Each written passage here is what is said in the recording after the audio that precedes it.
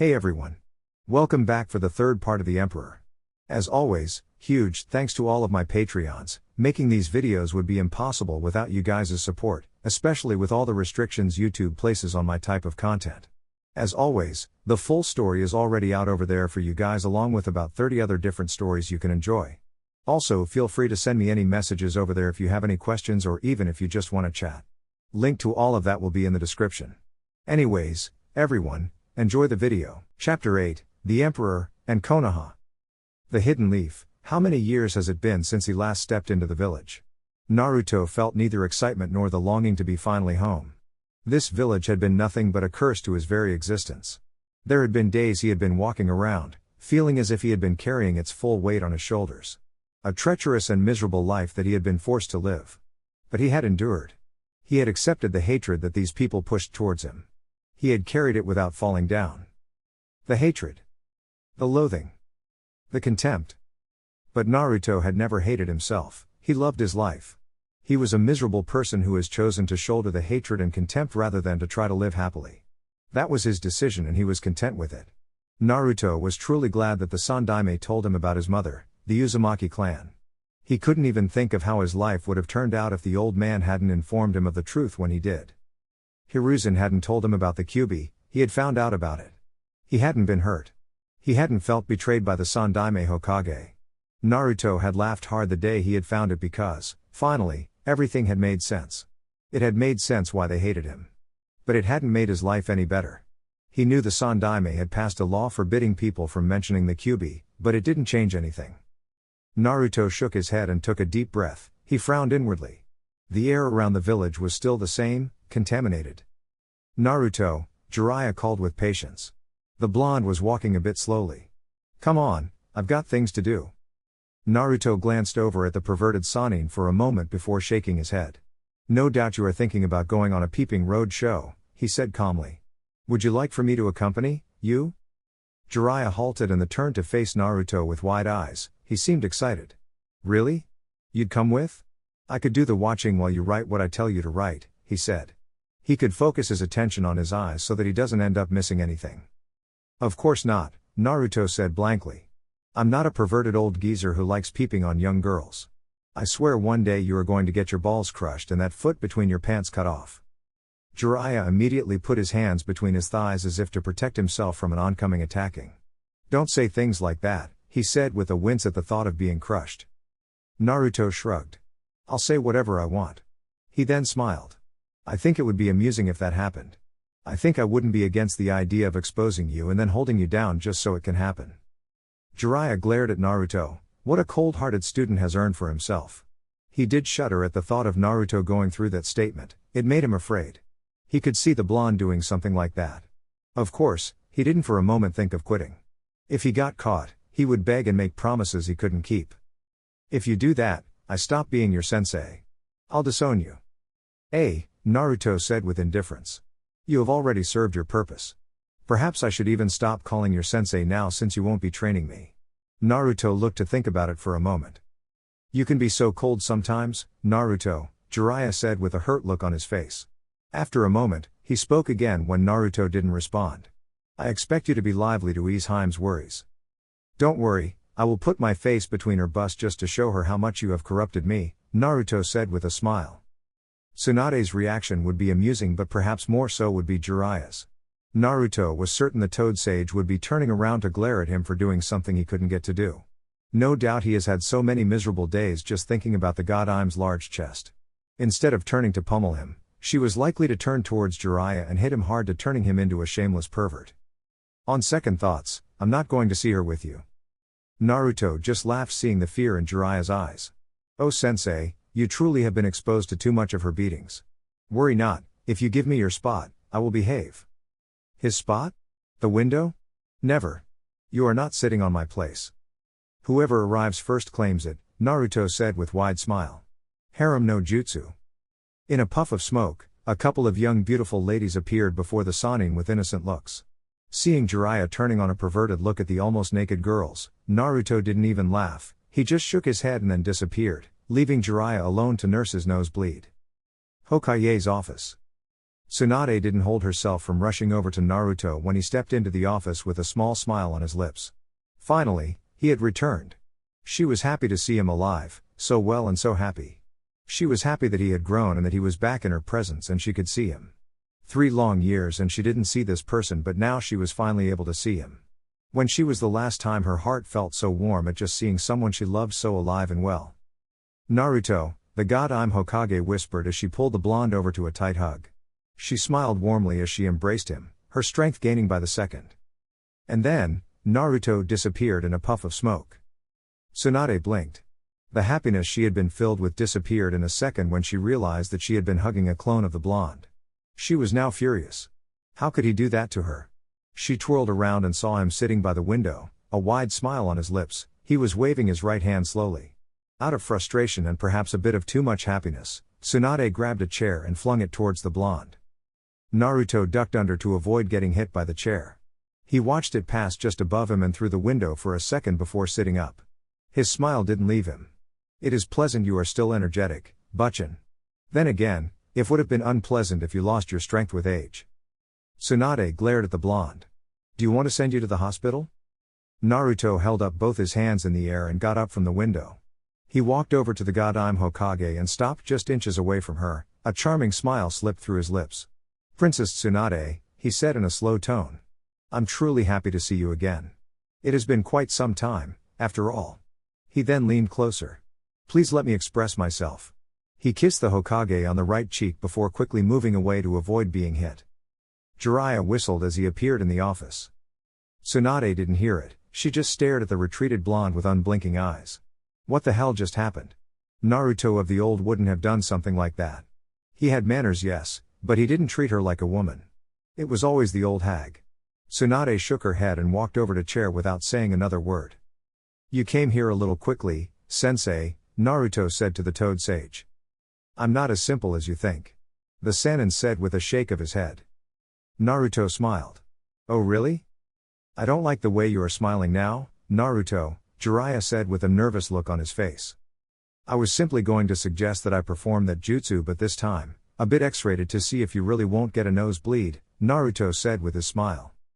There was just no way he wouldn't get a nosebleed. Naruto was playing with fire here and he wouldn't stand for it. Of course, if the blonde activated the jutsu, he wouldn't be able to help himself but try to look. Jiraiya didn't have to respond as Tsunade finally spoke. What jutsu are we talking about here? She demanded with narrowed eyes. Naruto merely smiled. It is a hidden jutsu that has worked against the most powerful shinobi, even a man who once claimed the title of god of shinobi. The blonde said proudly. In any case, we have returned from our training trip. I'm you. Naruto turned his eyes towards the silent Shizune. He smiled towards the black-haired woman. Shizune, how rude of me. You look delightful as always. He tilted his head to the side. You seem to have a certain glow about you, fallen in love? Shizune blinked before smiling. It is good to see you too, Naruto, she said. I wasn't looking, she said. Love doesn't find only those who are looking, dear, Naruto said with a small shake of his head. The human heart is an unpredictable thing. You might tell yourself you are not looking for love, you won't ever love again, but one day, you meet someone and it starts racing, while whispering soothing sounds to your ears. Since when did you become the romance expert? Tsunade asked with a raised eyebrow. She looked at him carefully, his air, it had truly grown and he didn't look to be taking care of it. It was as if he didn't really touch it. That aside, he had become a handsome young man. It wasn't bad at all. She could understand why Tamari had seemed so keen on him. She hadn't commented on it, but the Sunna Kunoichi had spoken about him in glowing terms. Perhaps she liked him. Well, what was there not to like? You forget who his sensei was, Haim. Jiraiya intervened, with a proud smile. Naruto snorted. Please don't take credit for something you didn't do, Erosenin. The only thing you could have possibly taught me would to Jiraiya flashed towards Naruto and put his hands around his mouth to stop him from continuing to speak. Now. There is no need to say anything. The Sannin whispered. Tsunade looked curious. What were you going to say, Naruto? She demanded while shooting daggers towards Jiraiya, who was still standing beside Naruto. Nothing much. It isn't like he has many stories to tell about romance anyway, Naruto said with a shrug before walking over to the window. He looked down the streets as silence fell into the office. Tsunade studied Naruto's body language for a moment before shaking her head. He was back in the hidden leaf, and now that he had returned, she didn't know what to do with him. Put together Team 7? Perhaps they could do that because of the kind of times they now found themselves in. There was likely to be war in the coming years, Konoha had to be ready, and everyone had to be ready. She wouldn't complain if it doesn't happen. Shinobi were trained to fight, to be strong for their village. Having a strong military presence only strengthens Konoha. I was worried that you might have returned damaged, Tsunade said before casting a glare towards Jiraiya. Who knows what this pervert might have tried to teach you? I am not unguarded, Naruto said. Besides, it was a little too late for Jiraiya to corrupt me, he said before turning to face the god I'm Hokage. Things seem to have changed in this village. Perhaps I am reading the atmosphere wrong. Tsunade was silent for a couple of moments before she responded. You already know what is happening, so we have to be ready for whatever happens in the future. Now that you have returned, it will be good if you were to play an active role in the mediation between Uzushio and Konoha. It would work well with Naruto's presence. They'd yet to say anything to her, and she was getting a bit worried. They had said they would contact Konoha, but they haven't been saying anything. It wasn't like they were ignorant of what was happening in the elemental nations or the threat that villages like Iwa posed. They knew, and yet according to Kakashi, they hadn't looked a bit concerned, and that worried her more than anything. If they were not concerned, there was something that was making them confident. There had to be a reason. They had been destroyed once, they would certainly do everything in their power to defend themselves. People once thought it was impossible to invade Uzushio because of the whirlpools, but it had been done once and it could be done again. Diplomacy isn't really my thing, Naruto said calmly. Besides, are you sure that you want to send me to Uzushio? Are you going to give me a reason why I shouldn't? Naruto stared at the woman for a moment before looking back at the window. You're the god I'm Hokage, and regardless of your feelings, your duty to your village comes first. You made an oath to protect this village with your life, and you will do so. We should not avoid being honest with each. I am considered a flight risk, yes? He glanced over at the god I'm Hokage, waiting for her response. Anbu have determined that to be the case, Tsunade said. Naruto nodded. Why? I am Uzumaki, and Konoha hasn't done anything for me that would make me choose it over Uzushio. It is like if you are in an abusive relationship, if another lover shows up and promises to treat you tenderly, you will abandon your current lover for something that promises to be better. The situation with me is like that, and I can understand that. I also appreciate the fact that you are not casting me glares. Seeing more of Uzu tempts me. I saw the village, it is lovely, and perhaps if I go there I might feel at home. Perhaps your reason for doing this would be to try to keep me feeling like that. Even though I am with Konoha, I am also playing for Uzushio. It doesn't matter regardless, the fact is that I am considered a flight risk. He paused, taking a thoughtful expression. You'd call me a very S-rank flight risk. Are you rejecting the idea? Of course not, Naruto said with a shrug of his shoulders. As long as I am a shinobi of the Hidden Leaf, I am work for Konoha's interests. Admittedly, this would be a bit complicated. I'm surprised that you don't look offended that your own village would consider you a flight risk. Many shinobi would be pissed off if they learned that their village considered them such, Tsunade said. Being considered a flight risk would be an insult, but this isn't the worst thing Konoha has done, isn't it? Besides that, the risk isn't determined by what you feel but by the circumstances that surround us. I assume whoever came to the conclusion looked into my history and the present and determined that even though I haven't expressed any desire to leave, anything can still happen. Naruto explained lightly. Tsunade smiled. You have really grown, Naruto, she said calmly. You're no longer just a brat that I must worry about. What is born must grow, Naruto said with a smile. Since you admit that I am no longer just a brat, can I take out Shizune for dinner tonight? Tsunade was shocked before a moment before shaking her head. Go play with someone your age. Naruto merely smiled. The matters of the heart do not care for age or physical appearance, Princess Tsunade. The blonde said calmly. But I shall retreat. Enjoy the rest of your day. Saying that, Naruto departed the office through the door. Then? What? Jiraiya smiled innocently. I didn't do anything to him, but don't be fooled by that. He is just fooling around. At least Jiraiya hoped the blonde was. Sometimes he couldn't tell what was really going on in Naruto's mind. Tsunade shook her head. Well, everything looks fine. He thinks well. But then again, he hadn't been stupid. He was just a silent child who looked miserable. Jiraiya wanted to say it, but he did not. What was inside of Naruto's heart wasn't misery. Naruto could smile and laugh, but when he was alone, he became expressionless. It was always like when he was with people, he put on a mask that people could accept and he did it perfectly. Jiraiya would not say something like that, it would only worry Tsunade. For now, they just had to be happy that the blonde was here in Konoha and not in Uzu. Jiraiya took out a small sheet of paper he had wrapped up. He handed it over to the god Ayame. This is a list of the jutsus I know about Naruto and how I have rated him about all ninja arts. What do you mean everything you know? There are things that I don't know, Jiraiya said with a shrug. He didn't show me everything. He is also a master of Fuinjutsu. He's not going to show that around, but I do assume it is something that needs to be kept secret.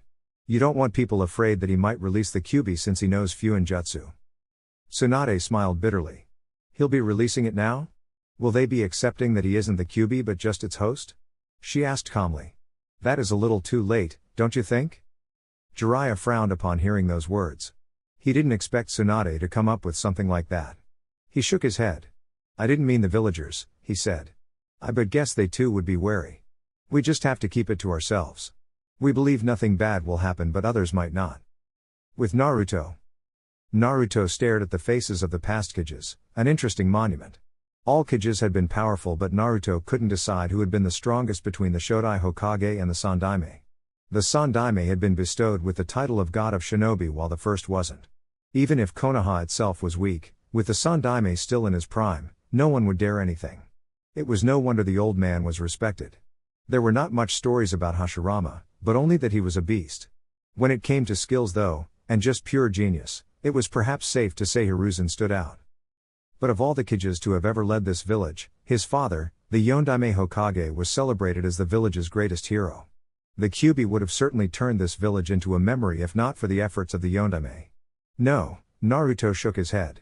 What of his mother who was the one who pinned down the Baijuo with her adamantine sealing chakra chains? Konoha celebrated his father as its greatest hero and yet tormented his child as the evil that killed many of its loved ones.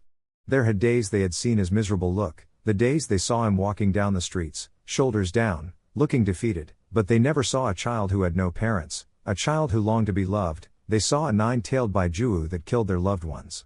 A child. A beast. They couldn't separate the two. Hatred really did make people believe and do certain things that are unforgivable. Reason doesn't matter when you are clouded by hatred. Naruto didn't wish to turn his life into such a hollow existence in which he lived for nothing more than hatred, vengeance. He would never find peace if he went down that road. But if people were willing to take him to that path, Naruto would indulge them with every fiber of his being. Naruto looked away from the Hokage monument and placed his hands inside his pockets. As he started walking away, he realized he was being watched by someone.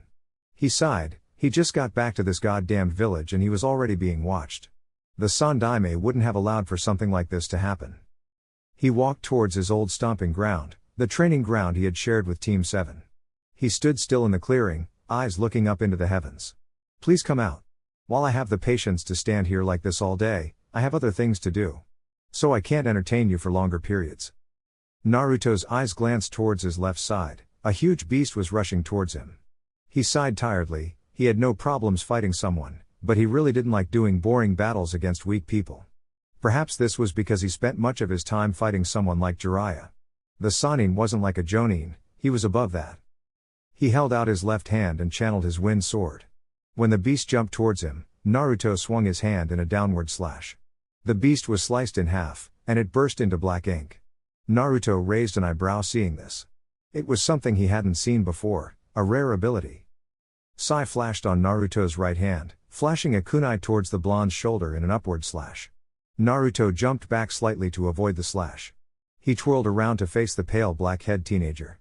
The kunai was flung towards his forehead with sharp accuracy. Naruto tilted his head to the left, and the kunai sped past his head. Sai was upon him, trying to punch him on his gut. Naruto caught the punch with his right hand. His hold was like a tight iron grip. What do you want? Sai frowned, trying to break free, but Naruto didn't budge. He might not look like it, but he certainly had massive physical strength. He wasn't even being taken seriously. He sighed and stopped struggling. Naruto freed him, but the next second, he was standing just inches away from him, cold blue eyes staring at him. Sai tried to make the distance when he felt an immeasurable pressure suffocating him, but the blonde caught him on his right shoulder. I don't know you, you're not even wearing a leaf headband. If I burst a hole through your gut, I can get away with it, can't I? Especially since you just attacked me without saying anything. When he was saying that, Naruto had a ball of flames on the palm of his right hand. Sai's expression didn't change, but he felt afraid. He'd forgotten what fear meant, but he felt it now. He was becoming familiar with it now. He couldn't even breathe because there was some force that was making it impossible for him. No matter how hard his nose tried to suck in oxygen, he couldn't get it in. When Naruto let him go and twisted around, walking away, Sai fell on his knees. His breathing was labored, he was finally able to breathe. It felt good to be able to breathe again. But he had learned. Naruto was a frightening person, much more frightening than Danzo. Of course, he would never admit that to anyone. Foundation Hideout. Jiraiya had never really given himself time to come down here, but now that he was here, he certainly didn't like it. The air was cold and it made him think of the cold and brutal training that Danzo gives his operatives. Naruto would have been a monster if Danzo had trained him, a demon perhaps. The War Hawk prioritizes the Kyuubi and he would have made sure the blonde trained hard to control the power before he could even write or read. Worse, Naruto wouldn't have had the emotions needed for a human. He was truly glad that the Sandaime had made sure that Naruto was far away from Danzo's hands.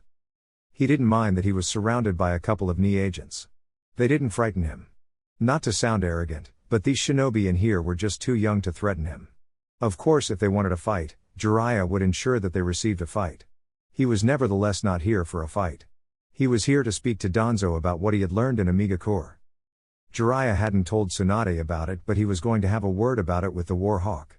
There was no telling what this man would do behind Tsunade's back. If he thought that she was weak and naive, he would take measures that were likely to earn Konaha more trouble in the future. He was Danzo, he would always be fanatical about his love and what he does things for Konaha. He was always extreme. When the cripple walked over to him, Jiraiya felt the urge to lunge towards the man and grab him by his throat before demanding answers, but he was unlikely to gain any answers. He also wanted to see what was behind those bandages, but he was unlikely to see anything until the man was dead. Jiraiya, Danzo said with narrowed eyes. He was on guard and ready to move if there was a need. He couldn't read anything from the Sannin. Despite his naive views and idealist beliefs, Danzo did think that the man was a loyal servant of the Hidden Leaf. He was essential to the village's power. However, if he became a problem, Danzo wouldn't have a problem making sure the man was dead.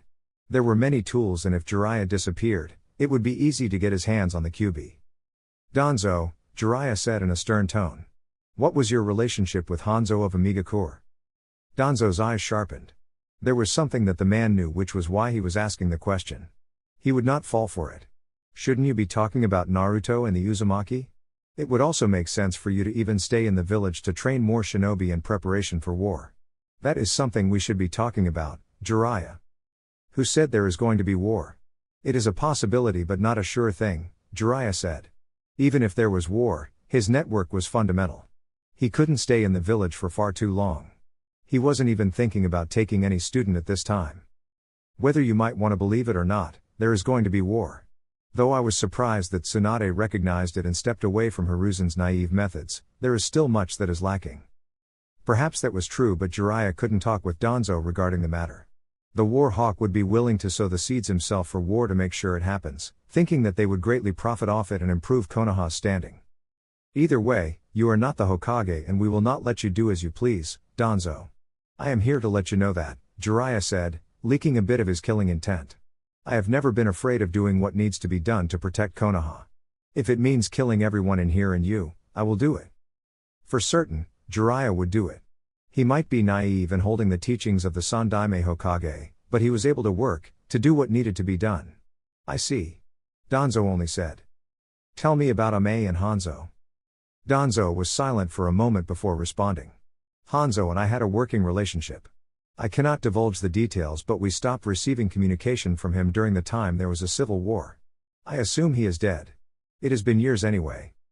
When the man came to the conclusion that Hanzo was dead, he probably didn't bother trying to find for sure but just decided there was no need. The relationship had run its course. I was told that you conspired with Hanzo to remove a certain group in Amagakure. You sent people in to handle things. But Hanzo lost and that person knows what you did. He might come after you and when he does, Konoha will not shield you. We will feed you to him. I didn't tell Tsunade this because she doesn't need to know. She will probably decide to cut you off if she is told. The things you did in Ame are nothing short of treasonous. However, this is a delicate time for Konoha, Eliminating resources won't do us any good. Stay on course, Danzo. Danzo stared. Now he had to deal with this, and he already had the Uzumaki. Very soon, they will be making a move, and it wasn't going to spell nice things for him. Danzo didn't show it nevertheless. You were outside of Konoha, and Sasuke has already left Orochimaru. It has been months now, and he was suddenly disappeared. I'm not really concerned about the Uchiha, Jiraiya said with a shake of his head. Yes, you'd be concerned about Naruto. How far is his connection with Uzushio? At this point, it would be naive to think that he has no connections to the clan. That isn't your concern, Danzo, Jiraiya said, turning away from the war hawk. We will find Sasuke, and at this point, I will object him being given to you. You are not behaving. But if you behave, I might change my mind. The Toad Sage said before disappearing from the view. Sai stepped up, having just returned moments ago. He knelt before the master of the underworld before speaking. I was able to get close to him but not able to do anything. I will need to be in a team with him to be able to learn anything. Tsunade had yet to agree on his plan to put Sai in Team 7. Danzo was a little itchy because of this, but he would have to try again. He needed to stay close. He needed to keep an eye on Naruto, and the only way to do so was putting Sai on the team. Improvements on his skill? Last time the blonde had butchered his agents, but he figured they were just weak. And so, Sai had to do it, and he also needed an improvement. He toyed with me, Sai said in an emotionless tone. He is way stronger than anticipated. My attacks on him seemed to be like nothing but child's play. The blonde hadn't even seemed interested in anything. Danzo wasn't disappointed, nor was he pleased. Naruto could be strong, that was to be expected since he was a Jinchuriki. But he wanted to see if the blonde could use the Kyuubi's power. That could prove to be their trump card if war came to their door. He would need to gain control over the blonde in that case, and he could do it. He had Shisui's eye. He could work on both Naruto and the Kyuubi if there was a need. There was no time to train another Jinchuriki, as war could break out any time. That aside, Naruto could leave any time. This was why he really needed to keep an eye on the blonde. Later that day. This was his first time in a bar in the Hidden Leaf. He never visited the places before when he was still fooling around with Team 7. He'd never imagined that he would end up here. He didn't even think that upon his return to the Leaf, he would the desire to be upon such a crowd. He didn't want to sit with anyone or chat with anyone, he just wanted to be alone. This was a shinobi place. It would be difficult, but he would hold a sign above his head that says that he didn't want to be disturbed. Naruto ignored the looks from the shinobi around. He had seen some faces around. The shinobi population, especially the experienced ones, hadn't been all high on contempt for him. When the villagers drove the wagon of pure loathing, they stepped away because they understood the situation. They had seen it before. They had heard about it. He went to the bar and made his order before going to sit next to a lone dark table. Naruto leaned against the wall and stared at the bottles on the table for a moment. The noise around him silenced. He could only see people moving around in slow motion. It was a bit beautiful. There was silence. Peace. But he didn't enjoy it for too long. He didn't get to drown on his misery. Someone burst his little bubble. His puddle of pathetic memories was splashed across his face when a hand wrapped around his right shoulder. He could feel a woman's breasts pressed against his back. He felt a slick cares of a tongue running through the edges of his left ear. Naruto felt a chill run his spine. What is a handsome young man sitting by himself on a warm and beautiful night like this? Anko asked, in a sly tone. Naruto glanced over to his shoulder. He saw the face. He didn't really like it when someone came up to him like this. He hated it. Not in a bad way. Perhaps the mischievous part of him wanted to play along. Proctor-san. Naruto responded with a smile on his lips. He turned around to face the woman. Her face was just inches away from his. This was a crazy sadistic bitch he had seen in the Chunin exams, the second stage proctor. If he seemed to recall, she had issues with Orochimaru. Snakes? Oh, yes, she had been his beloved apprentice, and when Orochimaru turned traitor, Konaha stared at the student. Why did she stay when she had been happily sitting on his shoulders? Humans, they always had to glare at someone for something. You have truly grown, Anko said, grinning. His bravery only excited her. It enticed her to move closer, to let loose a little. He was still just a brat, what could he do? With her experience, she could dominate him and make him cry like a little girl. And she would enjoy that show with a good round of laughter. I see you still have the love for danger, Naruto said in a calm tone. It didn't bother him that he could feel her breath, the smell of alcohol. She had certainly been drinking before sporting him alone in his little corner. He cupped her chin and tilted his head to the side. I hadn't noticed, you have a delightful face up close. He pulled her closer until her nose was pressed against his. Can I caress your lips? Anko blinked in surprise, but before she could laugh, Naruto did as he had asked without waiting for her response. It caught the Jonin off guard, but she didn't let it show as she was able to respond to the kiss before Naruto pulled away and turned around. The Jonin stared at the back for the blonde for a moment, before a splitting grin spread across her lips. She walked over to the side and sat across him. He was slightly amused. Did I surprise you? He asked. He seemed to know what he was talking about, if the look on his eyes was anything to go by. Anko didn't let a frown settle on her lips. It wasn't disappointing. The surprise wasn't so bad. It was actually a good thing and she was very happy. Maybe, she said with a shrug. You're not going to deny or confirm it, Naruto said. Do you always like to unsettle young men who are drinking alone? No. But you are not just anyone, are you? Anko asked with a grin on her lips. The Kyuubi's Jinchuriki. And the last time we had such a famous blonde shinobi in Konoha, was when she had the Yondaime Hokage. Famous? Naruto laughed. She had a funny way of putting things. Infamous is the right way to putting things in the right perspective, don't you think? It depends on your view, Anko said carelessly. It doesn't seem to concern you much though. She eyed him carefully when he merely shrugged indifferently in response. Now, why are you sitting alone? You haven't been in the village for a couple of years. It doesn't matter if I have been away for a day or a year, Naruto said indifferently. But you are also here, it means you came alone. Should I be asking you the same question? I didn't come alone, Anko said pointing at a group of shinobi. I was with them before I saw you.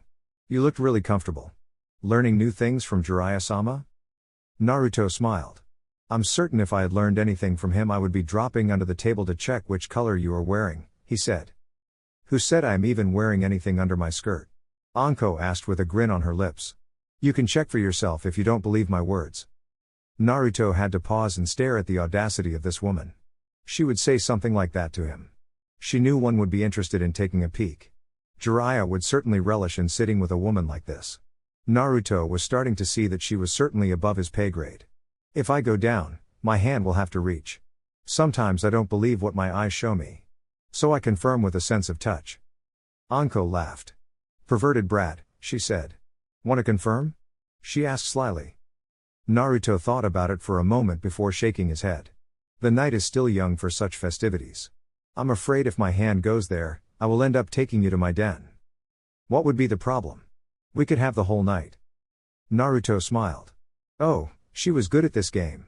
Then again, she was older, and experienced, a sadist no less. Let us enjoy the night, Anko. Besides, I don't need the whole to satisfy you.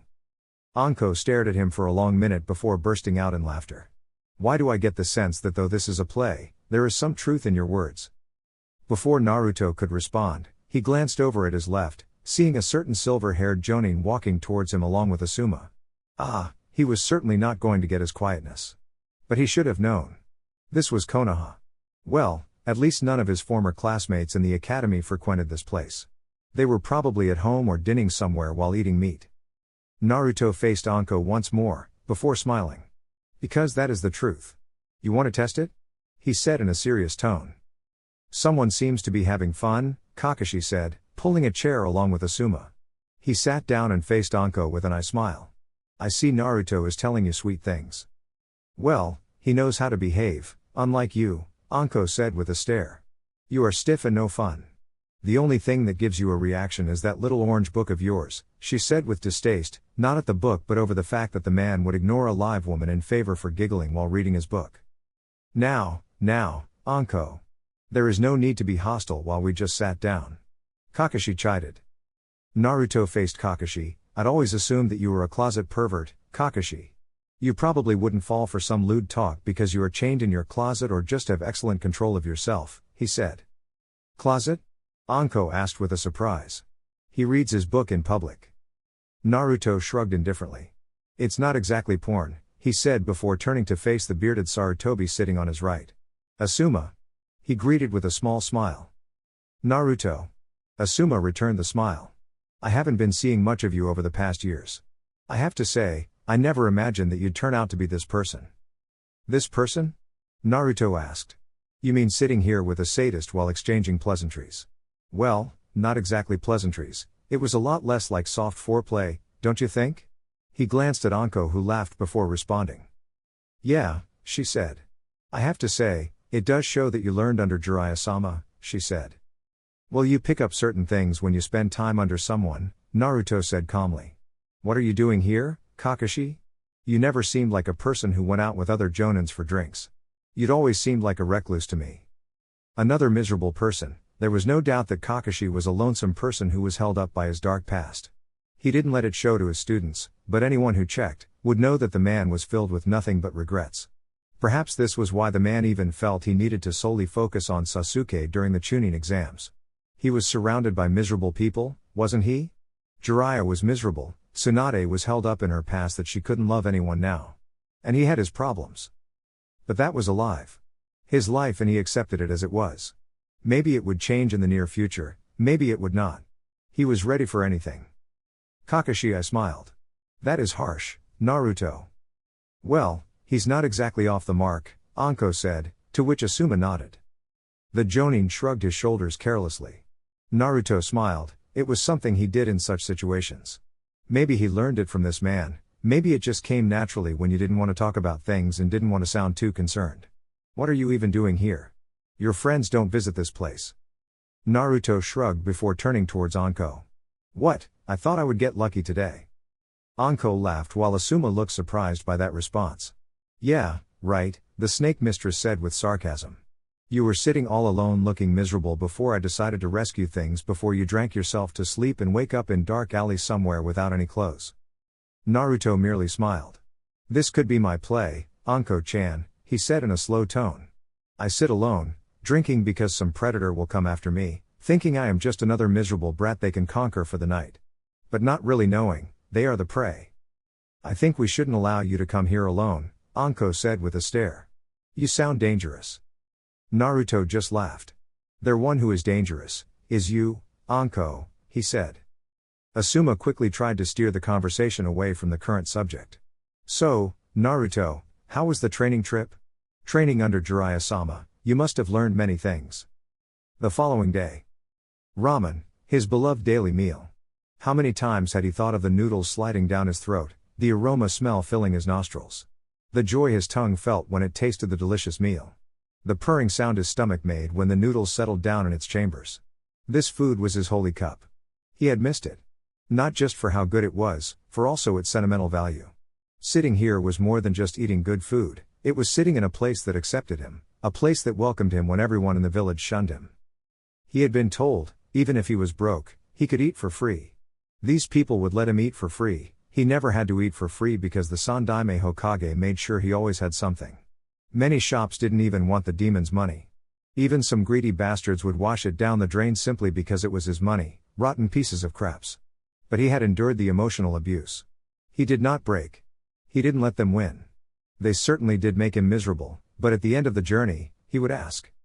Who is laughing now? Ayame smiled happily when her favorite customer settled in with a happy smile on his lips. She had surely missed his face. Naruto. She greeted him happily.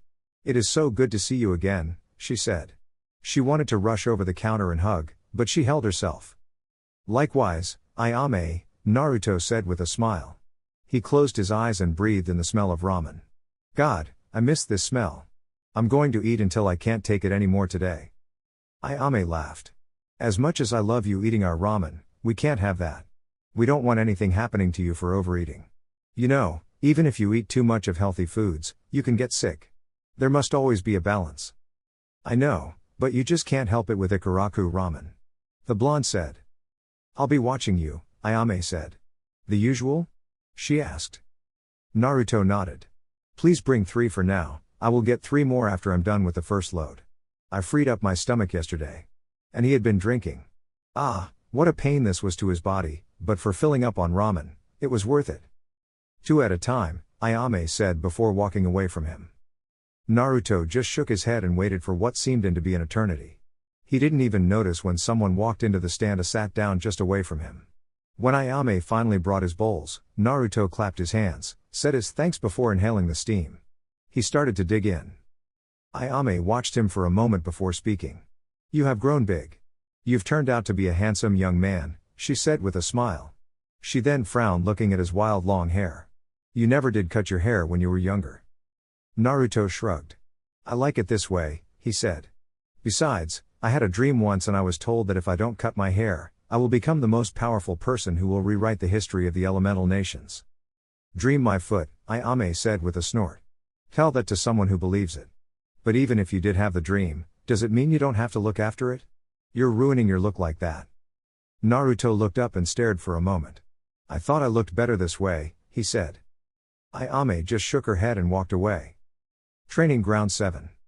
Naruto wanted to seal more natural energy into the seal on his body, but he first needed to sort out something with the Baijuu inside of him. The prison was something else, but Naruto didn't mind it too much. He simply walked over to the bars that held the Kyuubi and tapped in, seeing that its eyes were closed. Are you going to ignore me? It depends on what you want to say to me. Naruto sighed. You're still a little pissed off that the ghost of the Yondaime Hokage returned and strengthened the seal after I nearly released all of your power. He hadn't been out of control, but he had been close to releasing all the power and turning into the Kyuubi.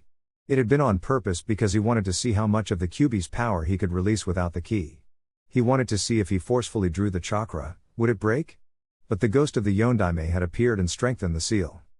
It wasn't so much as a ghost but the chakra the man sealed within the seal that held the Kyuubi for in case the seal was breaking. It was the same for his mother. But Naruto wasn't in a hurry to meet her. He could activate her chakra without meeting the requirement needed for it to activate automatically on command. I was close to leaving this damned place. Naruto shook his head. I was still very much under control of my body. The blonde said. That said, I had prepared needed measures to ensure that you didn't go anywhere if you managed to wrestle control over my body. What do you want?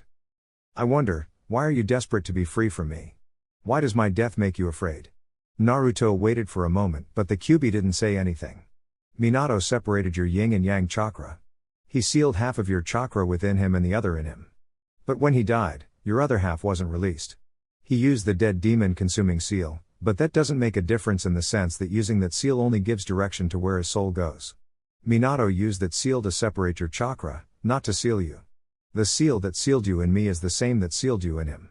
I have concluded that Minato has your other half in the belly of the Shinigami. I'm assuming that unless the seal is released, you will never leave me, even when I go to the afterlife, you will go with me, as your other half went to the other side with Minato. It is a bit of a tricky situation. Where father is doesn't determine anything. I am certain that if I freed his soul from where he is, you'll probably visit the other plane with him. Are you afraid that you'll be connected with me for all eternity if you don't separate from me while I'm still alive? No other seal can do this. I assume this is because of the special characters of the 8 trigram sealing method. Kurama stared at Naruto for a long minute before finally responding. To you people, life and death means nothing, isn't it? Should someone who lives for all eternity say something like that? I am a Baijuu. The Kyuubi said with indifference. You are a mere human and yet death doesn't scare you. No, you Uzumaki. Death is like a state of traveling to another world for you. You have the masks in to peer into the afterlife, where no other human can see. If your mother's body had been preserved, she may have already been summoned from the other world to this one. You're not going to answer my question, are you? Naruto said. It doesn't matter.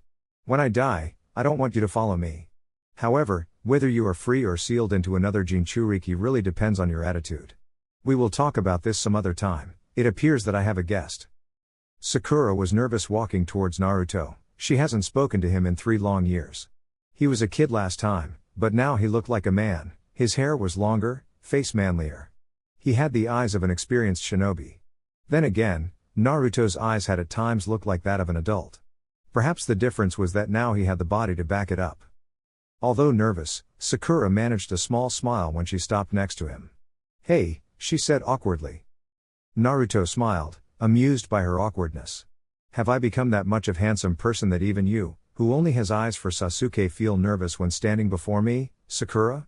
He asked lightly. Sakura glared for a moment. Don't get ahead of yourself, Naruto. When she stopped talking, she realized the awkwardness had vanished, her body was no longer tense. He said those words on purpose. But even though he said it just to erase the tension, it wasn't exactly false. She smiled. Well, I'm sure you'll win a lot of girls. Not fangirls, Naruto said with a shake of his head.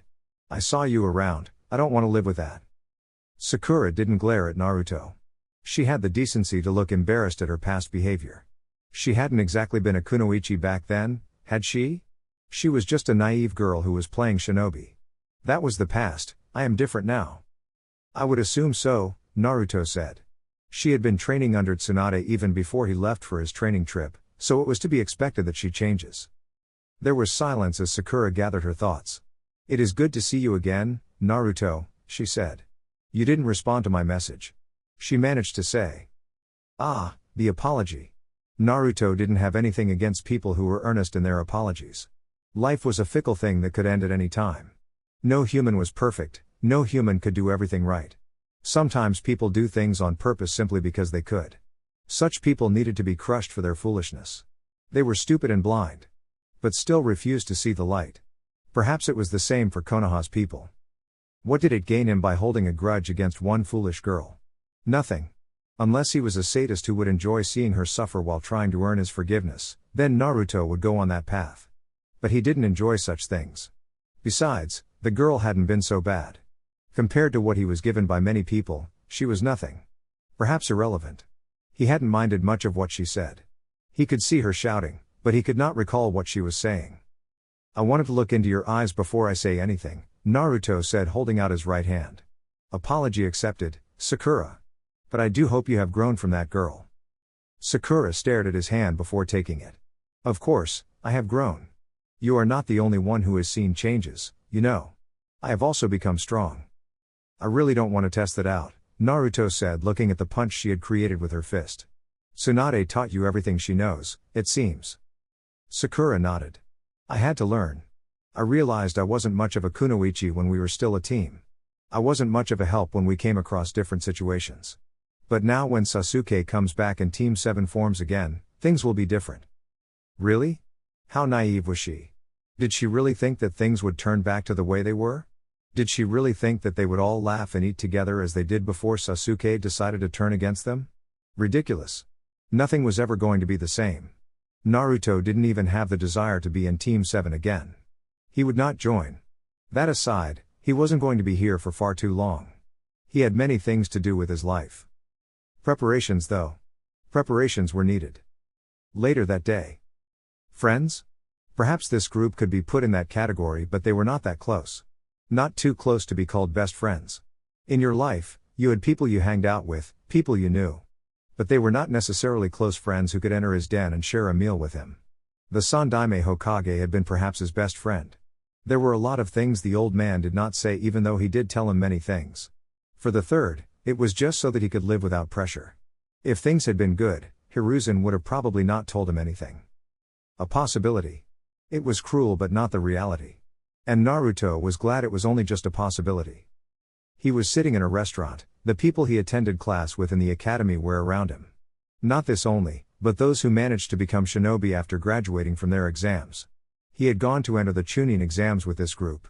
They were good people, the only group of people to have treated him well.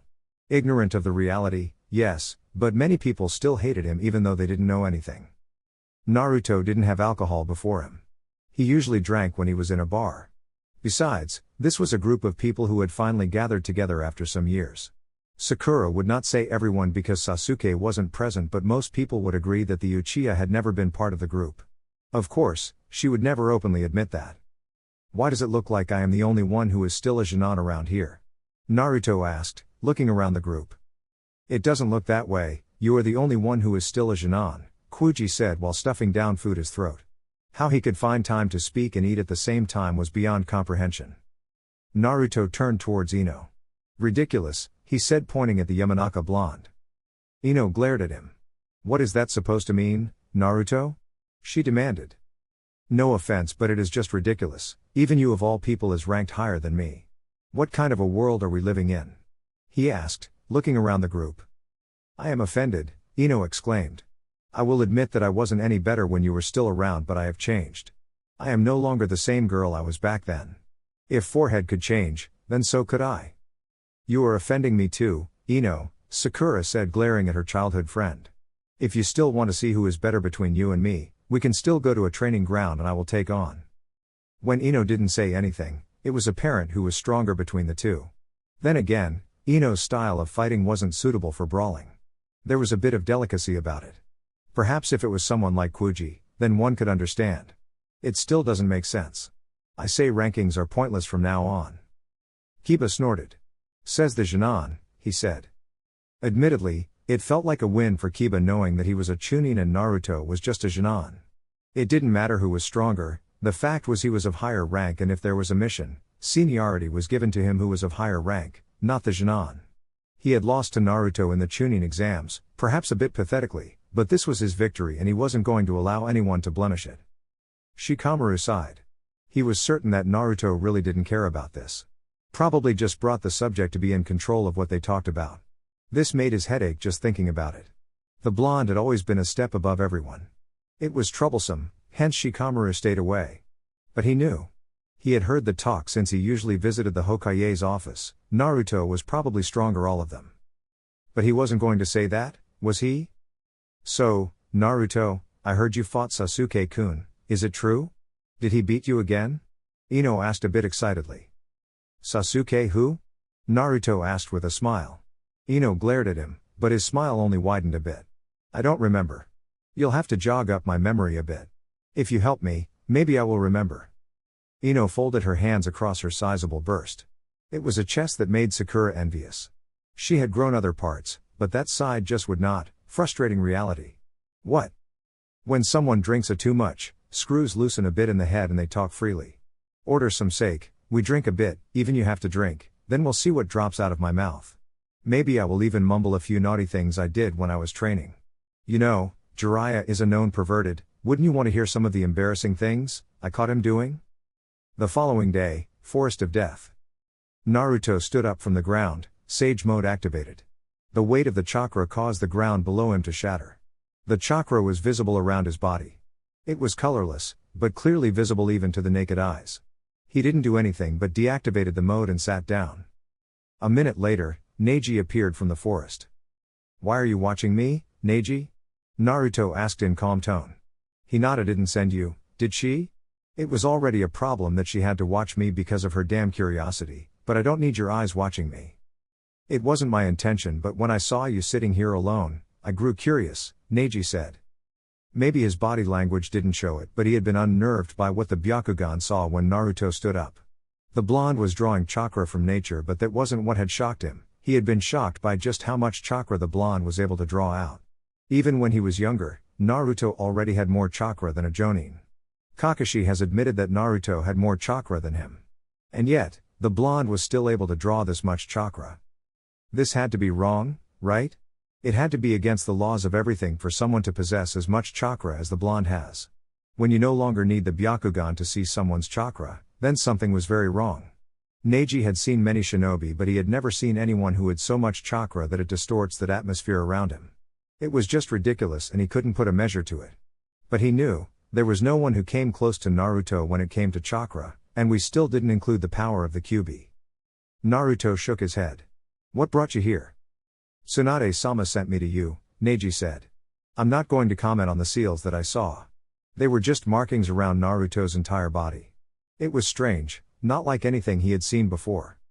It would be best if you don't comment or even say anything about it, Naruto said.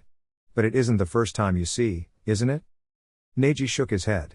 So you are the son of the Yondaime Hokage. It was a statement, not a question. Naruto tilted his head to the side. He didn't think it would be something that this person would know since it was still a secret. It was probably never going to be told people, and Naruto didn't care enough for people to know. He didn't want to live under the shadow of his father. He didn't want to be forgotten and people see Minato's son. Then again, would these people of the Hidden Leaf willfully accept? But if they did not, would it bother him? Of course not, their views stopped being relevant some time ago. Yes, Naruto said with a nod. Who told you? I wasn't told about it, Neji said. That was true, and even when he asked, he was told that it was a village secret. He just had to think through things on his own. I just came to the conclusion about it when I was being told about your home village, Uzushio. Tsunade-sama wanted us to know the important details before we headed there to hold talks with the village leaders. Naruto nodded. How did you take my ancestral home? He asked curiously. Neji was silent for a few moments. He didn't see much. They didn't let them see anything that made them curious or want to see more. What was apparent was that the village had more Uzumaki than they were willing to show them. Overall, it had looked like a normal village, but it was not. The people seemed happy nevertheless and the air felt different. They were not happy to see the Byakugan and the Sharingan. They immediately knew the purpose. They are smart people. But there was no need to worry because they have Byakugan-proof wards all over the village. Naruto laughed at the frustrations of the Hyuga which were clearly evident in his tone. You're dealing with Fuinjutsu masters who have been allies of Konoha since its founding. Of course they would know how to handle themselves in your all-seeing eyes. It was still something that had never happened before. We are proud of the Byakugan's ability to see through solid objects, but in that village, that rule doesn't apply. You only see as far as they want you to see, Neji said with a shake of his head. I'm certain they probably had someone with the Byakugan to proof check their work to ensure there were no weak spots in their wards. Naruto smiled. I won't add anything on that. It is something only you can understand, he said with a shake of his head. How are things in the Hyuga clan? Fine. The clan head told me everything. My father's sacrifice. I do accept my role in the clan. But even so, since I am still the brightest the clan has to offer, they allow me to view things only those from the main family would normally view, Neji said. There are still some objections nevertheless. That is when you deal with people. Not everyone will agree to everything, Naruto said. Some people will refuse to see reason and facts even if it smacks them in their face. As long as it doesn't fit how they view things, they will reject it. You are skilled, but those who reject your elevation only do so because you are from the branch family. Neji nodded. But I cannot say because at the end of the day, because I am from the branch family, I am fated for nothing. Konoha is preparing for war, the clans have already sat down. I was informed that if we do end up going to war, I will be leading the Hyuga forces. So we have been training together. Naruto smiled. That is something worth celebrating. But nothing much changes for you, does it? Neji asked calmly. The Hyuga clan avoided you by all means. I suspect the clan heads knew of your parenthood from the beginning, but instead of doing anything they chose to ignore you to protect themselves. Neji, you were not very wrong when you spoke about fate, Naruto said. There are certain things that you cannot avoid. As a Jinchuriki, you are fated to be hated, loathed because of the Baijuu you hold within you. However, you were wrong to say that you cannot change things. Your circumstances have changed. But nothing much has changed with yours, Neji said. Naruto shrugged with indifference. It is a matter of attitude. If you want your story to change, it will change. You don't choose which family you are born into, but you choose how you live your life, even with the constraints that bind you. I am a Jinchuriki, but I can still live happily. You can say Jinchuriki are fated to live miserably and die alone, but that can be changed. Attitude means everything. Neji stared at Naruto. Why do I get the sense that you are just not willing to change things? It is attitude, I told you. I am just not willing to suck up to anyone to get them to like me. We cannot all be heroes. If I choose to become an Anbu, do you think this village will ever recognize me? Anbu fight to protect their village in the shadows. They are never known to the people. Nobody praises them. If I go that path, they will just glare at them as the useless shinobi who doesn't do anything. I refuse to live according to the wishes of someone. I chose my own path regardless of what people say, Naruto said. That is attitude, Neji. It seems to me that you have chosen a miserable path of existence, Neji said. Are you prepared for it? You don't make a decision to become a shinobi if you are not going to stand the killing, Neji. Unless you simply join to play a shinobi, Naruto said in a stern tone. I am prepared to face my journey and the glares that come with it. But it will be nothing new. I'm sure your cousin can testify to that. She has a whole experience of watching me. Neji could never work around the issue, but he wasn't going to comment on it. It had been something that young Hinata, certainly not something that she would do now. He would know, he was her guardian after all. What kind of person chooses a path that only brings misery? You are not even the kind to work in Anbu. Not because of your personality. I think you would fit there, but because of your power. You are someone who would be utilized in the front line. Naruto would not disagree with that. He was training hard because he understood the role he would have to play. But if he was going to fight in the front lines, it would certainly not be for Konoha but for his own reasons. That can happen. People looking at you will be unavoidable. At the end of the day, it won't matter what you desire because as a shinobi, you'll still have to follow the instructions of the Hokage. As all shinobi do, Naruto said with a tired sigh. You are talking to me, and you said the god Im was looking for me, isn't she waiting? For you Hyuga, diligence is important, isn't it? Neji didn't seem to mind much about the issue, but he wasn't worried because he knew that there hadn't been an explicit order to return immediately. He didn't know why he had to find Naruto or why she was gathering the others from the little group of genins in their generation. "We should go," he ended up saying. Hokage office. When Naruto arrived at the office, he was surprised to see the others waiting with the God Hokage. The blonde was busy with her work while the group stood by themselves, waiting. When they arrived, the eyes turned towards them. "I didn't know you two got along," Sakura said, seeing Neji and Naruto walk in while chatting casually. Naruto shrugged in response. "We just talked there and there," he said. "Your indifference is mind-blowing," Ino said with a roll of her eyes. She realized, even last time, he seemed to speak with indifference. Perhaps it was something new he had picked up during his training with a self-proclaimed super pervert of a respected shinobi in the Hidden Leaf. Naruto smiled at Ino. "Thank you for the praise. I always strive to blow people's mind." It was rather difficult to tell whether he was being sarcastic in his response because there hadn't been any hint of it. "I wasn't praising you," the blonde Yamanaka said. Naruto blinked with mock surprise. "Really? You are mocking me, aren't you?" Ino said with a glare. When Naruto only smiled, she huffed before turning away from the Jinchuriki. She knew by now that she wasn't going to win anything with someone who seemed to have a response for anything you throw. Naruto stood next to Kiba and spoke to the Inuzuka. "I'm jealous of the ladies in your teams. Hinata has filled up, Ino has filled up, Tenten is filled." He spoke in a whisper. "But Sakura?" Kiba turned around to face the pinkette and looked at her chest. He nodded to Naruto. "I get you," he said. "Did you know that the God was flat-chested when growing up?" Naruto said once more. "Those," he said pointing at Tsunade's chest, "might not even be real." Before Kiba could respond, a dose of killing intent washed over the two, causing the Inuzuka to stiffen sharply under the might of the God Hokage. Naruto merely smiled at the blonde. "Tsunade-sama," he said respectfully. "What did you say to him?" she demanded. "I saw what you were pointing at." "Nothing," Naruto said with a pleasant smile. "This is a pleasant group you have gathered." Tsunade sighed. She was certain that he had been pointing at her chest, and the way Kiba had looked at Sakura before was the same. She shook her head. He really was a student of Jiraiya. Then again, it could all be just a play. Even Jiraiya didn't seem to know how Naruto would do things. Even that smile of his was just flat. "As you already know, we have changed things in the academy and your Jonin senseis have been taking your training seriously. I want to see your progress. Tomorrow, we are going to have a match. It will be a sparring competition in which I will see how far you have progressed in your training." Naruto looked interested in this. "I hope it isn't teams against teams, Buchin." "Hokage-sama." Sakura corrected Naruto in a stern tone. At this point, Tsunade didn't seem to care how Naruto addressed her. "It is," she said. "Did you have a better idea? You want to see how they are able to coordinate and play along as a team, right? Team 7 hasn't been training and all that. It would also be boring for me if it is in that form.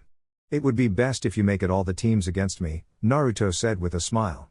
"I think that would be worth the challenge. I am the one who went out on a 3-year training trip and still is a Genin.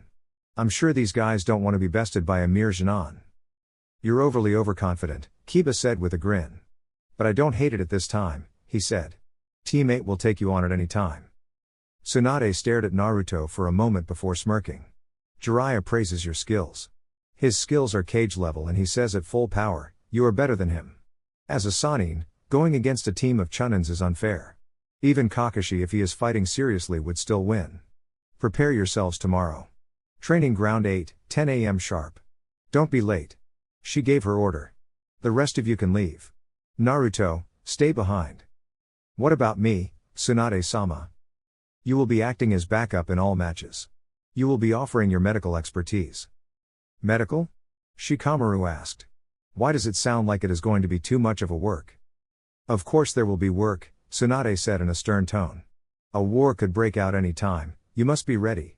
Your group needs to act as an example, because in your generation, you are the best Konoha has. Tomorrow, you will be fighting to the best of your abilities. A match will end when I say it is over. Konoha has the best medical nins in the elemental nations, you need not worry about dying." "Dying?" They looked at the Godime with surprise. "Your senseis always tell you that when you fight them, you must come with the intent to kill. If you cannot attack Naruto with everything you have, you will get hurt," Tsunade said. "Prepare yourselves. If I see that you haven't made improvements since you became Chunins, there will be consequences to you and your senseis. Slowly but surely, the group departed from the office, leaving just Naruto and Tsunade. The former sat down on the chair in front of the Godime's desk. He stared at the Senju for a long minute before shaking his head. She was also staring at him. Is there anything that I have been reported to have done? Why would you ask that?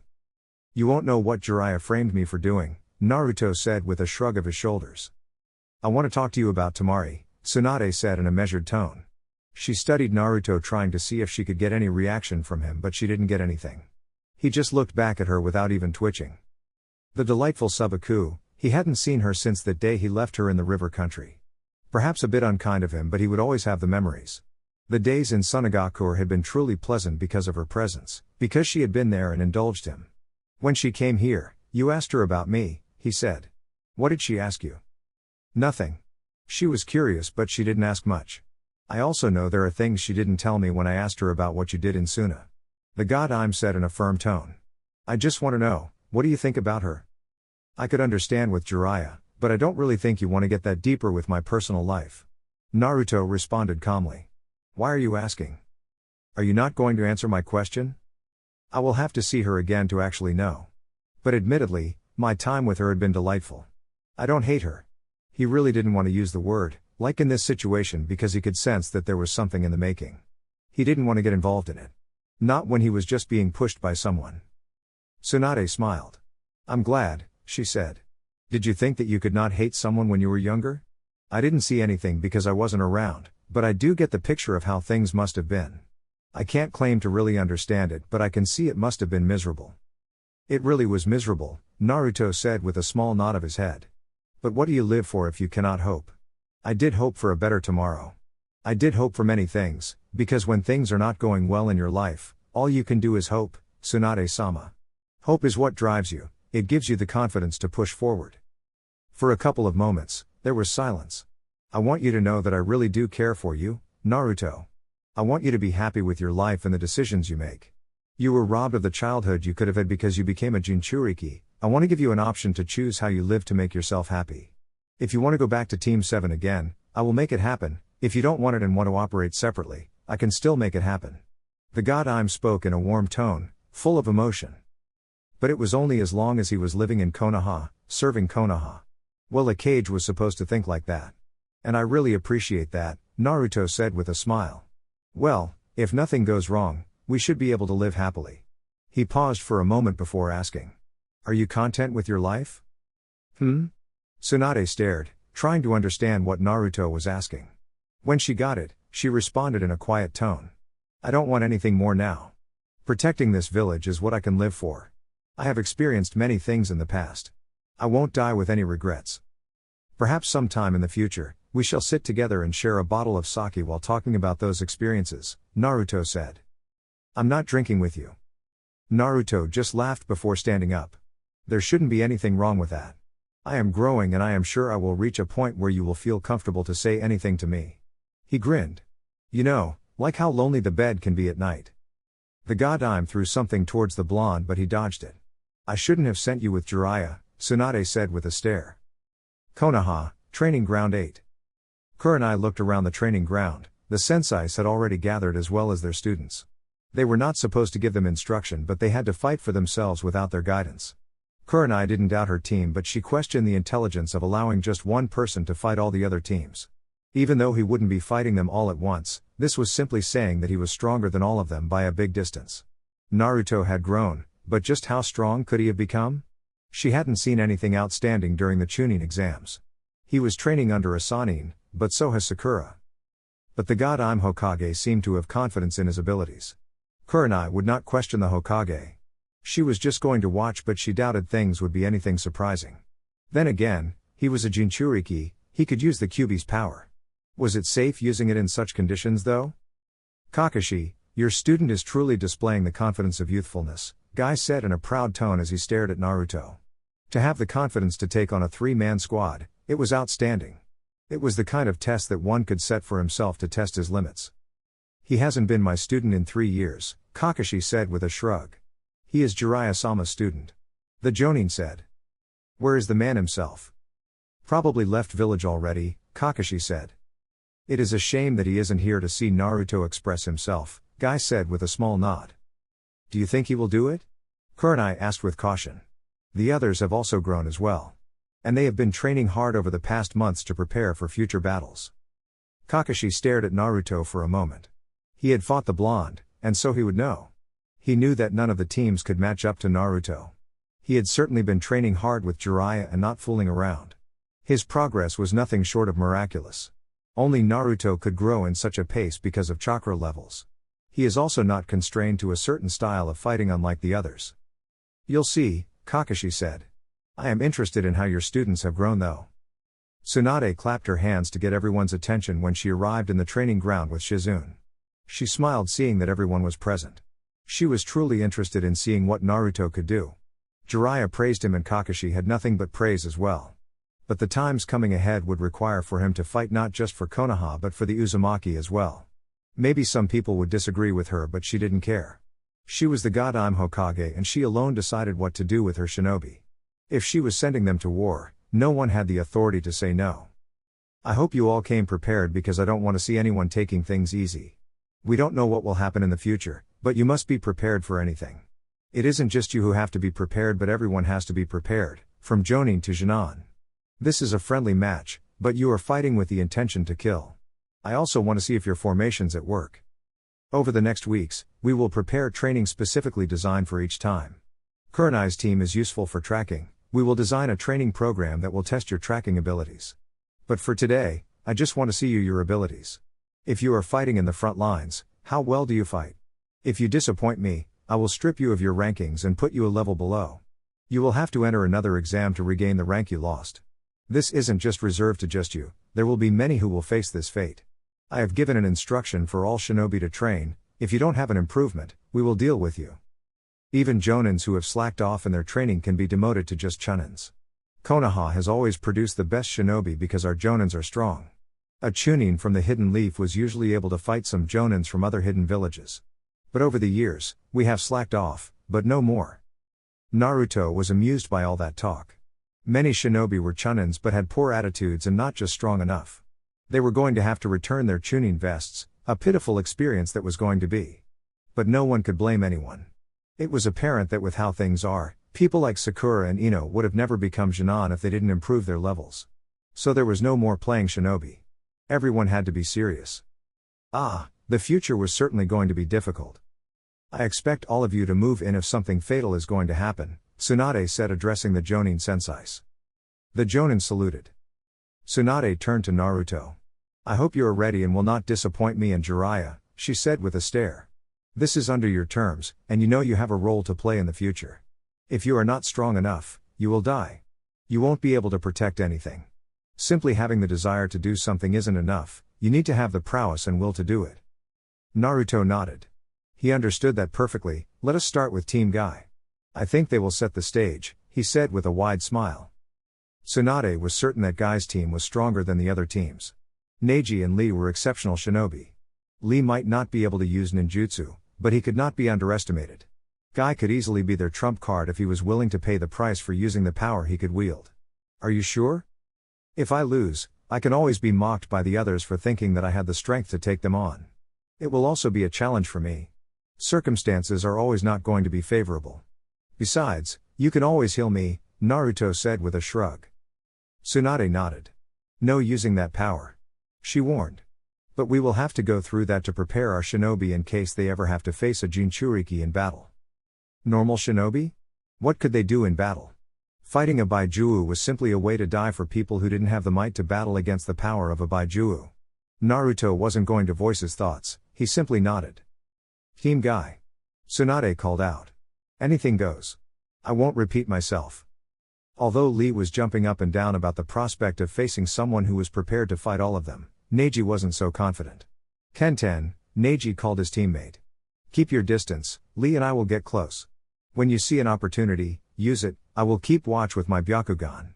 I will also give you an opening. Tenten nodded. Just make sure Lee doesn't get overexcited, she said. Neji mere grunted. He wasn't going to be able to do that. The stamina freak wouldn't settle down if he got too excited. Neji was certain that Lee was going to get his match and that would only put him to try with everything he has. You hurt her, Lee. The taijutsu user merely grinned. I will do my best, Neji-kun. That isn't what I was saying, Neji said before shaking his head. You can start, Tsunade shouted. Lee, make the first move. Neji ordered. Yosh, by the time the word reached Neji, the taijutsu user was already darting towards Naruto. Neji followed slowly, covering himself with his teammate. Naruto took a stance seeing Lee charge towards him. The green-clad shinobi flashed in front of him, his right foot swept through the air in blinding speed, heading towards Naruto's left shoulder.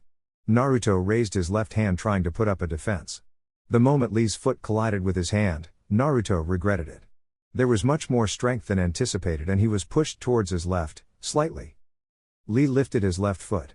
It picked up dust as it flashed towards Naruto's face. The blonde channeled wind into his right palm and caught the kick. Lee wasn't deterred, his right foot followed shortly, but it was caught around the ankle. Lee held his hands together and tried to slam them above Naruto's head. The moment the taijutsu user did that, Neji flashed behind Naruto, his feet twisting with his right hand glowing with chakra. He aimed a strike on Naruto's shoulder. Naruto knew he couldn't replace himself in time to avoid the attack, but he could still attack Lee and move fast enough to hit Neji, but he would still get hit. He breathed in air, wind bullet. He released a wind bullet from his mouth. It sped out an incredible speed and slammed into Lee's chest. Before it connected, Naruto had already let go of Lee's legs. The jutsu was sent flying backwards by the force of the jutsu. The moment Naruto's jutsu hit Lee, Neji slammed his palm on Naruto's shoulder. Naruto was already twisting around, a wind blade on his right hand. He twisted anticlockwise, with his right hand stretched out. Neji saw the attack coming with his Byakugan and bent backwards, watching the swift pass through just above him. His left hand touched the ground and he used it as balance before he lifted his right foot, and swung it towards Naruto. Naruto was forced to jump away from Neji. The moment he landed, he was forced to look to his left, projectiles were coming towards him. He couldn't move his hand from the shoulder because of Neji's attack. He really shouldn't have allowed the Hyuga to get close to him. The projectiles seemingly hit him but he disappeared in a puff of smoke. He appeared small distance away, but the moment he touched the ground, he was forced to leap into the air. Lee was crashed down towards him with his right foot stretched out. The taijutsu user crashed into the ground in a loud boom, but a second later, he was twisting around in front of Naruto in mid-air. Naruto crossed his hands just front of his face as Lee's vicious kick came close. The kick connected, and sent him flying backwards. Naruto flipped several times before crashing into the ground with his hands still crossed in front of his face. He straightened his body and observed the team and smiled. You use your view of the field quite well, Neji. Lee, you move fast. And Tenten is waiting to pounce for any moment. But both Neji and Lee are taijutsu users, they need to get close to me to do any damage. For Lee, covering the distance is quite simple because of the speed. You are a good team. I shall assault you now. You will forgive the pain you will experience, but if you can dance, you will avoid it, Naruto said in a stern tone. He was no longer smiling. There was a spike of his chakra as he fixed up the chakra flow on his right hand. The second that followed, he was gone. There were only gusts of wind picking up dust from his wake. He appeared in front of Tenten along with the wind. He created a fist with his right hand and drove it towards Tenten's face. When Naruto felt Lee's presence, his left hand moved up. The taijutsu user flashed in between him and Tenten. Lee punched Naruto's hand away, directing it away from Tenten's path. In that moment, Tenten leapt away to create some distance between her and the two. Naruto's hand grabbed Lee's outstretched hand with his left hand. You're excellent in taijutsu and your reflexes are quite honestly frightening, but you have one weakness. His eyes turned crimson as he channeled the Kyuubi's chakra. Genjutsu. He finished. Naruto summoned natural energy before slamming a wind-enhanced punch on Lee's chest. There was a sickening sound when the punch connected with Lee's chest. The taijutsu user coughed up blood through his mouth as he fell onto his knees.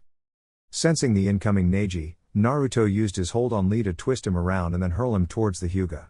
Neji cursed as he was forced to catch Lee. Naruto flashed behind him just above the ground, and slammed a wind-enhanced kick on the Hyuga's back.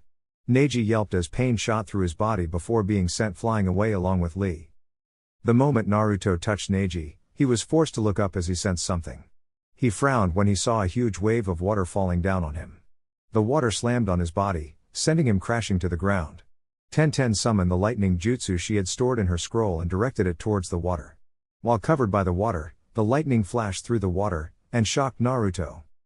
The blonde had smoke coming out his body after the jutsu stopped. He hadn't even made a sound even though it had hurt like crap.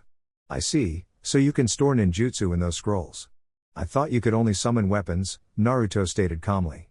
He had already deactivated natural energy the moment he threw Lee towards Neji, so he had taken damage here. Tenten hurried towards Neji and Lee. Naruto held out his right hand, he formed a ball of flames.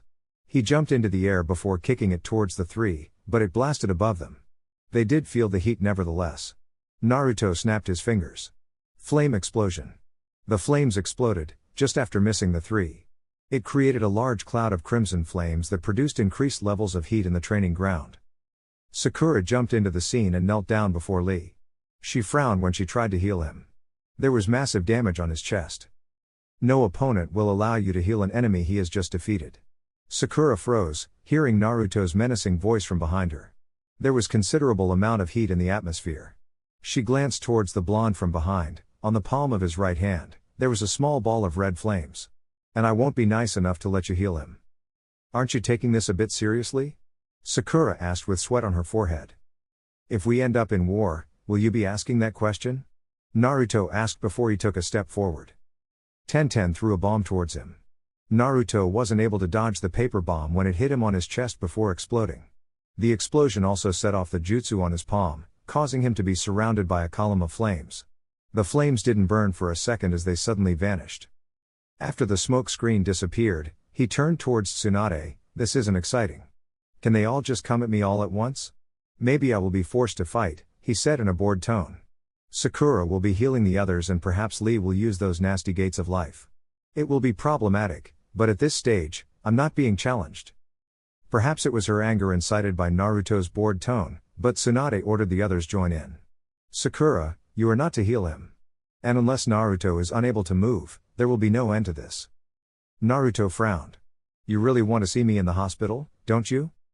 Later that day. Kakashi smiled towards Naruto as he landed on the roof of the blonde's apartment block. The blonde was sitting in a meditative position. Senjutsu? He asked. Naruto nodded. I have to learn how to gather chakra quickly.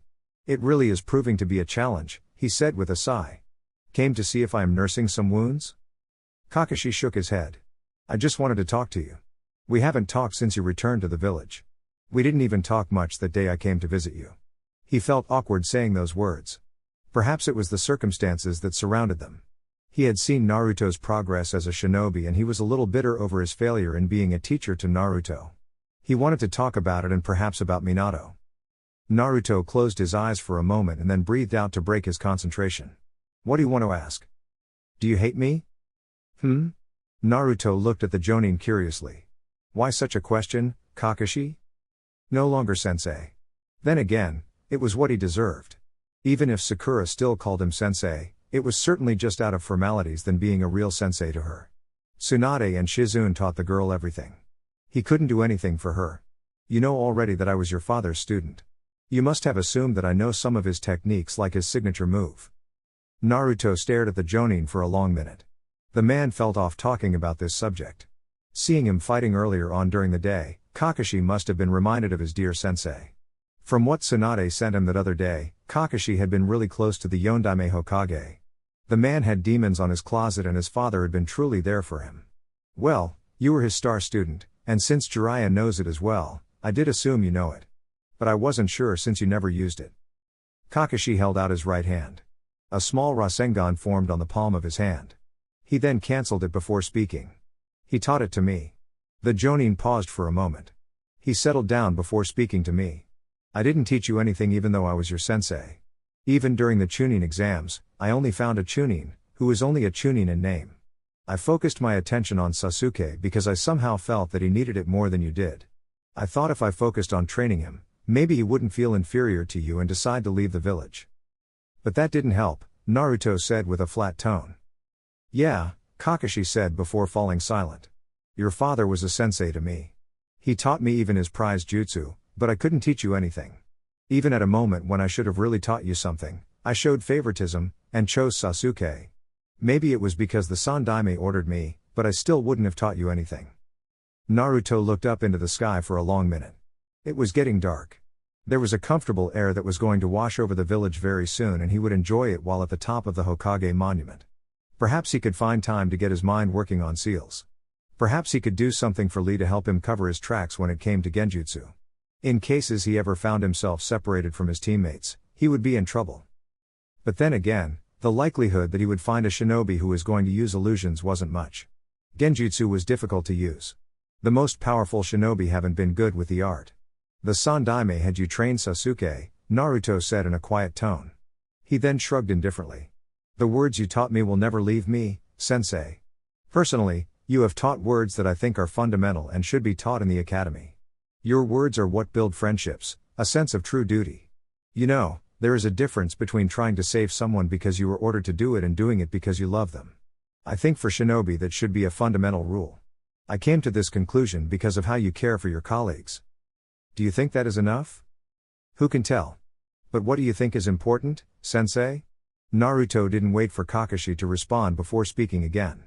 You focused on team building exercises were much more important, a connection with your teammates, that should be the fundamental step. But ultimately not enough if you are not trained to fight. Naruto nodded. Yes, he said. But it doesn't change the fundamental rule. To be principled, stronger, and united, you need not just share a common goal, you need to care for each other. The raw emotion of fighting for those you love is stronger than anything. We are humans, people of love, hate and anger drive us. You taught me to care for friends, for those I fight for. That is why I have become stronger. That is what drives me. I want to protect those I love. Seeing Kakashi looking at him, Naruto just smiled. I guess you are wondering what I want to protect. I never mentioned anything, and probably have never mentioned anything by name. That does make me wonder, but either way, it really doesn't matter to me. If it is Uzu or Konoha, it is your choice. I would only fault you if you turned a blind eye on Uzushio. Regardless of everything, that is the village your mother was born, and you'd probably be treated better there. Naruto laughed. You'll get in trouble if people hear you say those words, sensei. The Jonin shrugged with indifference. I wouldn't care. Chapter 9, The Emperor, Plots and Feelings. Yoshino looked at the hidden rain from the tallest tower of pain, his fellow Uzumaki. How many years has it been since they met? It had been his mission to track down all Uzumaki, his mission to work throughout to ensure that Uzushio Gakure was standing. The village was on its feet now, but still not yet ready for anything. The outside world could still not know them. If they became engaged now, things could be troublesome for them. They were tying by all means to avoid disastrous things occurring once again. Nothing ever lasted in this shinobi world, that was why they always had to be ready for the worst. For anything that could happen. There was no telling what their enemies would do if they found out any information that was disturbing about Uzushio. You have built everything well. But I guess the money the Akatsuki has been making helps in this regard. Nagato nodded his head quietly. But it doesn't change that we are surrounded. If we are having a problem of both Kumo and Iwagakure, it is a big problem. The two nations could invade us in different directions. Defending things now would mean that we will show the world our power and they will be worried. When that happens, the shinobi nations group together and go against us. Konan finished Nagato's thoughts. We cannot let anything happen to this village. She wasn't afraid of the great nations, they had been preparing for them. Amagakure has been preparing to defend itself. It was still a small nation that could not withstand all the might of a nation like Iwagakure, but they could make a stand. It wasn't like Iwa would send all its shinobi to attack them. There would be no help if they were attacked, but they didn't need it. Whether it was an army or just Jinchuriki, they could protect Amagakure. However, she understood the importance of timing. It would be unfortunate if things come to that, but we simply must defend ourselves if we are attacked, Yoshino said. But I must ask for your patience. We necessarily won't have to do anything, but they will act for us and we will be reactive before pushing our agenda forward. If this world sees destruction, then so be it. I have seen that when people rebuild, there is a sense of unity, purpose. If the foundations of shinobi villages are faulty, then we must dismantle the shinobi world and start a new foundation. An ambitious project, but things would not necessarily go that far. Everything depended on how the Great Five reacted, but knowing their history and what motivates them, it was easy to tell how they would react. With those calculations in mind, they were trying by all means to prepare themselves. War didn't just cost lives, it needed to be funded with resources. Shinobi ate, shinobi needed weapons. Those weapons got destroyed in wars and they needed to be destroyed. If they were careful in their plan, they may as well profit from the wars. Yoshino shook his head. He was thinking like the Kages now. But they would be relegated. They would not rule the shinobi world for all eternity. They had their time and they used it to abuse and destroy whatever it was that they could destroy. The strong ruled over the weak, that was their rule and they would exercise this rule. What are Iwagakure's plans? They are the most active but Kumagakure is still the most aggressive village. If anything is going to happen it might be from them, Nagato said. They have backed away a bit since we killed their spies but I wonder for how long it will last, Yoshino said. The Raikage favors strength and I believe if he hears something pleasant to his eyes he will make movements. The thought did make him frown. Considering how the village has behaved when it has made aggressive moves, he had every reason to be worried. Do you think he will make the same moves they made in Konoha? Konan asked. Since we won't let them in Uzushio, they might try something on the wave country. If that happens and we kill their people, they are going to make noise, Yoshino said. Nagato was silent for a moment as he thought about it. Just because they are strong they think they can do everything they want. These nations enjoy peace, but it has brought us nothing but violence and pain. Yet, at the end, they think we must just forget about it and continue as if nothing happens. If Konoha and Iwagakure fight once more, we get dragged into the wars that only destroy our lands. These leading powers continue to demonstrate that with power you can do whatever you want. War is never pleasant. It brings nothing but pain, destruction, death, and violence, but for small reasons, they will start wars. That is Iwa's attitude in this. Hatred will continue to cripple this world of shinobi if things continue as they are. These nations must be made to experience war in the same way as we experience it. Perhaps then they will be afraid to start wars. I wonder about that, Nagato. People die in wars, they learn to hate, fear, and experience pain. But when something happens tomorrow, they are still willing to go to war, even when they know that it will only bring death and pain in the end. Every side loses something in a war, yet, no matter what, they repeat the same cycle over and over again. Will it ever change? We must hope that it will change, Nagato said in a confident tone. Jiraiya-sensei once said that he wishes for a world where people could understand each other. I thought people could understand each other through pain. I wasn't completely wrong, but even if people experience the same pain, they are likely to hate each other. I think even today he hopes for such a world. When we were still young, it certainly looked possible. It was possible to fight for good, to protect the weak and teach good to people. But we were weak. Those with power crushed us. We have gained power but all that will be meaningless if we have no confidence in our convictions. Yoshino was silent for a long moment before finally nodding his head. Hope is all we have, huh? It isn't the only thing that we have, Konan said. But it is fundamental for humans to hope. If you cannot hope for something, you cannot give it your all. We hope because we have the desire. We must be able to see a world we envisage. If we cannot see it, what are we fighting for? Just crushing things along the way. Yoshino answered with a shake of his head. As long as nothing leaks out, Amagakure will be safe. I don't think a confrontation with Konoha and Iwagakure will happen. Not in the immediate future, at least. The great nations probably already realizes that Uzushio depends on the wave. If they think so, it won't be long before they hire pirates to attack our ships. It won't be anything more than a pointless exercise to try to determine our strength. We won't reveal much nevertheless. We have the Akatsuki for such purposes, Konan said. If something is going to happen, the wave can always hire the Akatsuki. If you involve Konoha it opens a door for confrontation with the great nations. That is something we want to avoid, Yoshino said. Itachi ended up choosing what he chose long ago. We didn't interfere because it was better this way.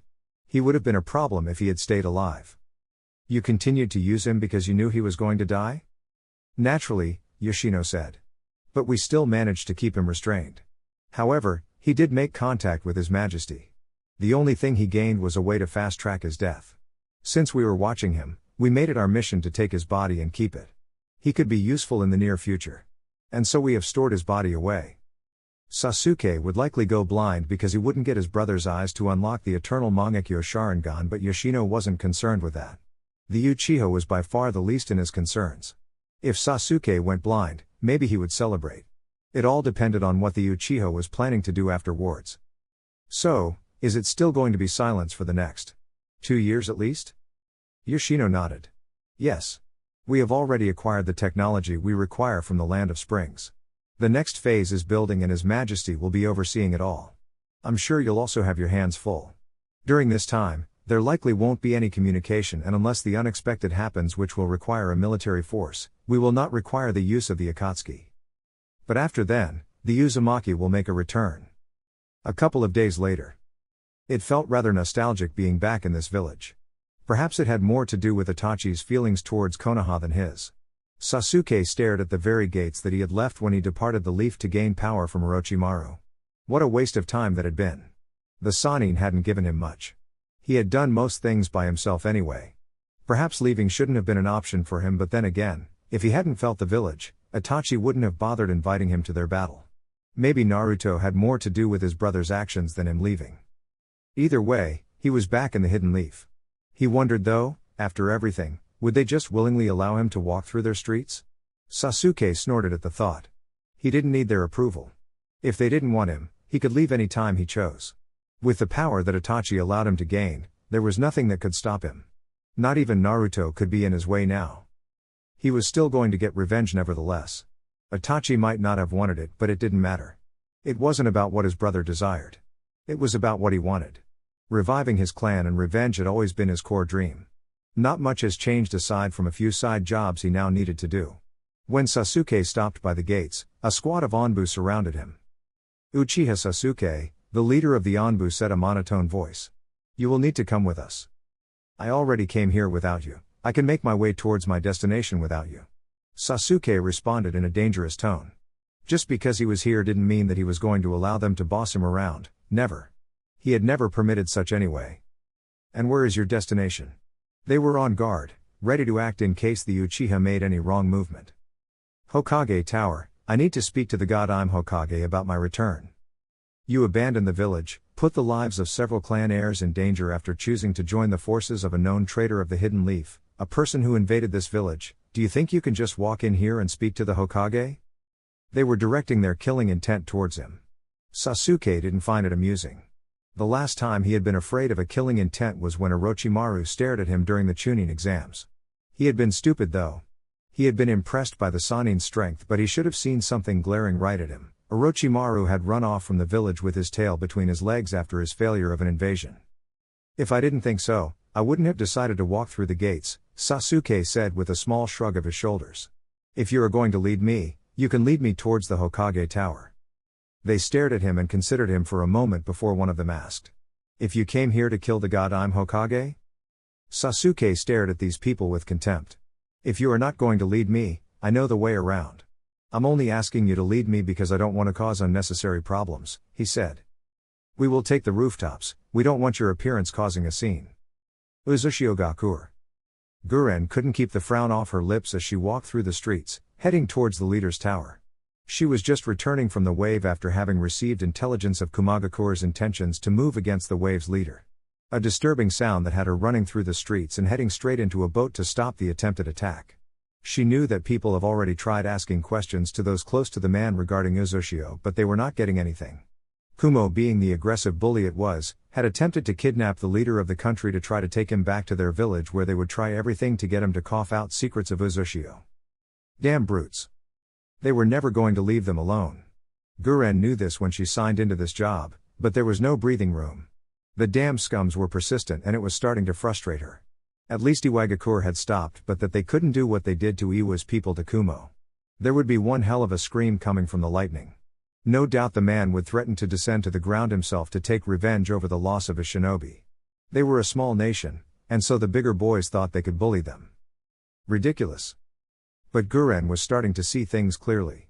Perhaps she was being corrupted by working in this village in Haku. She never certainly saw things in such a manner. She has been working for this village for a couple of years now. She understood its beliefs, its desires, the fear that some Uzumaki held at the thought of being destroyed again. She had become part of this village. It was now her home. Yukimaru's home, and she was fighting to protect it with everything. The wonders of life. When she stepped into the leader's office, she found him sitting with Haku. Their two had been waiting for her since she sent a message once she was done in the wave country.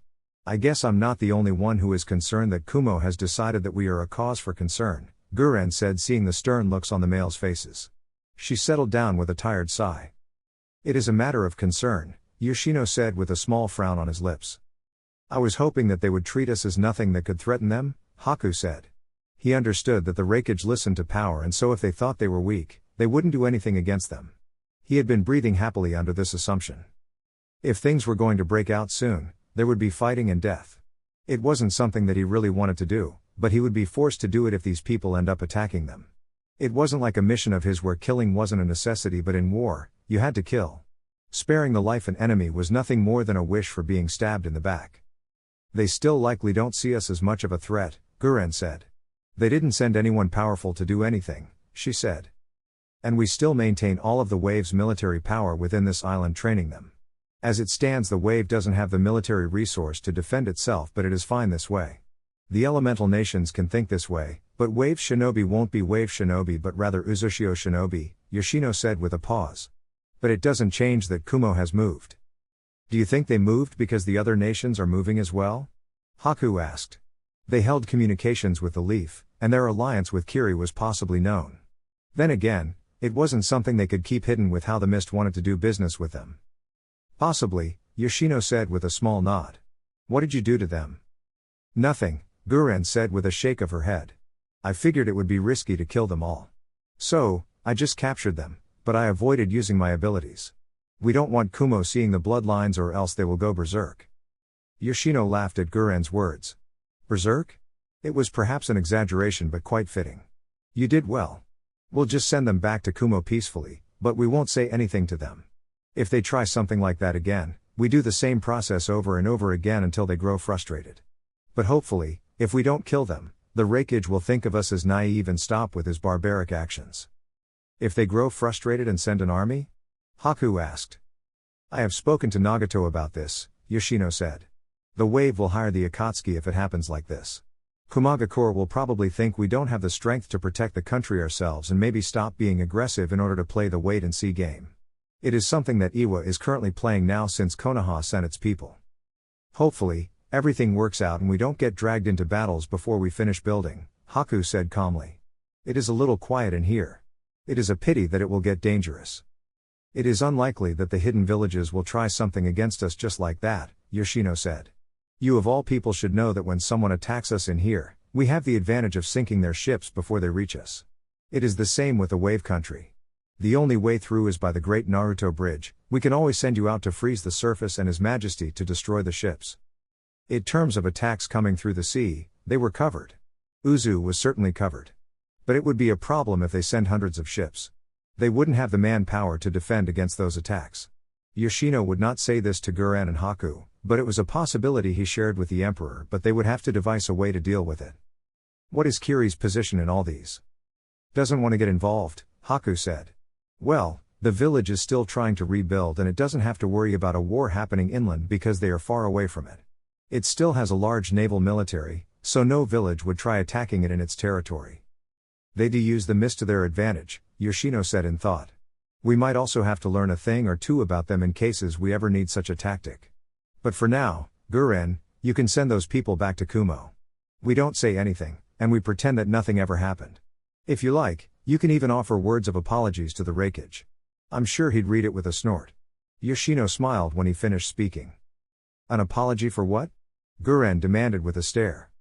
When a powerful man who is full of pride hits you on purpose from behind, you don't turn around and glare at him demanding an apology, he will slaughter you.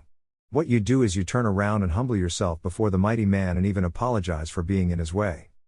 And if he decides to take advantage of you and kick you again? Yoshino smiled.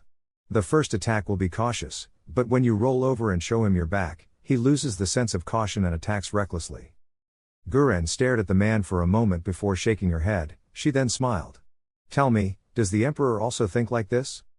Sometimes, when it is convenient, Yoshino said. We all learn from him. I wouldn't even be saying this unless I was certain he'd like it. Hokage office. For a moment, Tsunade had thought the Anbu were making a joke and she was dreaming when the Anbu said that Sasuke was seen at the village gates. The Uchiha had run away for Orochimaru and they had been looking for him for years now. Even when he departed Orochimaru's clutches, he still didn't return to the village. And yet, he had returned just like that. What was happening in this situation? Was it because Naruto had returned as well? But that didn't make any sense to her. Tsunade had just sat still until the Uchiha appeared in the office with a blank look on his face. He had indeed returned. Tsunade didn't dismiss the Anbu. She couldn't be sure this wasn't a disguised attack on her. He was still a brat, but underestimating him would bring her downfall. But Tsunade still could not put a reason on why he had decided to return on his own. Had he achieved his revenge on his brother? If so, it was remarkable considering that he had failed to defeat Naruto and Itachi wasn't someone who was weak. Uchiha Sasuke. Tsunade started in a stern tone. You have some nerve just showing up like this. Sasuke responded with indifference. I came here because I wanted to inform you that I have returned to the Hidden Leaf. I have done what I wanted to do. This is my home, and so I have come back home. This was the place that his brother had sacrificed their clan to protect. Sasuke could not simply spit on that sacrifice. That aside, he had greater ambitions than that. He would replace this woman. Tsunade stared at the Uchiha for a moment before bursting out in laughter. You have returned? She asked. Who had sent you away? You committed a crime against the village by running away and joining Orochimaru. We put shinobi lives at risk trying to retrieve you and you think you can just return? Sasuke contemplated telling the woman that he never asked for anyone to chase after him. If he wanted to leave, he could be allowed to do so without anyone saying anything. Besides, after what this village did to his clan, they certainly had no right to say anything to him. Orochimaru was indeed a criminal, but this is still my home. Do you think people will just accept you after you abandon this home of yours? Tsunade asked in a hardened tone. You did something and there are consequences for them. I know what is happening around the elemental nations. I know there could be war, Sasuke said, but he didn't say anything to add on that. This village hasn't been above doing cover-ups. You can always say that I was sent on an S-rank undercover mission to kill both Orochimaru and Itachi. I have done so. If anyone asks, they could always be given those reasons. No one can reject them. Sasuke could not have thought of something like this, but it was something that Itachi suggested to him. And he knew he had struck a nerve when he told the god I'm Hokage that he knew the village was capable of doing cover-ups. Tsunade didn't know about the Uchiha massacre, but she certainly knew of many things the Hidden Leaf has done to preserve its interest and position. Tsunade stared at the Uchiha. He certainly hasn't lost his arrogance. The clan heads were not going to simply stay silent about the Uchiha's return and if he was allowed back into society just like that. This was all a problem. The cover-up wasn't a bad plan. She would devise it anyhow. It worked better now that he had returned on his own. They had still planned on using him even after forcing him to return to the village. So you think because there might be war, we might be willing to take you back just like that? Maybe not, but my power is needed. Sasuke didn't need to say anything about that. There was no need. She got the message. I have also given you a way to cover it up. If you feel that you need to do something about my actions, you can do it. I don't have a problem with that. I will consider it. Why did you suddenly return? There were certain developments that occurred. That aside, the only reason I had left the village was because I wanted more power to kill Itachi. I ended up killing Orochimaru who invaded the village and then Itachi, Sasuke stated in a calm tone. I have done all that, now I must revive my clan. Where is proof that you killed Orochimaru and Itachi? I can show you. Sasuke offered. Genjutsu? Tsunade asked with a raised eyebrow. The slug princess shook her head. I want something tangible. When you go to collect a bounty, you need the head to prove that you indeed did kill the person. Sasuke frowned. Orochimaru is sealed away. When he attempted to take over my body, I ended up absorbing him instead. During my fight with Itachi, I was losing and weakened, he managed to get out but was sealed away. After I killed Itachi, I was so worn out, I passed out and when I woke up, his body was missing. Then how certain are you that he did die? I'm certain. Sasuke responded in a firm tone. It hadn't happened exactly as he had said, but it was indeed true that Itachi's body had vanished. He just would not say that he had a conversation with Itachi, that would raise suspicions. Tsunade stared for a moment before sighing. You won't cause a fuss if they take you away to answer some questions, no? After that, you will remain confined in the Uchiha compound until I decide how to handle this issue, Tsunade said. She didn't wait for the Uchiha to respond before ordering the Anbu to take him away. With them gone, there was nothing but silence in the office. Jiraiya would be returning soon. He had said he would return to the village soon after talking to his former students. If that was the case, then she wouldn't have to wait for too long for his return. She needed to hear his thoughts about this development.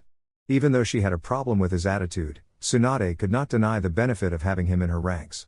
But she still needed to do something about what he did. The guards saw him at the gates. It was likely that news of his return was going to spread through the village and she would be having a headache. How was Naruto even going to react to this development? Tsunade couldn't tell. The dynamics of Team 7 wouldn't work. Naruto wasn't a naive child. He didn't seem to forgive easily. Team 7 was dead. It wasn't going to happen even though Sasuke was back. Sakura would certainly cry over this, but she too had to grow. Life wasn't always pretty. Not everything was going to happen in the way you want them. Is something wrong, Tsunade-sama? Shizune asked standing in front of the god I'm Hokage. Tsunade blinked. She hadn't even heard the woman walk into her office. Perhaps it was because she was used to the woman's presence. Sasuke just returned. Shizune stared. Just like that? Yes. Just like that, Tsunade said. I'm certain that something happened but I just can't put my finger on it. Either way, it doesn't matter much. He is back and we have to find a way to deal with scenario that is presented by his untimely return. Training Ground 44. Naruto had spent many times in the Forest of Death. He had used this place for training purposes, to train his senses, reflexes and the ability to hide his chakra signature. For the animals with a keen sense of smell, it was difficult to hide from them because even if you hide your chakra signature, they could always track of scent.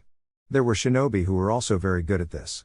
It was a useful ability when it came to tracking down shinobi. The forest was eerily silent, but it had great silence. There were no humans around.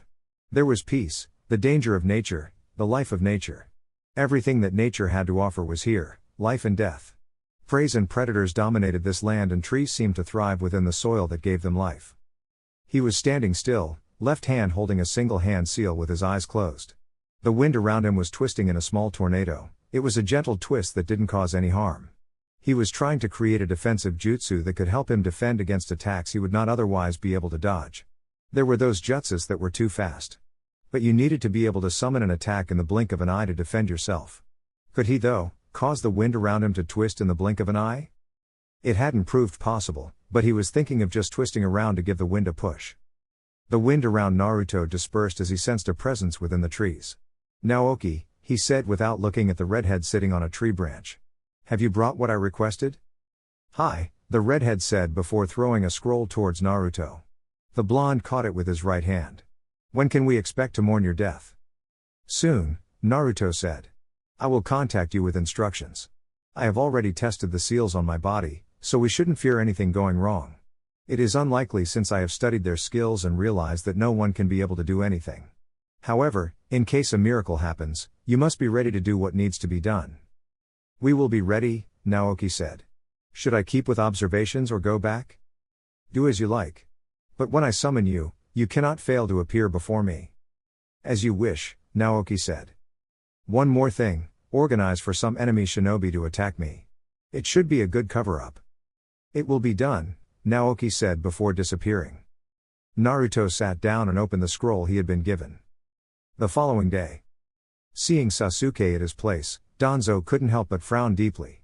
He wanted to say that he was unconcerned by the sudden appearance at his hideout, but he was honestly concerned. This hideout was a secret. How did someone like Sasuke know about it? He could understand with Jiraiya. Even the Anbu knew of this place, but Sasuke had been a naive emotional child when he left the village. He shouldn't know anything unless Orochimaru said things that shouldn't have been said. Danzo cursed himself for not keeping contact with the Sannin. Then again, the snake hadn't been completely pleased with him. Either way, he had this brat to deal with. It was good that Sasuke had returned to the village. He was needed. The Sharingan was needed to protect the Hidden Leaf. There was war coming, and for Konoha to win and conquer other nations it needed all tools it could use. It was curious why the Uchiha suddenly returned, but Danzo wasn't really interested in all that. He was even now thinking of how he was going to use Sasuke for his purposes. He could use the Uchiha for balance when it came to the Kyuubi. If Sasuke has learned to control his Sharingan just as Itachi had, then there was no doubt that he could manipulate even Naruto. The blonde was a risk to the village as things stood, and he couldn't be trusted, but a little bit of push and he would become a loyal weapon for the Hidden Leaf. "I wasn't sure it was true when I heard you have returned, Sasuke," Danzo said calmly. "Have you come to join my side?" Sasuke stared at the war hawk with nothing but pure contempt. If Danzo was someone else, he would have been on his knees apologizing with the kind of look that Sasuke was giving him. He really wanted to kill the man. He hated him. Every fiber of his being was screaming for him to crush the man or just burn him alive with the flames of Amaterasu. But Sasuke wouldn't do anything hasty. He would wait and do it slowly just so this man could experience pain and loss. "Don't be ridiculous," Sasuke said in a cold tone. "The only time I'm going to join you is when I die. But you are going to go a bit too soon. But I will join you soon enough." I just have things I need to do in this world. Danzo stared with narrowed eyes. Is that a threat? Yes, Sasuke said with a firm nod. I am going to kill you. And I will do it very slowly. Today, I just came to inform you that I will kill you and there won't be anything you can do about it. Before I do anything, you must be removed from the face of this world. Danzo could clearly sense the hate and contempt. Itachi could not have told this person what happened, could he? Danzo had trusted Itachi. He never thought that the Uchiha would actually betray him by doing something like that. Why must I be killed? I know you ordered my brother to kill everyone, I know you pushed my clan away from the village. I know everything and you are going to pay for it. He activated the Mangekyo Sharingan. I cannot forgive you for what you did. If the leaf itself was responsible, I would turn against it, but it is you who gave the order and those two old people supported you. You will all die by my hand. I really didn't think that Itachi would tell, Danzo said calmly. But if you know, you understand that it isn't something that must become public. I know that very well, Sasuke said firmly. But it doesn't mean you will get a stay of execution. If you know, then you know why Itachi did what he did. Are you going to against the wishes of your brother? I told him to kill you but he wouldn't listen and even went on to threaten me if something happened to you. I relented but I see I should have done it myself, Danzo said. He did note the Mangekyo Sharingan. This just meant that the Uchiha had become much stronger, which was good. But not that he was being threatened. Of course, Danzo didn't think that Sasuke could do anything. He was just a brat. Amaterasu, Sasuke said as the man who was standing on Danzo's right hand burst into black flames. Danzo wasn't even moved by the screaming shinobi. The flames of Amaterasu, there was nothing that could be done. So, this child was serious about threatening him. He couldn't tell Tsunade about it. If he did, it would raise the risk of the woman knowing about the Uchiha massacre. If she did know about it, she was probably going to support his death. Danzo looked away from his shinobi and faced Sasuke. You are walking a very dangerous path. Sasuke shrugged his shoulders before turning away from the war hawk. We will meet soon again, he said before walking away. Danzo-sama? Danzo glanced at the man calling his name before staring at the spot Sasuke had just been standing. Now he also had Sasuke to deal with. And he thought Naruto had been a problem that needed his utmost attention. He would have been pleased if the blonde had taken his offer and gone off to Uzushio on a spying mission. But that had been rejected. Even so, Danzo wasn't concerned much about it. The fact was that their Jinchuriki wasn't loyal to the leaf and the last Uchiha seemed to have ulterior motives. They could both be very useful but instead, they are turning out to be problems that he needed to solve. Sasuke could die, and he could take the Mangekyo. He could always remove the Kyuubi from Naruto and seal it into someone else before training them. He could implement a strategy that would make Kumo and Iwagakure fight. Tsunade could still give him Sasuke and he could work on something with the Uchiha. It would be much simpler to handle the Uchiha if Tsunade ended up giving him to him. He would need to go out to the God Ime and solve it before something happens. He could not allow the Uchiha to keep coming at him. Days later, Tsunade's office. Jiraiya stepped into the office looking tired. It wasn't the journey to the rain that had him tired, it was the mental work that he had been forced to do after a hostile reception in the rain. They hadn't let him in the rain this time around. Actually, when he arrived, Nagato was already waiting for him and told him to go back without saying anything. He had been willing to fight him to get him to go away. Jiraiya hadn't been looking for a fight but when he tried forcing things, Nagato had returned the force and he had been forced to leave the rain with more questions than answers. It just made his visit to the nation all the more troubling. The situation with Nagato was of course very troubling. What the man did in the rain was cold-blooded and just brutal. How can anyone who is looking for peace do something as Nagato has done? He killed all those associated with Hanzo. It was just a slaughter of even innocent people. Jiraiya was at a loss that the students he had trained were capable of doing this. What was more frightening was the fact that Nagato had defeated Hanzo. The man was ridiculously strong and Nagato had supposedly destroyed him and then proceeded to eradicate anyone with connections to the man. It was looking likely that Nagato was going to cause nothing but destruction in the elemental nations. If that was so, Jiraiya was going to do everything in his power to stop Nagato. He still had Naruto in his corner, but there were still some concerns regarding the blonde. Even to this day, Jiraiya just could not figure out Naruto. But he wanted to trust him. He wanted to believe that there was good in Naruto and he would not be like Nagato. They were both Uzumaki and that was troubling given this current situation. You look troubled, Tsunade said to Jiraiya after he settled by the window and went silent without saying a word to her. Jiraiya was brought out of his thoughts by Tsunade's words. He glanced over to the busty blonde Hokage and then released a long breath. My travel to Amagakure wasn't very fruitful. It has left me more worried than ever. I was thinking that perhaps things would be alright, but the situation is very deadly. You didn't get anything? Jiraiya shook his head. They didn't even let me do anything. They were willing to fight me to death over it. I think something is brewing up in the rain. It can't be a coincidence that they have locked up their village while Uzushio has done the same. Nagato is an Uzumaki and a very powerful shinobi. I really think that there is a connection between him and Uzushio Gakure. If there is a connection there, then we really have to start questioning their intentions. Tsunade frowned upon hearing those words. She had already been told that Nagato had killed Hanzo and then went on to kill everyone with a connection to the man. This was indeed troubling news. Was Uzushio going to follow the same destructive path? They'll probably deny connections if we ask. Or they just won't answer us. Their response to our attempts to form a line of communication was that they would respond when ready, and in your visit in Ayame, you have been turned back. She sighed deeply. Something deep is happening, she said. Jiraiya nodded his head. I believe so, and we have to do something. We simply just can't wait for Uzushio to come back to us. I don't want to be the suspicious type, but with what the toads told me, we have to be proactive. It will be best to look like we are suspicious people than allowing a disaster to come to us. Do you think Uzu has the might to do anything dangerous? Tsunade asked with concern. Jiraiya shook his head. I don't really know, I don't know, he said in a firm tone. However, we have to consider that they could be after revenge for what was done to them. We cannot ignore that they were invaded without having provoked any other nation. We must also consider the possibility that they might also turn to us as well. We didn't do anything. What were we supposed to do after their destruction, Jiraiya? I don't know, Jiraiya said in a bitter tone. But do you know what Naruto said to me? The Toad Sage looked thoughtful for a moment before speaking again.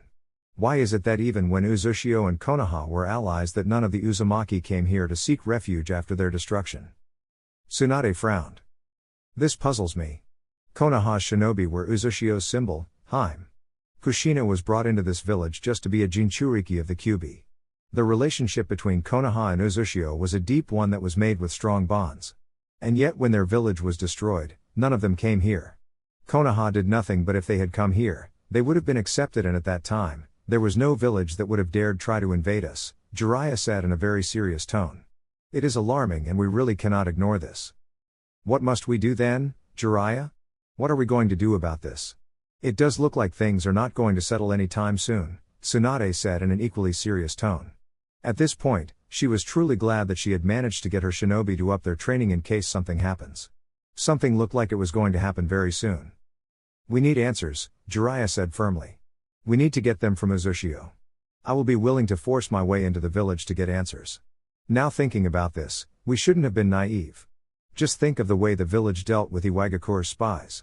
They must have known that killing them and sending them back would only invite Iwa's anger, and yet they did it anyway. Tsunade was silent for a couple of moments. She had tried a diplomatic approach and she thought it was working. However, there were bigger concerns. Yet, they had nothing prove their concerns. It was all just speculation. However, with how long they have lived, could they really ignore their instincts? Do you think Uzushio will take kindly to that? It is actually their reaction to how things go when I visit that will determine their standing, Jiraiya said. We cannot overlook anything as things stand. Tsunade nodded her head. I will have to think of something in case there is a fallout, she said in thought. Before she could say anything more, Danzo entered the office. Tsunade groaned loudly at the presence. This was someone she didn't want to see now. What do you want, Danzo? She demanded. Danzo eyed Jiraiya for a moment before nearly frowning. He had this person to deal with, and Sasuke. The Uchiha had just killed one of his agents just like that and in front of him. He would not forgive it. Shisui's eyes could work on the Uchiha. It didn't matter if had the Sharingan or not, but Danzo really didn't want to waste the ability. Sasuke has returned to the village and you still haven't given him to me. Tsunade stared at the man for a moment. I don't think this is going to work, Danzo, she said. We had an agreement. We did? If I remember correctly, I said I would need to think about things once he returns. I'm still thinking and you are not helping yourself. That aside, things were different before we spoke. They have changed once more. Please leave, I am having an important discussion with Jiraiya. Danzo stared at Tsunade with an immovable gaze. Was the woman really just dismissing him like that? He was here because he was concerned. Sasuke now posed a greater risk to everything that he has worked to gain, and he simply could not tell this woman. The Uchiha massacre was a village secret, and even if Tsunade was the Hokage, she didn't have to know. This was still embarrassing though. After everything he has swallowed to work with this woman, she was still going to treat him like this? Right there, he was thinking of using Shisui's eye to manipulate her. It had never occurred to him that she would turn on him like this. What is so important? Danzo was forced to ask in a sharp tone. We had already spoken about this. And it is concerning that we discuss his loyalty given how he returned to the village. There are a couple of things regarding village security and future, but nothing you should concern yourself with. You probably won't live long enough to see it anyway, Tsunade responded with indifference. Danzo ignored the last comment. He was certainly not going to ask about what the woman meant by that. But it was going to be a race to see who would be alive then. It was either going to be her or him. If there is something that concerns village security, I should be made aware. Tsunade stared at the war hawk. Who are you? Jiraiya almost laughed at the question, but he held himself from doing so. He had been worried about how his former teammate was handling the sneaky cripple, but it was apparent that there was no need to worry. She had everything under control. But of course, there were certain things that Jiraiya still had to sort out with her. But that would only come if Danzo does something that warrants his presence. For now, he could only watch. You seem to forget who you are speaking to, Tsunade. I have been serving Konoha for many years now. He was cut off from finishing by Tsunade. And my grandfather founded this village along with the Uchiha. I don't understand what your point is, and I really don't want to understand. Either way, I have already told you to leave, and you should leave before I order my Anbu to help you out, Tsunade said in a stern tone. Danzo stared for a long moment before turning away. He left the office without saying another word. Once he was gone, Jiraiya turned to the blonde Hokage. I didn't know Sasuke came back. In what way did he even come back? Saying this feels a bit weird since he actually ran away from the village. He was speaking as if the Uchiha had just gone for some vacation with Orochimaru. A couple of days ago. He returned just like that. He says he killed both Itachi and Orochimaru. When we asked for Itachi's head, he said it was stolen. And I believe him. He seemed rather incensed about it, Tsunade said with a sigh. He hasn't been doing anything since he returned. I am still working on his cover. I have already drawn up things, I just need to speak to the clan heads once I have completed everything. I'm sure they won't be pleased since the lives of their children had been put at risk chasing after Sasuke, Jiraiya said. Tsunade nodded with a thoughtful look on her face. She then seemed to shrug a bit carelessly. Either way, it's not their call to make the decisions, and I was the one who sent them out on the mission. I hope it goes well, Jiraiya said. I will be in the village for the next days. But when I leave, I'm heading straight to Uzumaki. We cannot rest without knowing anything about their intentions. Sunna. The heart was an uncontrollable thing that Tamari often found she wanted to strangle just to kill the emotions it made her feel. There were many things that occurred in this life, but you really could not control the human heart. It was always unpredictable. Sometimes it made you experience things you never thought you would feel. At least now, life wasn't so bad. She was actually happy with how things were progressing in the life and with her relationships. Tamari didn't care about fame and everything. Right now, she just wanted to support her brother in his work. With a war looking like it was going to occur, the village has been working hard to train its shinobi. It would have been difficult if they didn't have funding to make it in their journey, but Gaara had managed to get funding from the Wind Daimyo. Sunna was able to prepare things smoothly. They were able to stock on the necessities. She was helping genins train along with other jonins. It had been almost sad when no one picked her brother to be their sensei. But he had managed to secure himself students which he personally trained. They had been afraid of him at first. Perhaps her brother made things worse by his stoic mask. But they were used to it. They now spoke fondly of him because they spend time with him, they get time to hear him talk and actually listen to him. Most people who actually take the first step of trying to know her brother don't regret it. She was currently busy with her students when a shinobi came to her and told her that she was being requested by the Kazekage. She stopped the training. We can call it for the day.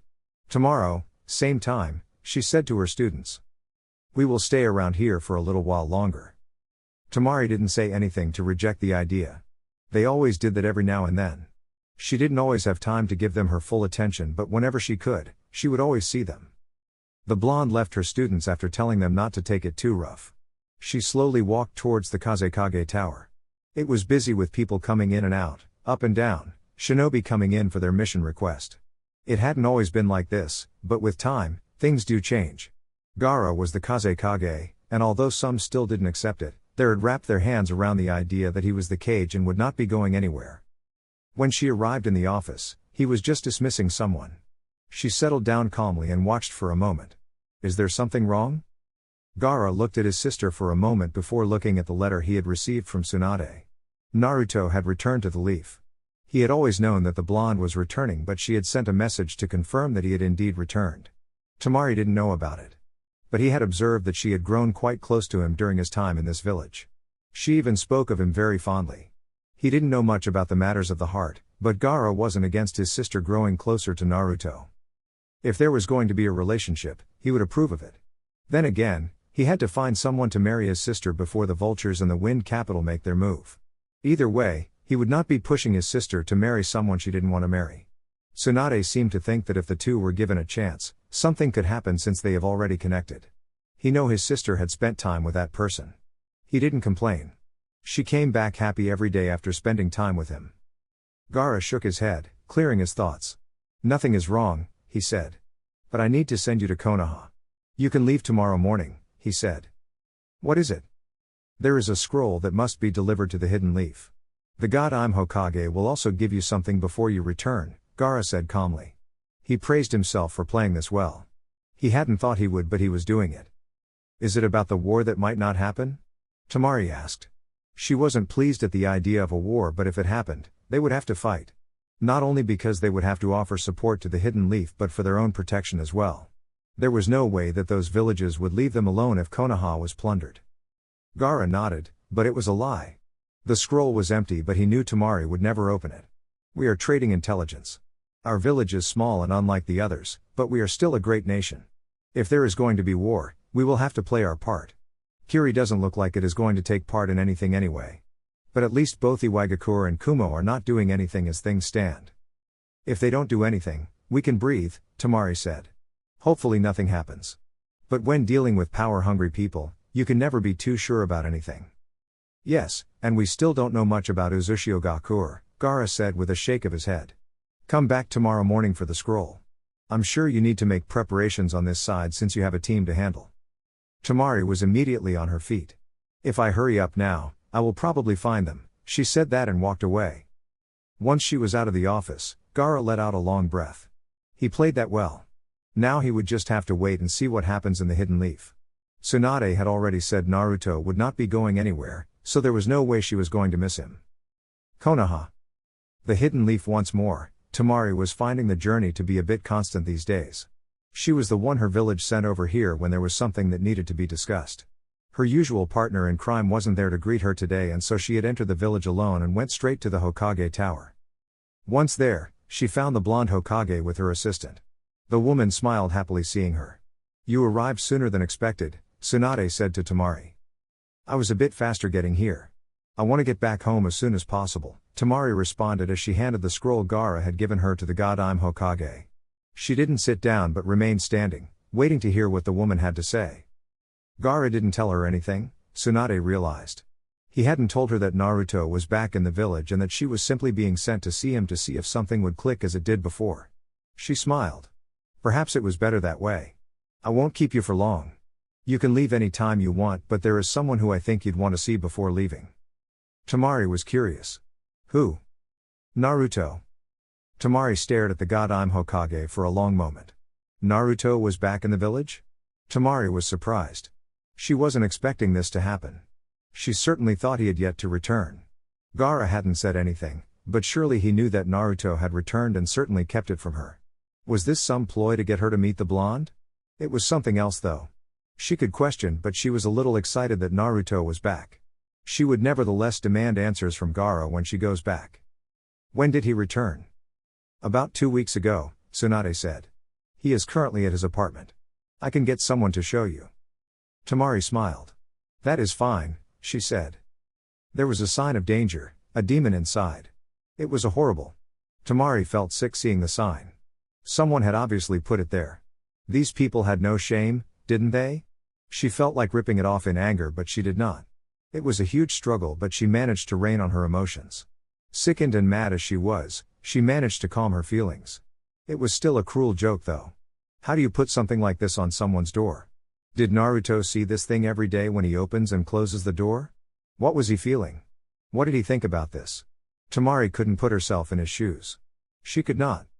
She steeled herself and chose to knock on the side of the door where the sign did not touch. She knocked twice, there was no immediate answer. But Tsunade had told her that Naruto was home. He was in this hellhole of an apartment.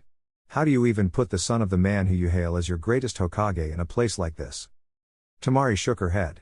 She was allowing her emotions to run wild. But it just could not be helped. She could understand things with Gaara. But not with Naruto. He had looked so lively when he visited the sand. He was a happy person. But it was no wonder he never talked about Konoha unless you brought it up. Even if the outside world was filled with strangers, he must have felt that it was better than being in a place like this. When the door slowly opened, Tamari's heart skipped a beat. She had known she was coming to see Naruto. But it has been months of complex emotions and troubling questions. But now that she was standing here on his door, slowly opening, she felt unsure.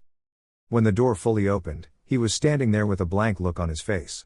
Upon recognizing her, it slowly changed into a smile. Tamari had counted the seconds that went by when his smile took place. "Hey!" Tamari greeted a bit awkwardly. Naruto tilted his head to the side, still smiling. He was honestly surprised to see her here. This was his den. He wasn't even expecting to see her in Konoha during a short stay. But she was here and he couldn't disappear into thin air. It was perhaps either Tsunade or Gaara who made it possible for her to make the trip to the village, a setup with some political intentions that neither would openly admit even when asked. "Tamari," Naruto said. "That awkwardness. This isn't the first time you're seeing me. I am not like a lover you finally found after years of searching." He paused. "Or am I?" Tamari smiled. She was now at ease. Just those simple words from him and her heart was beating calmly. She missed this kind of person. "In your dreams," she said a bit sharply. Naruto put on a hurt look. "Now that is sad," he said with disappointment. "I was thinking that perhaps when you heard I'd returned, you ran all the way just to see dear ol' me." He finished with a wide smile. Tamari snorted. "Yeah, right," she said. "But at least it would show I didn't forget about you. You certainly seem to have forgotten." "How could I?" Naruto said, shaking his head. "There have just been issues to handle. I have got limited time." There was a bit of seriousness in his tone. It was curious.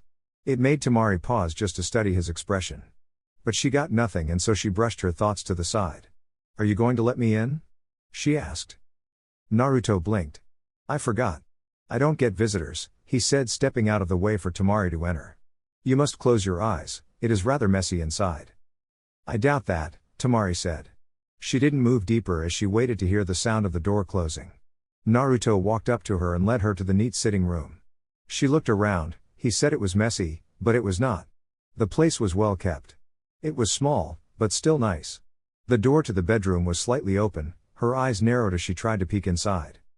"I can give you a tour if you like," Naruto said with a smile, seeing Tamari's eyes. Realizing she'd been caught getting too curious, Tamari shut her thoughts for a moment before responding. "No, thanks," she said. "So, this is your place." She simply said that because she didn't know what else to say to him. She had thought she would have many things to say after he abandoned her, but now that he was before her, she really didn't know what she could say to him. Naruto nodded his head but didn't say anything. Not until he was done studying the blonde. "This is my place. Want to move in with me? As you can see, I live alone. It can get rather lonely here," he said with a smile, arms open wide, inviting the woman. "It feels like you are inviting me to your arms," Tamari said. She still smiled slightly. "That sign on the door." She really couldn't get it off her head. "Oh, that danger sign," Naruto responded in thought. "It was put when I was 5, I think. For as long as I have lived in here, it has always been there. I never really bothered taking it out. Perhaps I keep it for sentimental value. It reminds me of where I come from. Things like that." Tamari smiled sadly. "You really had it rough, huh?" she said. "Would you have a problem sharing it with me? Your past, I mean." The following day, Naruto was strolling through the Hokage tower, hands inside his pockets. The 5th Hokage wanted to see him. He could make a few guesses on why she wanted to see him, but he wasn't going to think too hard about it. Nothing much of what was going to happen while he was in the Hidden Leaf would have much of relevance anyway. But being carless wouldn't win him any awards and would certainly make the coming days a bit difficult. He wasn't doing anything, life was at ease. He was content with this as it gave him much time to plan things ahead of time. He could also fool around, perhaps now that the situation allowed him to do so.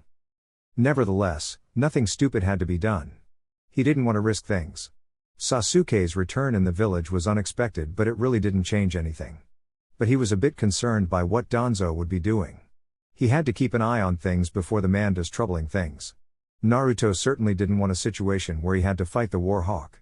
He didn't want any trouble with anyone. If things remained the way they are now, he wouldn't complain about anything. He would die with a blast and a huge smile on his lips. Naruto's footsteps came to a halt when he saw someone coming along the way.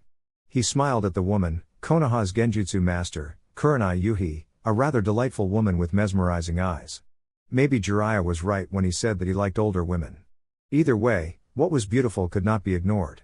Perhaps the maturity of the older generation was what attracted him. The younger ones were certainly immature at times. But he had big dreams that not even Konoha could contain. He shook his head slightly as his eyes stared at the woman with life in them. Kurenai-sensei, he started a bit happily, a charming smile on his lips. That smile, it wasn't a normal smile. It wasn't a smile that he gave everyone. Kurenai didn't need to ask. She didn't need to guess anything. Her instincts told her as much. But she couldn't help but smile in return. There wasn't much difference from the boy she had seen months ago at Tanzaku. Naruto, she said. There was nothing else to say, she wasn't familiar with him. You have a unique frame that really compels one's eyes to stare at you, Naruto said in a quiet tone. You should have been my sensei. Perhaps it isn't too late. You could teach me a couple of things. The words slipped out smoothly. Kurenai blinked. She was caught off guard by his words. She was certainly not expecting him to say something like that. He hadn't said much last time around but just smiled at her. He wasn't looking at her like a pervert. Those were the eyes that just admired her. If there was a hint of perverted thoughts, she would have smacked him. She had no time to waste for perverted brats. He wasn't much of a brat, was he? He was all grown, a handsome young man, and he had a beautiful smile. Perhaps Anko wasn't exaggerating when she said he was a charming young man. Thank you, she said. I don't think there is anything I can teach you. You did train under a Sannin and one of Konoha's finest shinobi.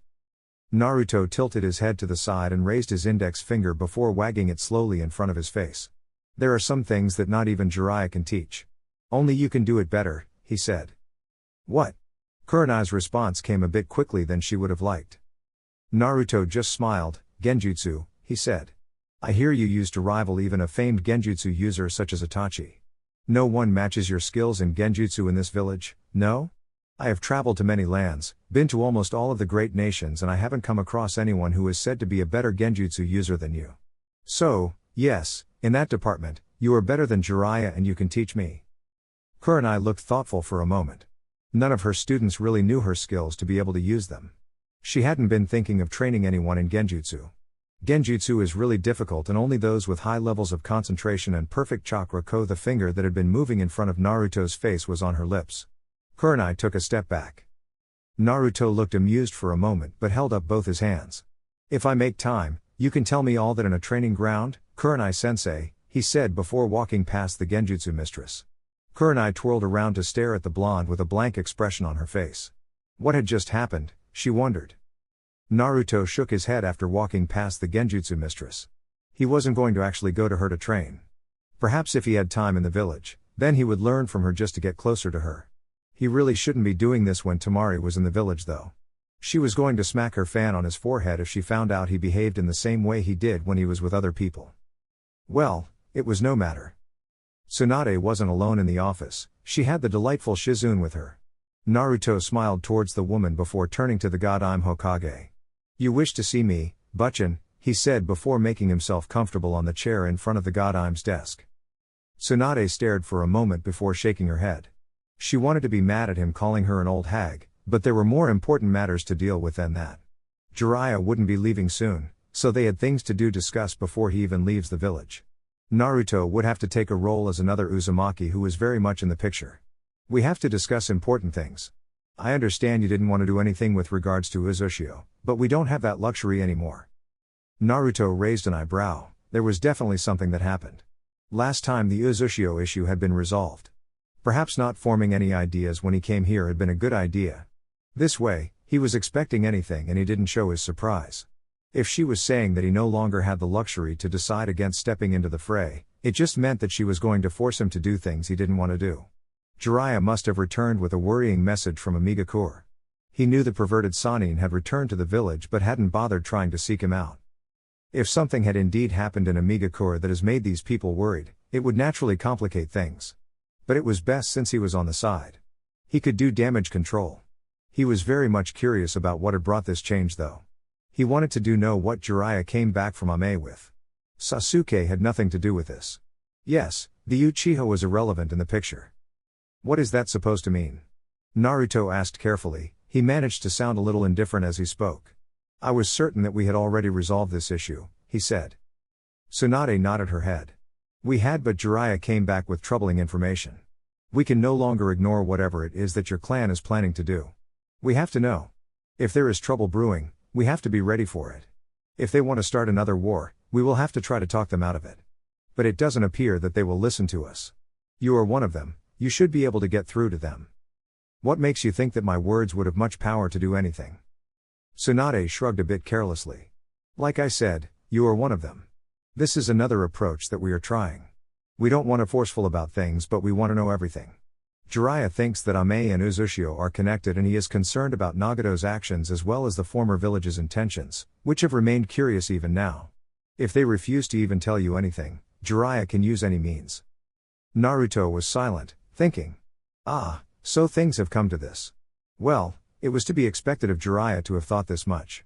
Perhaps it was the prophecy from the toads that made him conclude that Amagakure and Uzushio were connected. There was still no proof of it, however. If the toad sage ends up forcing things with the whirlpools, it was going to be a bit troublesome. There would have to be something prepared for that case.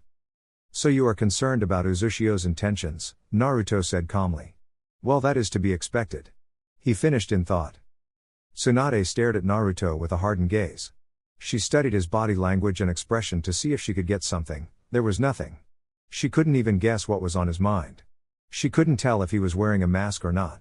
He was just there before her, completely looking like he had no thoughts inside of his head. It was frustrating and frightening. I'm saying that if things end up going in another direction, you won't be allowed to fight for your clan, Naruto. I know I had said that if your clan is attacked, I would allow you to defend them even if Konoha wouldn't be able to do anything. However, things have changed. If Uzushio provokes a reaction from any other great nation, you can't do anything. Konoha will not lose you either. The message was very clear to Naruto. They wouldn't allow him to leave, even if he was quitting being a shinobi of Konoha. They would be willing to tie him down just to ensure that he didn't go anywhere. Troublesome people. But he had known that Konoha would never let go of Uzumaki Naruto, not the Kyuubi's Jinchuriki. He had accounted for everything. Well, I am still a shinobi of the Hidden Leaf, I must do as ordered. Tsunade frowned deeply. She hated the indifference in his tone. She hated his lack of emotion in her words. He was supposed to be mad, but he was not. Perhaps he was, she just couldn't tell. His expression hadn't even changed much after she told him the hard truth. The only thing that came was a thoughtful look and then the indifference. This is a serious matter, Naruto. I want to know, do you love your clan? Of course I do, Naruto responded calmly. Uzumaki was the only thing I had when growing up. People from this village called me the Kyuubi brat and everything else that made me look like a demon. Uzumaki gave me an identity. I was able to escape the miserable existence that I had been forced to live in this village because the old man told me about the clan and my mother. So without a shred of doubt, I do love my clan. Then why are you still here, Naruto? Why have you not gone to Uzushio-gakure? Why have you not expressed any desire to leave the village to join your home? Tsunade demanded from Naruto in a stern tone. If I had said those words, what do you think would have happened? Naruto asked in a calm tone. You would have never allowed me to leave for the training trip. I would have a squad of Onbu watching over me day and night. I really can't have that, Tsunade-sama. It is already frustrating that I had people watching me when I was younger. I don't need the look of suspicion to having my every movement analyzed and questioned. Tsunade stared at him. She was happy he had finally said it. He had admitted he did love his clan. So, now there was a clear motive. If you had to choose between Konaha and the whirlpools, what would you choose? That is a tricky question and no answer will satisfy you, Naruto responded with a shrug. If I tell you that I would choose Konaha, you'd question things and always look at me with suspicion because perhaps it wouldn't make sense. If I choose Uzushio, you are never going to allow me to leave this village, even for a mission. Even as things are now, you can't leave the village, Tsunade said in a hardened tone. There will always be suspicion, but I still need you to answer my question. I refuse to answer trick questions, Naruto said calmly. You have all the answers you need. My words mean nothing. Tsunade shook her head. I care for you, Naruto. I want your word, because I want to trust you. It is important that you tell me your thoughts regarding this matter. My thoughts are irrelevant, and whether you care for me or not really doesn't matter. If it comes down to it, when you have to choose, this village you lead will always take the first position. That is your duty as Hokage. It might sound cold, but it is the truth and I have accepted it, Naruto said. I told you I love my clan, but if Uzumaki attracts trouble, Konaha will not help and I will not be allowed to do anything. I have heard you. I don't need to comment. Silence greeted his words. The slug princess was silent for a long minute. She wondered if she had done things correctly. Perhaps not, but she still had to do what was best for both Naruto and Konoha. Uzu didn't come into factor when dealing with these things. I really hope you don't come to hate me for this, Naruto, Tsunade said in a quiet tone. There is really nothing for you to worry about, Naruto said with a wave of his right hand. Tsunade shook her head. She had a sad smile on her lips. When we first discussed this, I was trying to remain hopeful, thinking that perhaps Uzumaki didn't have bad intentions. But if they do, we can't associate ourselves with them, she sighed, and kept her sad smile. I really hope you understand my position, she said. Naruto nodded his head. I understand, he said. Tsunade welcomed those words, but she still wanted him to say some angry words. Now that she thought about it, had she ever seen him angry? He was always calm through anything. His mask never faltered and he never gave anything away. She frowned at those thoughts. She shook her head and thought of something else. There was nothing. That is all I wanted to talk to you about, she said. About 2 hours later. Sasuke was surrounded by a handful of corpses from Danzo's knee forces. He had waited until Danzo was gone from the hideout before sneaking into the place to set the alarm. They were weak shinobi who couldn't do much to him. He had cut through them without wasting time. The power of the Mangekyo Sharingan was just something else. He was enjoying using the eyes that his brother allowed him to gain. This was the kind of power that snakes like Orochimaru thought they could gain for themselves. Pitiful, and they were not even Uchiha. He was currently waiting for Danzo, knowing that the War Hawk would make an appearance any time soon. He had let one slip past him to call forth the master. He wanted to show Danzo that he wasn't afraid of him. He wouldn't do anything quickly. He would allow things to go smoothly and enough to force Danzo to make a hasty decision that would leave him in a troublesome situation. If Danzo attempted to attack him, Sasuke wouldn't mind turning his weapons towards the War Hawk. Anything troubling would likely cause the attention of the village's Anbu to turn to this place. Sasuke wasn't afraid of it. Sasuke activated the ribcage part of his Susanoo as he sensed Danzo's presence behind him. He turned around to face the cripple with a cold look on his face. I have been waiting for you, Danzo. Danzo was incensed, he was furious, he wanted to snap the neck of the Uchiha at this moment. This was unacceptable. He could not accept this. Many of his forces were down. Judging from the numbers, the Uchiha had cut down nearly 3/4 of his men. It was a disaster. He wouldn't have any men to do his work now. If he had the Kyuubi in his possession, it wouldn't matter, but he didn't have the Kyuubi and Sasuke was killing his people. It was unacceptable. Tsunade was even making things difficult for him on the other side. Nothing was going according to plan. The War Hawk couldn't resist glaring at those cursed eyes. He had already known that Sasuke had the Mangekyo Sharingan. But he didn't want to fight him here. He could win in a fight against Sasuke, but it couldn't be in the village when there was the danger of the battle being discovered by someone else. It would be disastrous if he unlocked his secrets and Tsunade showed up with her Anbu. With Jiraiya even on his case and still in the village, it would certainly be the end of him. Still, he hadn't thought that the Uchiha would go this far though. This was a desperate time.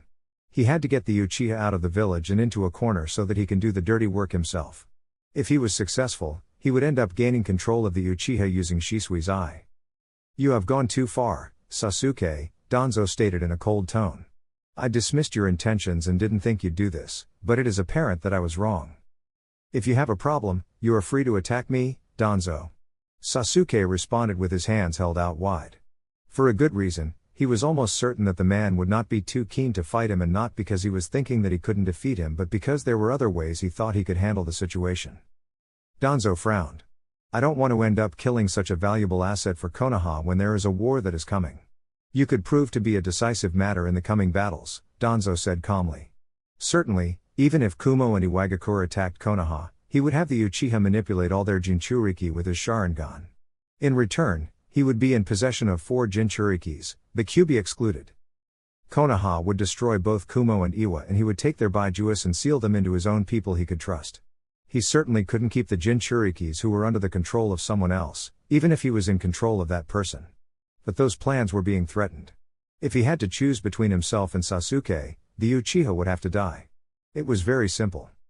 You sound certain that there is a war coming, Sasuke said. Are you planning on making one happen? I don't have to do anything to make a war happen. Uzumaki just has to continue existing and a war will happen. I am quite certain that their plans are not pure either, Danzo responded calmly. You should cease with these actions because they only threaten Konoha's safety. Kumo and Iwa could both be attacking us in the direction Tsunade is taking us. Your shinobi are worthless, Sasuke said with a shrug. They can't win Konoha any battle except for doing treacherous things. I think it is much better for Konoha if we're not alive when there is a war, he said. You have already mentioned this, Danzo said. He looked around. At least the Uchiha wasn't going to attack him. It was good. It would give him the chance to move things in motion. He certainly couldn't allow this brat to do as he pleases while he just watches. Does Tsunade know about this? I'm quite certain she wouldn't be pleased if she knew. Sasuke smirked. What makes you think she doesn't know? He asked calmly. With everything that you have done, do you think she would be happy having you behind her when going to war? There is no guarantee that you wouldn't try to kill her to take the Hokage seat for yourself. And about that, as long as I am in this village, you can continue dreaming about being Hokage, but you won't get it. After saying those words, Sasuke walked towards Danzo. He halted a couple of feet away and watched the war hawk respond. I see, you have thought through things. Sasuke snorted. Did this fool think that he would just attack him without tying loose ends? He wasn't known for being stupid. Perhaps he did allow his emotions to get the best of him, but this was his revenge. He would get it without interruptions and he wouldn't do anything stupid to mess it up. The next time we meet, it shall be your end. You can start preparing for your death. After saying that, the Susanoo dispersed and Sasuke blurred away. Danzo stood motionlessly for a couple of moments while thinking about what to do. He certainly couldn't allow Iwa or Kumo to focus on Konoha now. He wasn't ready for that battle. And as things look now, he would have to make a haste departure from the village. Fu, Danzo called out. Hi, Danzo-sama, the man kneeled before his master. Get me those 2 Iwa people, he ordered sternly. Desperate times calls for desperate measures. He couldn't do things any other way now. Besides, this was the only way he was ever going to get Kumo and Iwagakure to focus on each other rather than have them turn on the leaf. Right away, Danzo-sama, Fu responded before going away. Minutes later, Fu returned with 2 shinobi from Iwagakure. He had already used Shisui's eye on them. He just had to release them to do what they had to do. Naturally, they wouldn't be able to say anything about him. You too will assassinate the Yondaime Raikage. You will rendezvous with someone once you reach the cloud. They will show you the way. Iwagakure needs this to be done quickly. Hi. Lead them out, Fu, Danzo said. We don't want them getting caught. Fu nodded and did as asked. Do you think they will succeed, Danzo-sama? Ino asked. Danzo shook his head. They were weak. They couldn't kill someone as powerful as A, but then again, you didn't need to be all that powerful to assassinate someone. You just had to be perfect in the art and you would get your target man. It doesn't matter if they succeed or not. What we want done is to have Kumo and Iwagakure fighting each other. Naruto clapped his hands together, appearing out of nowhere. Bravo, Danzo, he said with a smile. In this way, Kumo and Iwagakure get to fight it all out while you rest easy and prepare things on your part. It will be difficult for the Raikage to believe anything from Anaki because they are indeed Iwa shinobi. Anaki might deny it, but the fact is that a shinobi would have tried to kill the Raikage. Bravo. Brilliantly done. It is also unlikely that Kumo and Iwa will even fight to fight each other, but trusting each other will also be difficult. After saying that, Naruto turned into a cloud of smoke. Cage Bunshine, Danzo said with a frown. Should we go after him? Ino said. Danzo shook his head. He isn't going to do anything about it. But this simply confirms that he cannot be trusted. It works both ways anyway. If Kumo and Iwa are busy fighting each other, they won't have time to focus on Uzushio. This does clear the way for us to move without interruption. The War Hawk said. Prepare for our departure. Burn everything that needs to be burnt. We will step away from Konoha for a while. Naruto could only shake his head after taking in the memories of his clone. Danzo was truly a crafty old man. He knew what had to be done and what he had to do. It was also filled with the thirst for survival and his fanatical love for Konoha. Naruto would not say anything to anyone. Not even to Tsunade or Jiraiya. Of course, if they knew, they would most likely take action against the War Hawk. They wouldn't openly admit to any of the hidden villages that it was one of their shinobi who plotted the madness. It would only invite Iwa's wrath and Kumo's anger. Certainly, the hidden cloud would take advantage of the situation and make absurd demands. It wouldn't even surprise Naruto if the Raikage demanded that he be given the Kyuubi's Jinchuriki or else he goes to war. Iwa would certainly try to stop that. They wouldn't want the cloud to gain another Jinchuriki. But it was unlikely that the villages would fight. Either way, Konoha would be in a difficult spot if Tsunade admitted to Danzo's plot. Well, that was what you get for keeping a madman like him in your corner. He was always going to do something. Naruto wasn't concerned. It worked well for him after all. Sasuke's boldness in attacking Danzo was a little surprising, but Naruto wasn't going to say anything to the Uchiha. He had played the ignorant part for a bit too long now. Perhaps it was good that the Uchiha had someone to take his anger out on. It might have proved to be something else if he didn't have someone to blame for the Uchiha massacre. Well, Naruto was happy either way. He wouldn't even need to do anything to get the conclusion he likes. He didn't even need to say anything but just watch the play unfold. That was something else. Naruto looked up for a moment. It was still noon, but very soon, the sun would walk away. Time often moved quickly when there was a lot to do. Then again, humans were always fighting about time. The time was limited, so they had to use it wisely.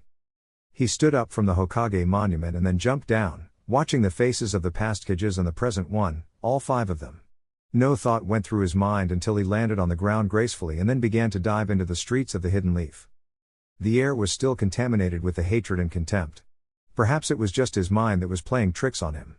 He could certainly walk around the village and there would be no one staring at him with contempt. Some tried to ignore his presence while some just watched. Naruto never really bothered to think deeply about it. He didn't like the people who have done nothing but torment him after all. Admittedly, he was now able to walk a bit freely. But he still held past deep within his heart. He had not forgotten and he would not forget. Naruto made his way towards Tamari's hotel room. The blonde was staying for a while, but she would be leaving soon. With everything happening around the village, it was best that she leave soon and with capable shinobi to guard her. Danzo would certainly try to do something to her if he felt that he didn't have much of a choice in the matter. Upon arrival, Naruto knocked at the door and the older blonde opened the door. When she noticed it was him, she smiled and welcomed him into the place. Naruto stepped in silently and waited for Tamari to close the door behind her. When he didn't hear her footsteps after hearing the door close, Naruto turned around to face the woman. She was leaning against the door. He smiled. "Nervous, dear?" he asked. Tamari breathed in and out before meeting Naruto's gaze. He had that small smile of his. He had told her things about his past. His experiences in this village. She felt like she knew him better now. Shaking her head, Tamari responded quietly. "A little," she said. Naruto studied her expression for a moment before responding. "This isn't the first time we are alone together," he said. "Maybe." Tamari shrugged indifferently as she stepped away from the door. She walked past him, went on to settle on the couch. "I wasn't expecting to see you," she said, her eyes watching him carefully as he beside her, directly facing her. Naruto shrugged. "Our time together isn't that bad," he said. "I like it." Tamari smiled. "I didn't think you'd admit that to me," she said. He'd always close the door whenever things tried to get personal. Perhaps she shouldn't be surprised anymore since he had willingly told her of his story, a truly sad story, but what could she do other than smile and hope that things would be well? Well, there was the idea that she could speak to Gaara and try to think of something. She wouldn't think of trying to take him out of Hidden Leaf. Tsunade would certainly be mad at them. He had saved her brother and she really did enjoy his presence. She liked him. And she wanted to do something for him that would make sure that his life was going well. Yet, she really didn't know what she could do. "Why wouldn't I?" Naruto asked. Tamari shook her head, and didn't answer his question. "Do you like it better than those nights in the bar? I'm certain you haven't stopped with those tendencies of yours," she said with a stare. Naruto was amused. "Hey, you don't know how it feels like when you are in that place. Besides, it makes me envious of how other people can be careless, and when I want to get lucky, I always go there," he said with a wink. Tamari shook her head, but she still smiled. "I knew you were a pervert. You go there for the ladies," she said. Naruto shook his head. I already told you I don't, he said. But even if I do enjoy the atmosphere there, I really would prefer being with you. The peace that comes with being with you is honestly refreshing. Tamari stared at him. I find that hard to believe, she said in a hardened tone. You're mad that I just left you that day, isn't it? Naruto asked. And I didn't say anything to you afterwards. I didn't even write to you. Of course I am disappointed, Tamari said. She had still kept that message he wrote for her. She had kept it and would mostly keep it forever. It was her precious message. She treasured it. It had been the only thing tangible she could hold and think of him. Those thoughts were ridiculous. When did things even come to this point? She hadn't thought that her emotions would drive her this much. But it could not be helped. It didn't even help with anyone now that she was thinking that her brother was trying to set her up with this person. It appears that Tsunade was on it as well. Perhaps for the latter it was for political reasons. But for her brother, it was definitely because he believed that Naruto could be good for her. She was honestly going to have a long talk with her brother about this matter. Naruto smiled at her before he shifted his gaze away from her. I was actually trying not to get too close to you. You know, I have my issues, but when the heart is willing, it is willing, you really can't stop it. Tamari was silent. She wasn't expecting those words. Perhaps it was her confusion, but she didn't understand them either. What? Naruto turned towards her. His smile was small, but it was the most warming thing that Tamari had ever seen. It made her heart race and she held her hands together. I really think I like you, he said. Tamari stared at him. Her cheeks were painted by a shade of pink. She was flustered. Her confidence in speaking to him now gone. He just sounded so earnest it touched her. It made her feel warm inside. Who has ever told her such words with such honesty? And has her ever felt so excited and happy? Someone liked her and it was someone she too liked. But she didn't want to admit it.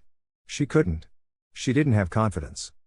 What happened to all that bravado you had a moment ago when you were glaring me for abandoning you with just a note? Naruto asked in an amused tone. Tamari glared at him and picked up a cushion. She flung it towards him. Well, forgive me for not being like you, she exclaimed, her hands folded across her bust. Naruto laughed. You should get used to it already, he said. Perhaps this would come back to bite Tamari more than it would to him. But Naruto truly hoped that she would understand. He hoped that she would not be hurt. He didn't want to do anything, but he couldn't help himself. He suddenly stood up and took 2 steps towards Tamari. Both his knees spread wide as he put her in between and hovered above her. He could feel her breath. She was nervous, not afraid. He could also hear the sound of her heartbeat. It was perhaps her first time being in this situation. It was of course a bit frightening. She didn't say anything though. He smiled. Naruto leaned closer and placed both his hands around her waist. She flinched slightly, but he stopped moving and offered her a reassuring smile. He still didn't say a word to her. She seemed to relax under his smile. His hand slipped through her shirt. She was tense, but her body felt warm, her skin was soft. He moved closer to her face. Her hands, which had been on her bust, melted to the side. Her eyes were staring at him with mixture emotions. But beneath all those emotions, there was the excitement. She didn't hate him. She didn't want him to get off her. This wasn't wrong. And so, he brushed his lips against hers for a second before his tongue slipped out. He licked her lips for a moment. They were soft. He captured her lips and slowly started to kiss her. He watched her eyes close. And he followed her. As the gentle kiss deepened, her felt her tension ease, her hands moving up behind him. Naruto's hands slowly caressed the side of her chest as they moved up. They snaked between the clothing and touched her breasts. She stopped the kiss and broke away. She looked flustered, her breathing a bit heavy. She was watching him. Her eyes were searching for something. She searched for a whole minute of silence. Don't do anything you don't want to do, Naruto said in a whisper. She nodded her head not once but twice. Naruto figured the first nod was in agreement with his words and the second was permission, the permission to continue. He smiled. He didn't want to force himself upon her. He didn't want to use other means to be united with her. She was perfect, operating on her free will. He wanted her that way. Naruto took off his shirt and moved away from Tamari before helping her undress. He was sitting on her once more. She was truly flustered. Her hands pulled him closer. She was hugging him. There was enjoyable warmth. Perhaps she didn't want him to stare at her breasts. Naruto licked Tamari on the right side of her face while moving towards the mouth. Once more, he captured her lips. He did not devour her like a starved dog. He was gentle. And slowly her hold on him loosened. While still kissing her, Naruto's hands moved towards her breasts. He gently captured them both. Soft round comforts. They made him excited. He stopped kissing her and let go of her right boob. His tongue played around her nipple for a moment before he sucked it.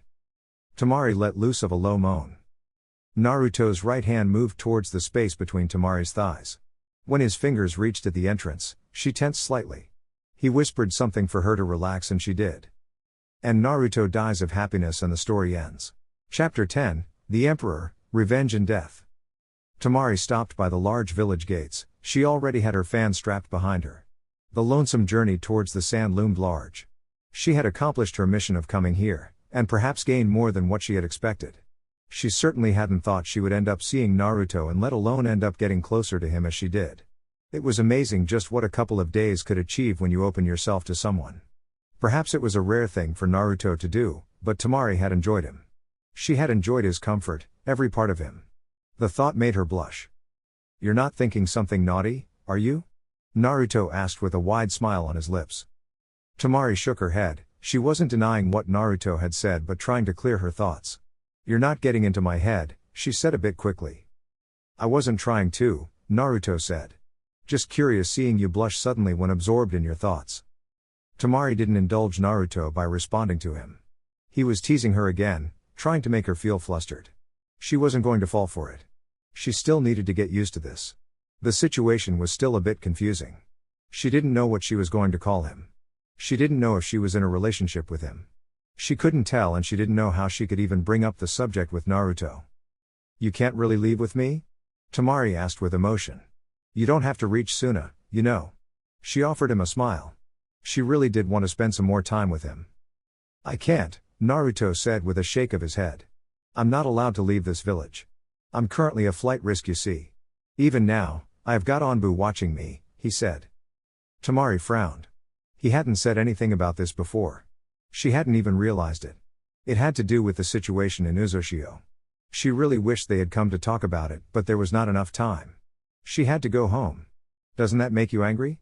You are being constantly watched." Naruto shook his head. "Annoying, yes, but angry?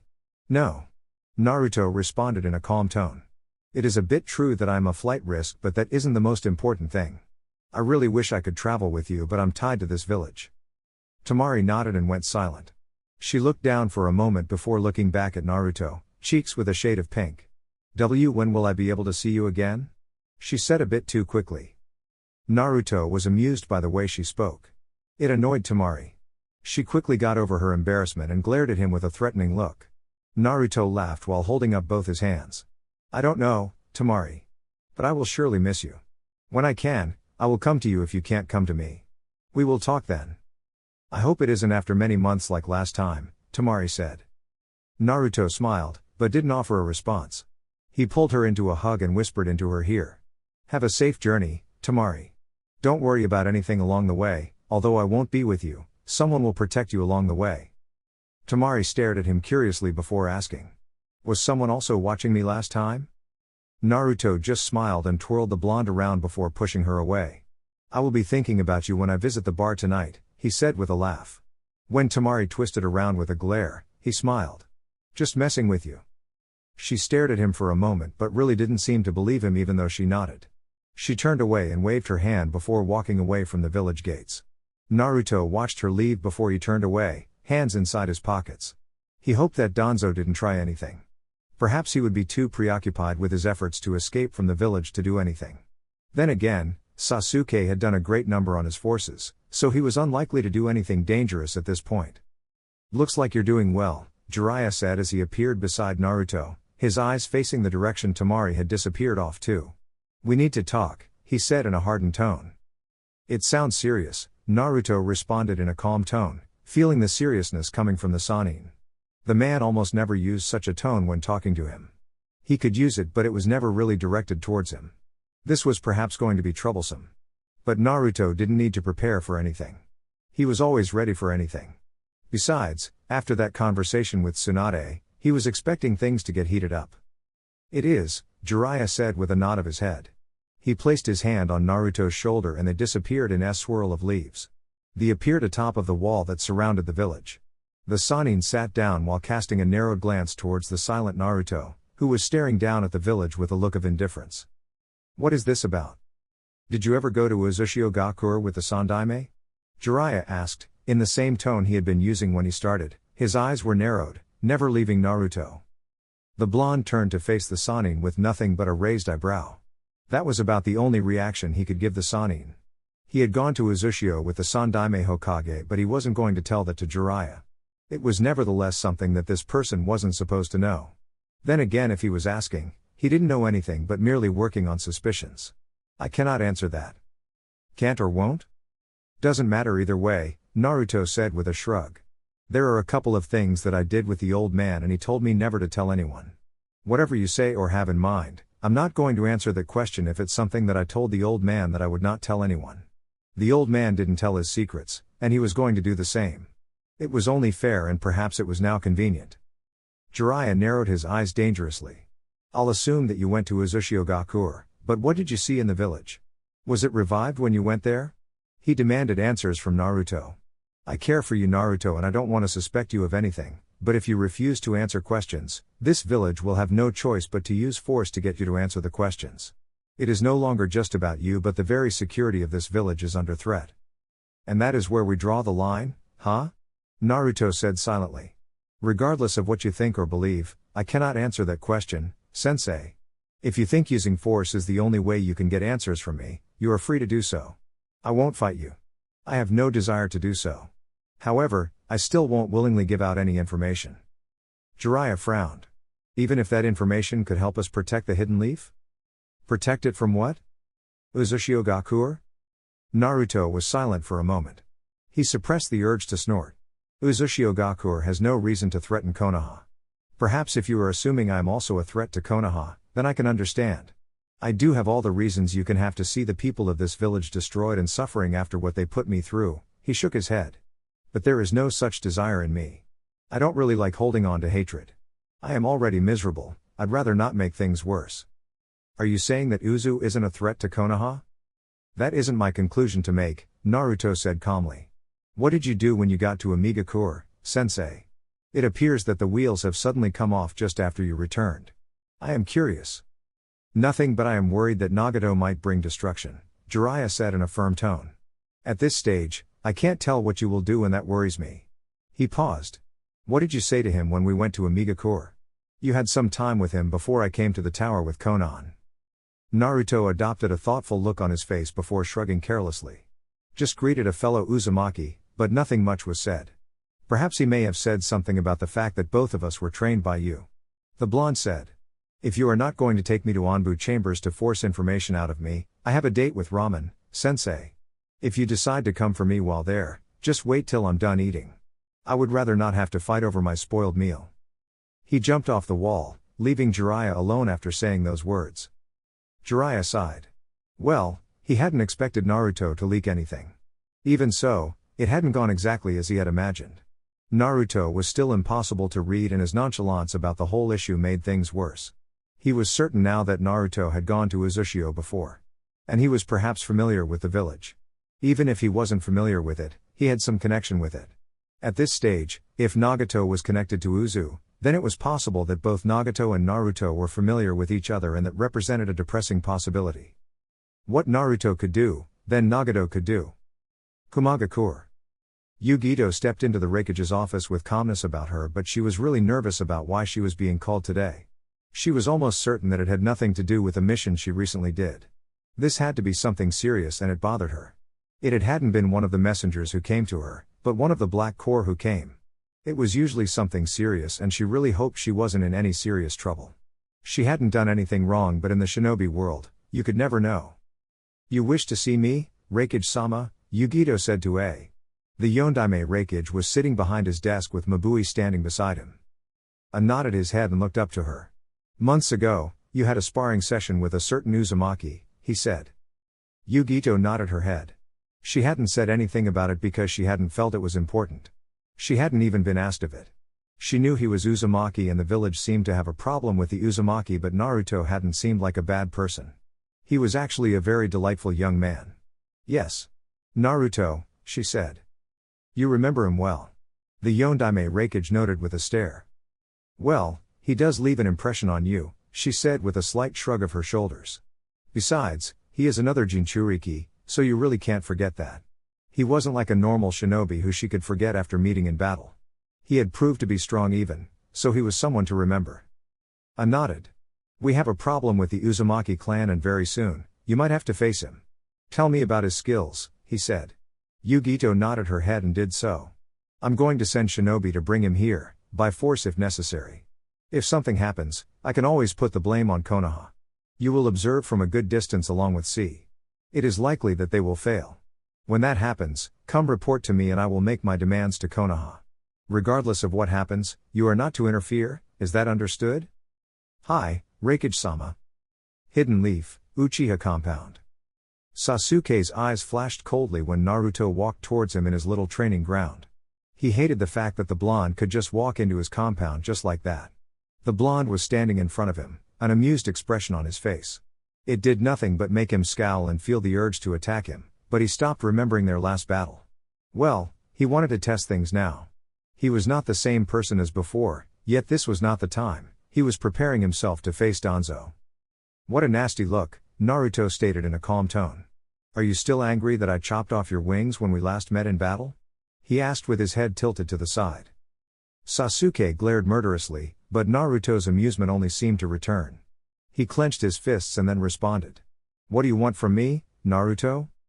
I have actually been watching you since you returned, Naruto said calmly. Your activities with Danzo. It has been a curious thing to see. I guess Itachi could not completely wipe out that hatred within you. Regardless, I know that Danzo is planning to flee the village and you are going to attack him, with the blessing of Tsunade, of course, he said. Sasuke narrowed his eyes dangerously. How do you know that? Naruto merely shrugged indifferently. That isn't the important part. I already know, you can't change it. What you should be asking me is why I am telling you this, he said. When Sasuke just stared at him, he spoke again. I'm actually getting bored in this village, and so I'm going to join you. You will fight Danzo and I will handle his remaining foundation forces. No, Sasuke said in a hardened tone. I don't want you anywhere near him. This is my fight, and I will not let you interfere, he said.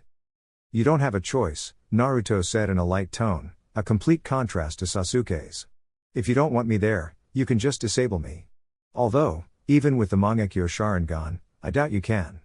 But if you want to try, you are welcome to do so, the blonde said with his hands stretched wide. Sasuke seethed silently. He was thinking of killing the blonde. Well, if he does allow Naruto to join and then shoots him along with Danzo, it could be a friendly fire and the Anbu would be watching to absolve him of any wrong. Things were troublesome with the blonde around the village. If he was not around, then Sasuke could do as he pleases without having to worry about someone he couldn't figure out. I will permit it, he finally said. Naruto smiled. I will see you then, he said before showing Sasuke his back. A second later, he disappeared. Uzushiogakure. Guren looked at a group of Uzumakas in a training ground. They all had their chakra chains out, learning to use them in conjunction with barriers. The man leading the training was a person called Naruhiro, one of the mysterious Uzumakas in the island. The Uzumakas were truly gifted people in terms of chakra. There was always something special about it and above all else, they possessed strong life force. This was truly a village of abnormal people. Orochimaru would certainly relish using them for his experiments. She sat next to Haku who was watching the training. Her eyes glanced at the training ground for a moment before looking at her partner in crime. What is happening? She asked. Things are moving, Haku said in a quiet tone. Guren frowned. I don't like that cryptic tone, she said. I know that although I handle the black core, there is still some much darker things that I don't know. The village's intelligence people don't even report to Yoshino. You hardly see them, but I know they are all Uzumaki. One of them is rarely in the village. He is always reporting to His Majesty, Haku said. I forget that sometimes you don't know everything that happens in the village.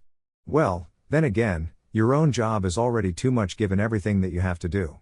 But I am quite certain that very soon, you will have to worry less, he said.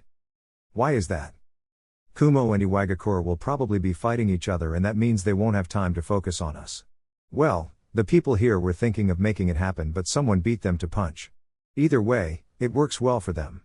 But we might have a Konoha problem, Haku said with a sigh. The Hidden Leaf? Guren asked. What about them? They had hosted them and she thought everything was handled clearly.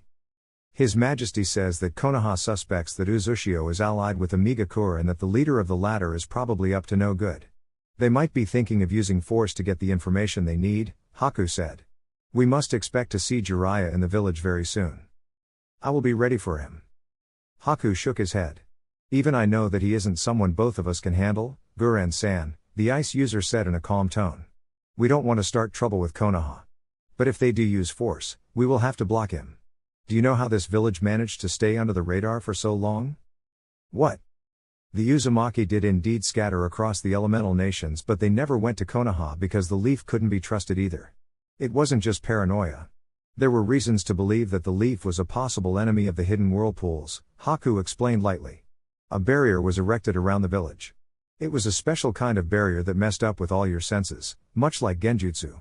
You can't see it, and it only affected those who didn't have Uzumaki chakra signature in them. If you came here, dujutsu or no dujutsu, and you were not Uzumaki, you wouldn't see anything.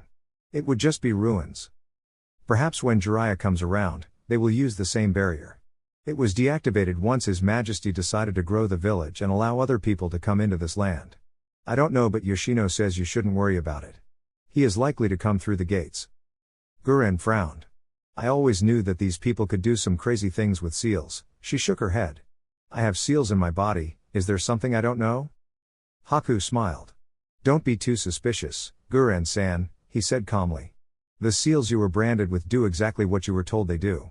We are comrades, do you think they would lie to you when you have an important job? You were trusted with a job that some people had thought that shouldn't be given to an outsider, but an Uzumaki should deal with it. But Yoshino said you could be trusted. And the Emperor?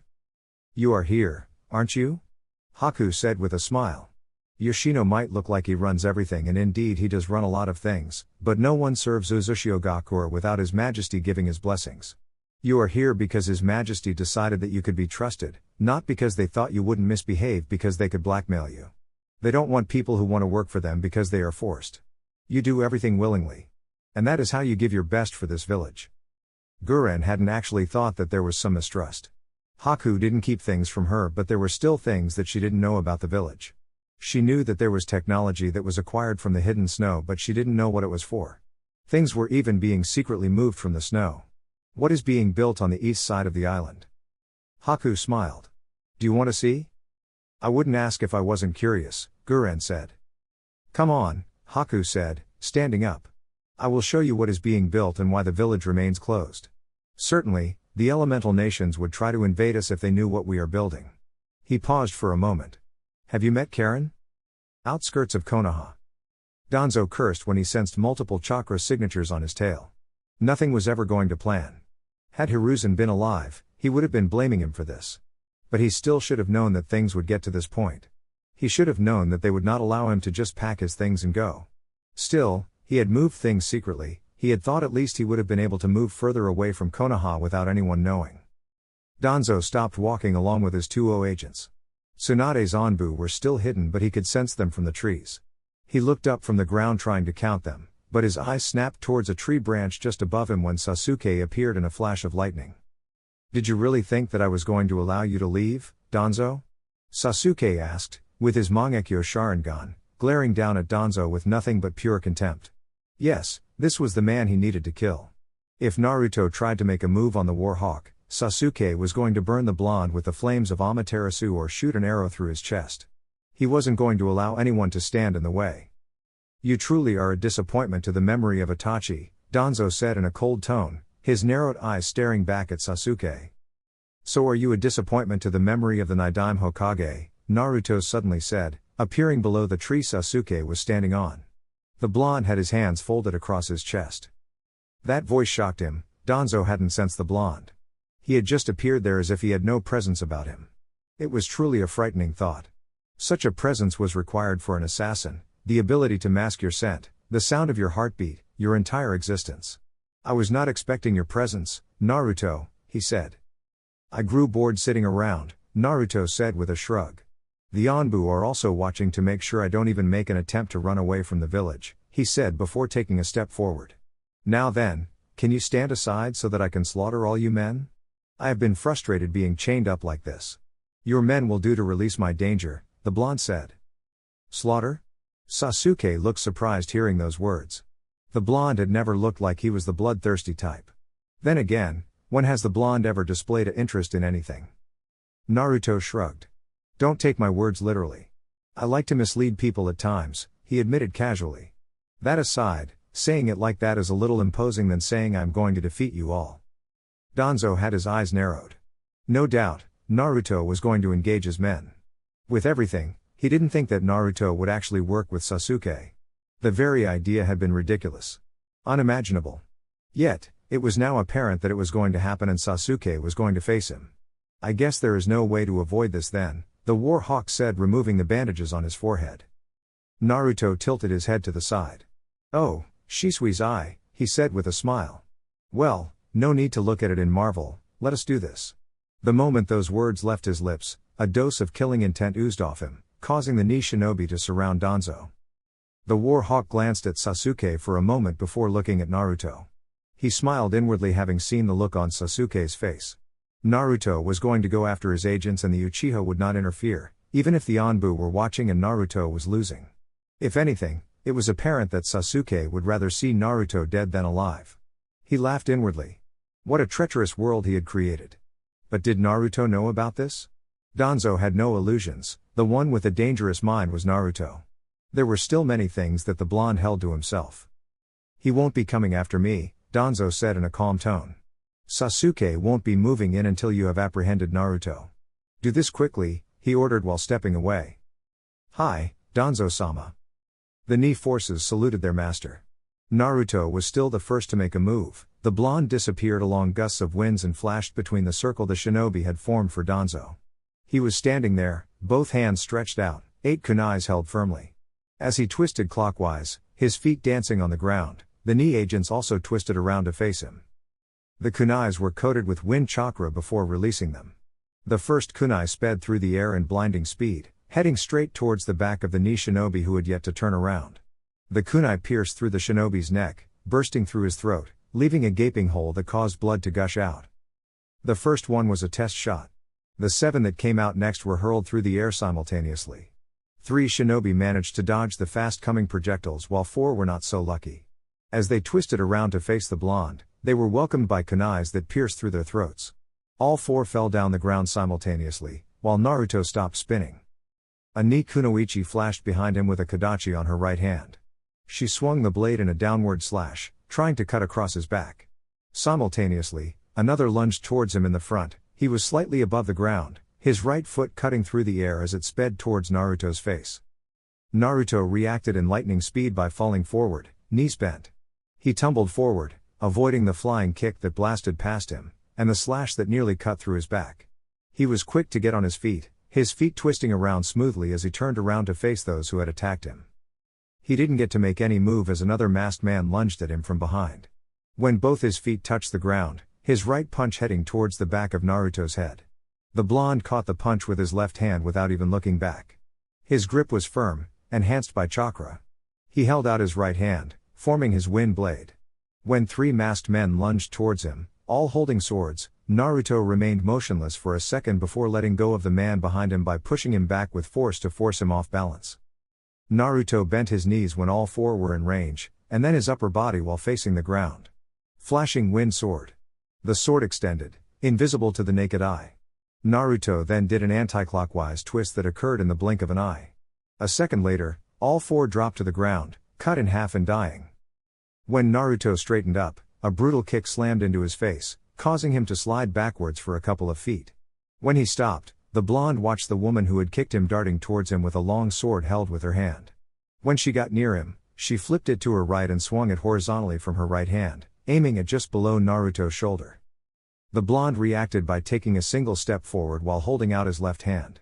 The single step was enough to bring him an inch closer to the woman, and his outstretched left hand caught her right hand on the wrist. There was enough pressure on his fingers to stop the blood flow. He did not waste time driving his wind blade through her chest. He cancelled his sword blade as he pushed the woman away.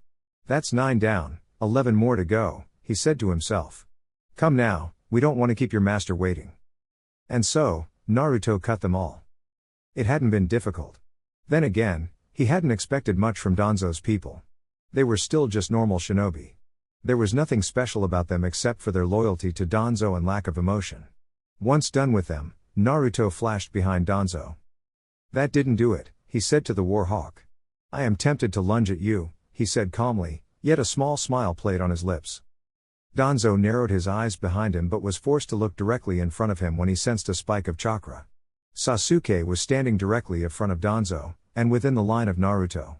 His imperfect Susanoo was already out, a bow and arrow held in motion. "I will not let you do that." The arrow was released by Sasuke in blinding speed. It pierced through Danzo's chest, and went towards Naruto, only missing him by a whisker. Naruto didn't seem concerned, he had a raised eyebrow. He then disappeared and appeared not so far away Sasuke. He took a couple of steps forwards before placing his hand on the Susanoo. "So this is the Susanoo," he said before smiling. "You tried to kill me, didn't you?" he asked calmly. But Sasuke could respond. Danzo was getting up, he looked completely fine. Naruto turned to face the War Hawk and glanced at the right hand, multiple Sharingans clearly visible. "My wife would certainly love to have that right hand of yours to experiment on it," he said. "No doubt there has been some use of Hashirama's cells there." He then glanced at Sasuke. "I won't forget that you tried to kill me. Yes, you will surely die one day." He disappeared after mouthing those words with cold eyes. Amagakure. The Yondame's Raikage's eyes snapped open when his senses kicked in his sleep and he shifted to the side of his bed. A kunai pierced through his pillow just after he had rolled. On the other side of the bed, there was another shinobi, but who tried to stab him. But it caught the kunai between his fingers, it drew some blood before it snapped and lightning shot through his body before shocking the would-be attacker. He didn't need to turn around to deal with the shinobi who was on the other side of the bed as another shinobi appeared and apprehended the man. A looked furious at this before the lights were flicked on. He hadn't killed the man who had stabbed him, he wanted them alive. He was going to make sure that they paid for this. They would regret even trying to make an attempt on his life. "How did they even manage to get past you people?" he roared furiously. "There was someone outside who got our attention and we had gone after him but he managed to elude us," the shinobi said in fear, afraid that the Raikage would turn his fists towards him for not being here soon enough. "Incompetence!" the Raikage shouted, slamming his huge hand on the bed. "Get out!" After a couple of moments, he appeared, dressed properly in the living room, still looking infuriated. Who would even dare make this pathetic attempt on his life? It would have succeeded if he hadn't been quick to wake up. And he said he had guards but a little thing and they all leave their posts. Idiots. He needed better people to guard him at night. Oh, wait, he had been the one to say he didn't need people guarding him exclusively. He hadn't thought that there would actually be an attempt on his life. When was the last time someone even attempted to kill a Kage in his sleep? What was happening in this world? His first thought had been Uzumaki. He couldn't think of anyone who would want to kill him, but when he walked into the living room, he saw Iwagakure forehead protectors and frowned deeply. "Are they really from Iwagakure?" he asked dangerously. It wouldn't be a new trick to dress assassins in another village's colors in case they failed to do their job. Someone was always blamed. A had seen this trick many times, so he would not be fooled easily. Iwagakure looked like an ally at this time, but you could never be sure about anything in this world. Every village was always trying to fight for its interests. "The kunais are from Iwagakure, but we cannot confirm anything at this point," one of the shinobi said. "Go confirm it," I ordered. "I want answers. If they are indeed from Iwagakure, Aniki will regret even thinking about this stupid decision he has made. He would surely regret it. Although he might not declare war with Iwagakure tomorrow, he was certainly going to do it in the near future if it is indeed Aniki who sent those people. He would not let this slide. Someone's head had to roll for this action. But the situation was delicate. There was still Uzumaki and Konaha to think about. It was dangerous to make a move now when he didn't even know anything about the former village. The Yondaime Raikage sat down and waited for his people to bring him the answers he wanted. After an hour, he grew impatient and decided to go the interrogation cells himself. When he arrived at the chambers, the shinobi were heavily bleeding and damaged, but A didn't care. "What is taking so long for you to break them?" he demanded. "They confirm they are from Iwagakure, but won't say who sent them," one of the shinobi responded to the Raikage. "They say the order came from Iwa but appear to be incapable of answering some questions." "Why does that matter?" I demanded. "They are from Iwagakure and that is all I want to hear. It doesn't matter who knew and who didn't know about it." "Shall we stop or continue?" "Continue," the Raikage said. "If they die, they die." Konoha. The agreement had been that Naoki would hire some people who would try to kill him, But Naruto no longer had the appetite for it. He didn't have any desire to cut through worthless shinobi who could not even force him to fight a little seriously. Perhaps this was because he had spent much time sparring with Jiraiya that he had forgotten how to fight weaker shinobi. That aside, fighting weak people really did bore him, and a continuance to it was nothing but just an annoyance. Naruto looked up into a tree as he sensed Naoki's presence. "Cancel the order," he said. "It is not necessary anymore. Besides, there are many people who would want me dead." "That's a pity," Naoki said. "What about Sasuke? He did try to kill you, and if given the chance he will try to do it again." "Let him do as he pleases," Naruto said carelessly. "He will surely try to kill me again. I am nothing more than a threat to his childish dreams. It is only that he doesn't know that I don't care about what happens to Konoha. Either way, he will surely die." Naoki stared at Naruto for a long moment before shaking his head. "Konoha won't be happy." "The hidden leaf is irrelevant," Naruto said with a shrug.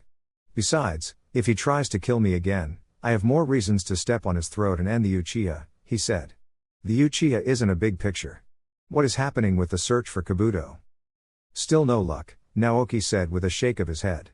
"Ever since Orochimaru died, he has completely disappeared without any trace," he said. That wasn't what he wanted to hear. Kabuto was a child of Orochimaru. He knew too much information and could do a lot of damage with it. His knowledge regarding the things he learned with Orochimaru could also prove to be vital.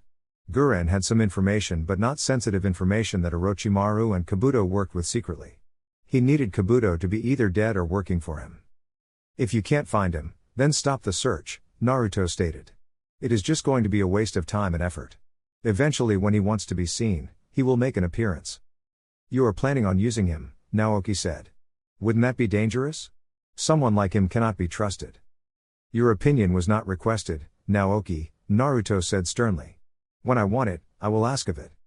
Naoki merely smiled. "That's rather cold, Your Majesty," he said.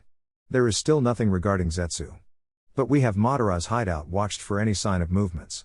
So far, there is nothing." "That is a nuisance that really does trouble me," Naruto said with a frown. "Madara cannot return to this world. We have already done enough to stop his crazy plan, but now the driving force eludes us." "He won't be hidden forever," Naoki said. "As long as you remain a Jinchuriki, he will have to come to you." "I don't want anything that will be of nuisance to my dream," Naruto said with a slight shake of his head. "That is for me?" Naoki nodded and threw a bingo book towards Naruto. Naruto opened the marked page and found an image of himself with a ranking of A. "What a pitiful ranking," he said with a frown. "Well, it matters not. You certainly don't want people assuming that you are all powerful. This situation could dangerous. You are going to die, so it doesn't matter much anyway," Naoki said with indifference. "The team is ready to come in as soon as they hear a loud boom." Naruto shook his head. "No, wait for them to send a message. Or wait for at least a couple of days before arriving. We don't want unnecessary questions. What more did you want from me?" "There is also Subaku no Tamari," Naoki said. "That is a matter that isn't your concern, for now at least. Leave it as it is, and don't do anything I didn't tell you to do. You can leave the village now and go back home. Your presence is no longer necessary," Naruto said before deciding to take a walk back to the village. "I think I will stick around for a while," Naoki said. "I've grown to like this village. There are so many things that are happening that just catch your attention. Your interactions are also somewhat amusing." Naruto glanced towards the redhead for a moment with a narrowed look, but he didn't say anything, he just walked away. Hokage office. Tsunade looked up when Naruto walked into her office. She managed a small smile as his eyes came to contact with hers. Since he returned from his training trip, this had been his first time coming to her without being called. "Naruto," she started calmly. "I wasn't expecting to see you," she said. Naruto tilted his head to the side.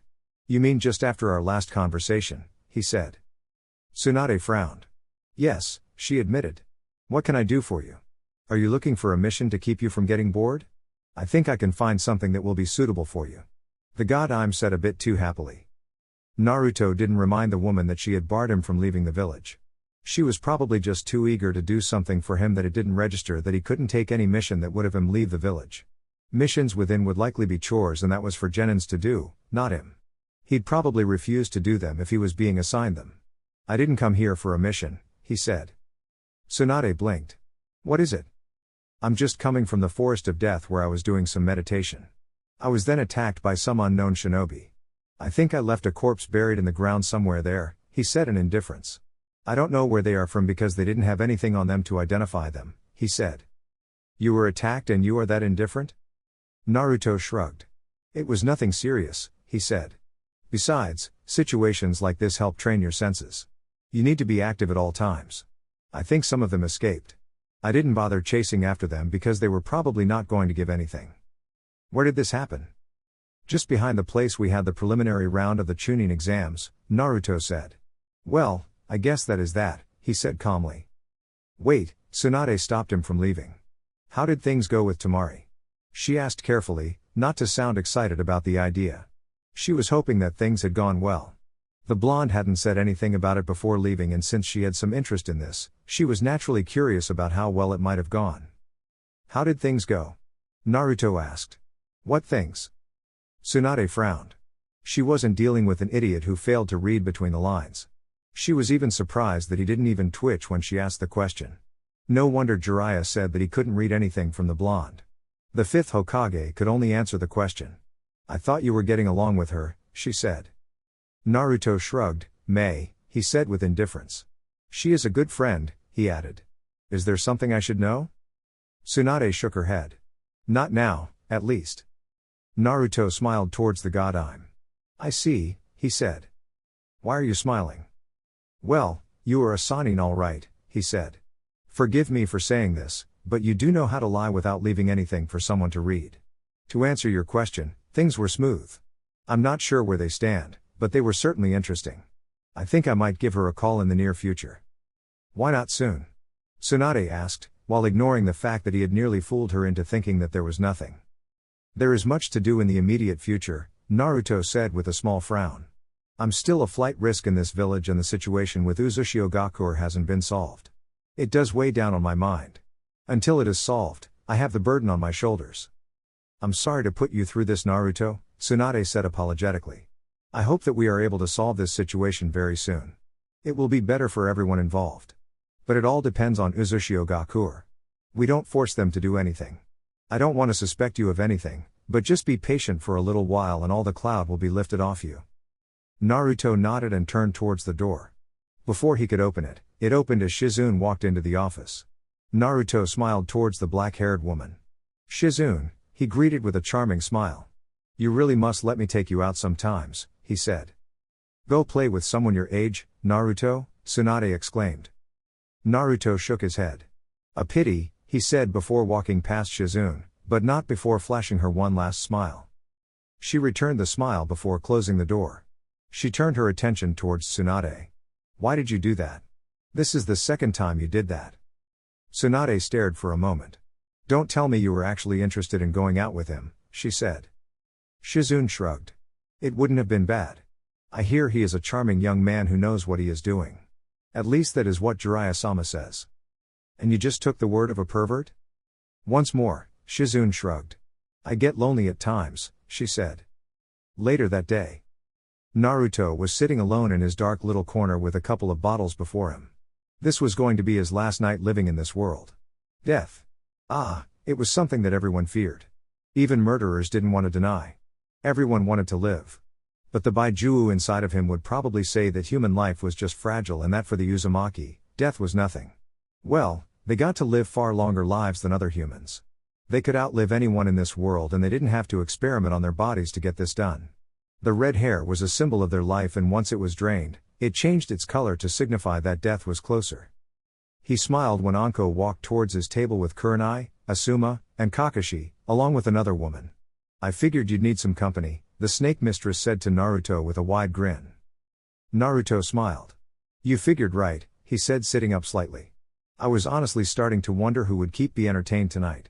You know, it does get lonely in this dark corner. Kurenai raised an eyebrow. Didn't you just choose it? Naruto put on a sly smile while watching those eyes of the Genjutsu mistress. How exotic. I certainly wouldn't mind waking up to have your eyes stare at me, he said quietly. Anko whistled before shooting a look towards Asuma. I think you have competition there, Asuma, she said grinning. Kurenai-chan might be leaving with him by the end of the day if you are not careful. Anko. Kurenai warned. What are you saying? Anko shrugged carelessly before turning towards Naruto. You will try, right? Naturally, Naruto responded with a wide smile. There are few women who entice you to stare at them as she does. But I didn't know Asuma was already playing in this field, he said, staring at Asuma. Asuma shook his head. Nothing from Naruto surprised him these days. The blonde might be young in age, but he had the mind to play with the adults. Perhaps Anko was right. If he wasn't careful, he would find the blonde behind Kurenai. That look before, he could see that the blonde admired her. It was probably something just fleeting. Asuma decided against responding to Naruto to speak about something comfortable, for him at least. You didn't answer her question, Asuma said, glancing at Kurenai. It is a good place to hunt for prey. I get to survey all that is happening within the place while sitting like this, Naruto said while staring at Kurenai. When she glared at him because of his response, he laughed. Of course, I am joking. I just stole a line from Anko. I believe that is something she would say. Then why? Naruto shrugged. I like being alone, he said before turning to Yugao. He stared at her for a moment with his tilted to the side. Anbu, he said. So, Kakashi, I didn't think you dated real women. I have always thought that your only woman was that orange book of yours. What was her name again? I'm quite sure I heard you whispering her name when you were asleep one day during a mission. Anko burst out in laughter. Yugao is his former subordinate in Anbu. He was her captain. I should have figured as much, Naruto said with a shake of his head. Kakashi, I smiled. You don't have to look so disappointed, Naruto, he said. Naruto shook his head and turned towards Yugao. He then offered her a smile. I have known your hair for quite some time, Yugao-san. I'm quite certain that you have seen some expressions on my face that not even Jiraiya has seen. It is such a pleasure to finally see your face. Yugao returned the smile. A pleasure to finally meet you in person, she said. You two know each other from somewhere? Anko asked while Kakashi's visible eye narrowed slightly. She is an Anbu, and I am a Jinchuriki, Naruto started in a slow tone. So, yes, I do know her. As I do with some Anbu. Kakashi was honestly surprised by this. He was almost certain that Naruto was lying about the last part. But he was surprised that Yugao had watched Naruto. He didn't know about it. She probably did it after he left. Still, he hadn't known. If he hadn't known and he hadn't heard Tsunade saying something about it, it was more or less likely that the god Hokage didn't know about it as well. Had they just revealed a secret just like that? The others wouldn't know, but he certainly would since he knew what happened in the Hokage's office. It isn't what you are thinking, Kakashi, Naruto said to the silver-haired Jonin. And if it is, please keep those thoughts to yourself, senpai, Yugao said with a sweet smile. What was I thinking? Kakashi said. Probably that I have had a crush on Yugao, and now that I have grown, she has finally decided to put away her mask and return those feelings? Naruto tilted his head to the side. Or something like that. Iwagakure. Anaki frowned deeply reading the angry letter from the Yondaime Raikage. He got mad and concerned with each passing word. After he was done reading the letter, he slammed his fist on his desk and shouted some curses while releasing his killing intent. That was his plans gone the drain after that letter. He was beyond furious about this. How could he work with the Raikage when things were like this? Not long ago, he had told the Hidden Leaf that he was willing to go to war with it, and now, he had to worry about Amagakure. Certainly, if he attacked the Hidden Whirlpools, he was going to be attacked by Amagakure, and Konaha would try to defend the former. He shouldn't have said those words then, but he hadn't known that this would happen. Who could benefit from this situation? Anaki needed someone to blame someone for this because he hadn't given the order for his shinobi to try to kill the Raikage. Someone had done it and was trying to blame him for it.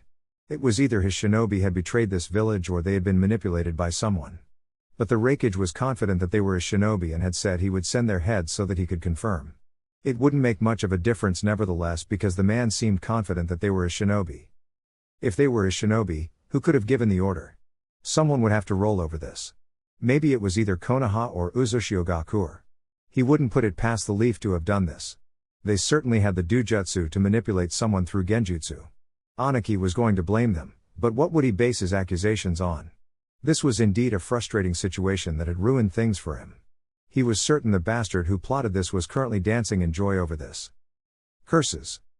If you don't start talking now, I will start assuming that someone has declared war on us, Kurotsuchi said calmly.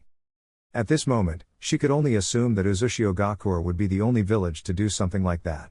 She didn't think that it would be the hidden leaf. The leaf couldn't afford that. But she didn't think so with Uzushio. Nevertheless, village had many reasons to wish for war with Iwagakure. Regardless of what, they would just crush anyone who dares threaten the security of their beloved village. Anaki turned his eyes towards Kurotsuchi and then spoke in a subdued tone, but the anger was still clearly audible and visible in his eyes. "It has indeed happened like that," he said. Kurotsuchi frowned. "Uzu?" Anaki shook his head. "The worst-case scenario," he said in a slightly gloomy tone. "Amagakure has declared us an enemy after 2 of our shinobi were caught trying to assassinate him," he said. "What?" Kurotsuchi jumped to her feet and stared at her grandfather. "Are you serious?" she asked. "Do I look like I am joking?" Anaki asked in a flat tone. "Well, considering everything, this could also be one of Kumo's plots. The village has always been aggressive. He wouldn't be surprised if they tried to demand something from them. It has played the same trick with Konaha and would probably do it with them. But Iwa would not bend over as Konoha did. They were in a situation to defend themselves against any attack that might come over them. Kumo had 2 Jinchurikis, but so did they. They would not be intimidated into doing anything, especially when Anaki wasn't even guilty of doing anything." "Who is framing us?" Kurotsuchi asked. Surely someone was framing them, because there was no one in this village who would have given such an order. Her grandfather hadn't done something like that either. "I don't know," Anaki said. "But we will find out, and whoever is behind it will know my anger. I will not forgive this, and I will not forget it. But at least for now we can be content knowing that Amagakure will not attack first. People have seen many wars, they won't likely do anything carelessly. Any village that makes the first move, depending on the conditions, might face destruction. If we attack Uzushio-gakure, Konoha will defend it. The moment we do so because of what is happening, Amagakure will do it as well. Sunna-gakure is weak, but if Konoha is attacked, it will also mobilize. Without the hidden leaf, Sunna knows it has no chances for survival. In this scenario, we are getting crushed in all fronts. We can't have that now." Kurotsuchi was silent for a couple of moments. This was certainly a dangerous situation, that was certainly a road to life and death. They had to be careful or else they would face destruction. And this was all because the Uzumaki had decided to come back. She blamed the Uzumaki for this. Had it not been for them, they wouldn't even be at odds with the hidden leaf. The wars of the past were, but because of this, the roads were clashing once more. "What are we going to do?" "We are going to see who is responsible for this," Anaki said. "In the meantime, I will meet the Raikage. If I have to go to Kumo to see these shinobi while they are still alive to question them, I will do so. I don't want anything to happen between the 2 villages before the issue with Uzushio is as it is." "Isn't that dangerous?" Kurotsuchi asked. "Kumo could try to use this to kill him as well. Or maybe the person who was framing them would even try to kill both Kages when they meet, if they do meet in a neutral location." "It is," Anaki admitted. "But we cannot run away from it. This is the only way we can temporarily close on matters and avoid war with Kumo. Who knows, although I highly doubt it, we might end up solving this issue if we meet," he said. "What happened to those people who hired?" "They haven't come back, but I am not expecting them until the next couple of days," Kurotsuchi said. "But Amagakure has already put him in their bingo book as an A-rank shinobi. It doesn't mention much, but it's still something else. They do say he can control some of the Kyuubi's powers." "That is worrying," Anaki said. "Because the Kyuubi is the most powerful, its Jinchuriki becomes the most powerful if he can control its powers. Let us hope that he doesn't have full control. I am more interested in his personality and mindset. For now, as long as he doesn't know his father's jutsu, he isn't a threat." "Why his mindset?" "It gives us an image of what is his opinion regarding Uzushio. If he is willing to jump into the defense even if Konoha isn't going to do, we have a problem of a Jinchuriki on our hands," Anaki said. "That is a possibility we have to face." Kurotsuchi looked thoughtful for a moment before speaking. "I could just arrange to meet him to discover more about it," she offered. "I don't know how I would get in contact with him," she added. "You can just go to Konaha," Anaki said. "We haven't had any diplomatic relations with Konoha. I can send you there to discuss more about the current issues. Jiraiya was here to inquire about our viewpoint. I haven't heard from you. While there, you can get your chance to meet Naruto. It will also give you a chance to see about the Leaf's security and what they are doing in this time of tensions." Ikaraku Ramen. Naruto stared at the food before him with an unblinking look. He was certainly going to miss having this ramen. There was just no way he was going to find a place that prepared better ramen than Ikaraku. What was he going to do about this? Perhaps this was more than just food. Sitting here like this held some sentimental value for him. This place had been the only place he could eat without worries, the only place that didn't overcharge him if it bothered selling to him. He had spent many days with the third Hokage in this place. Maybe it was more than just the ramen, but the memories it represented were pure. Is there something wrong with the ramen? Ayame asked, staring at Naruto with a curious look on her face. Naruto lifted his eyes towards Ayame and shook his head. He then smiled before taking his chopsticks. I was merely thinking. Sometimes I let my thoughts wander a little, he said. What were you thinking about? It obviously had something to do with ramen, Ayame said. She was at least glad that there was nothing wrong with the bowl she had served him. It would have been the first time that Naruto complained about food after being served. He always enjoyed his meals. If an emperor offered you a chance to open your shop in his land and also serve your food to him personally, would you take it? Naruto asked, his eyes staring at Ayame. Ayame tilted her head to the side before shaking her head. That would be something else, but I can't just leave Konoha for no reason. I'm not a kunoichi, so there is no loyalty question, but if I'm going to leave Konoha, it has to be for something worth more than just wealth. Naruto smiled. What is more valuable than wealth? Happiness, Ayame said. Good answer, Naruto said. He turned towards his food and started eating calmly with a small smile on his lips. Once he was done eating, he placed his hands inside his pockets and slowly walked through the streets of the Hidden Leaf. The air was a bit tense, but it was certainly different from the atmosphere that greeted him when he was younger. Perhaps his showing in the Chunin exams, his association with Jiraiya had caused some changes, but Naruto really didn't care about it. He certainly had no desire to buy these people's love with anything. When he arrived in his apartment, he closed the door behind him and released a loud sigh. He was being watched, but at least things were safe in this place. He walked towards the couch. He had shared a special moment with Tamari. She was probably going to hate him, but there was really nothing he could do. He could not risk anything, or else there'd be a situation that could potentially undo all efforts placed to make sure that things happen in the way he wanted.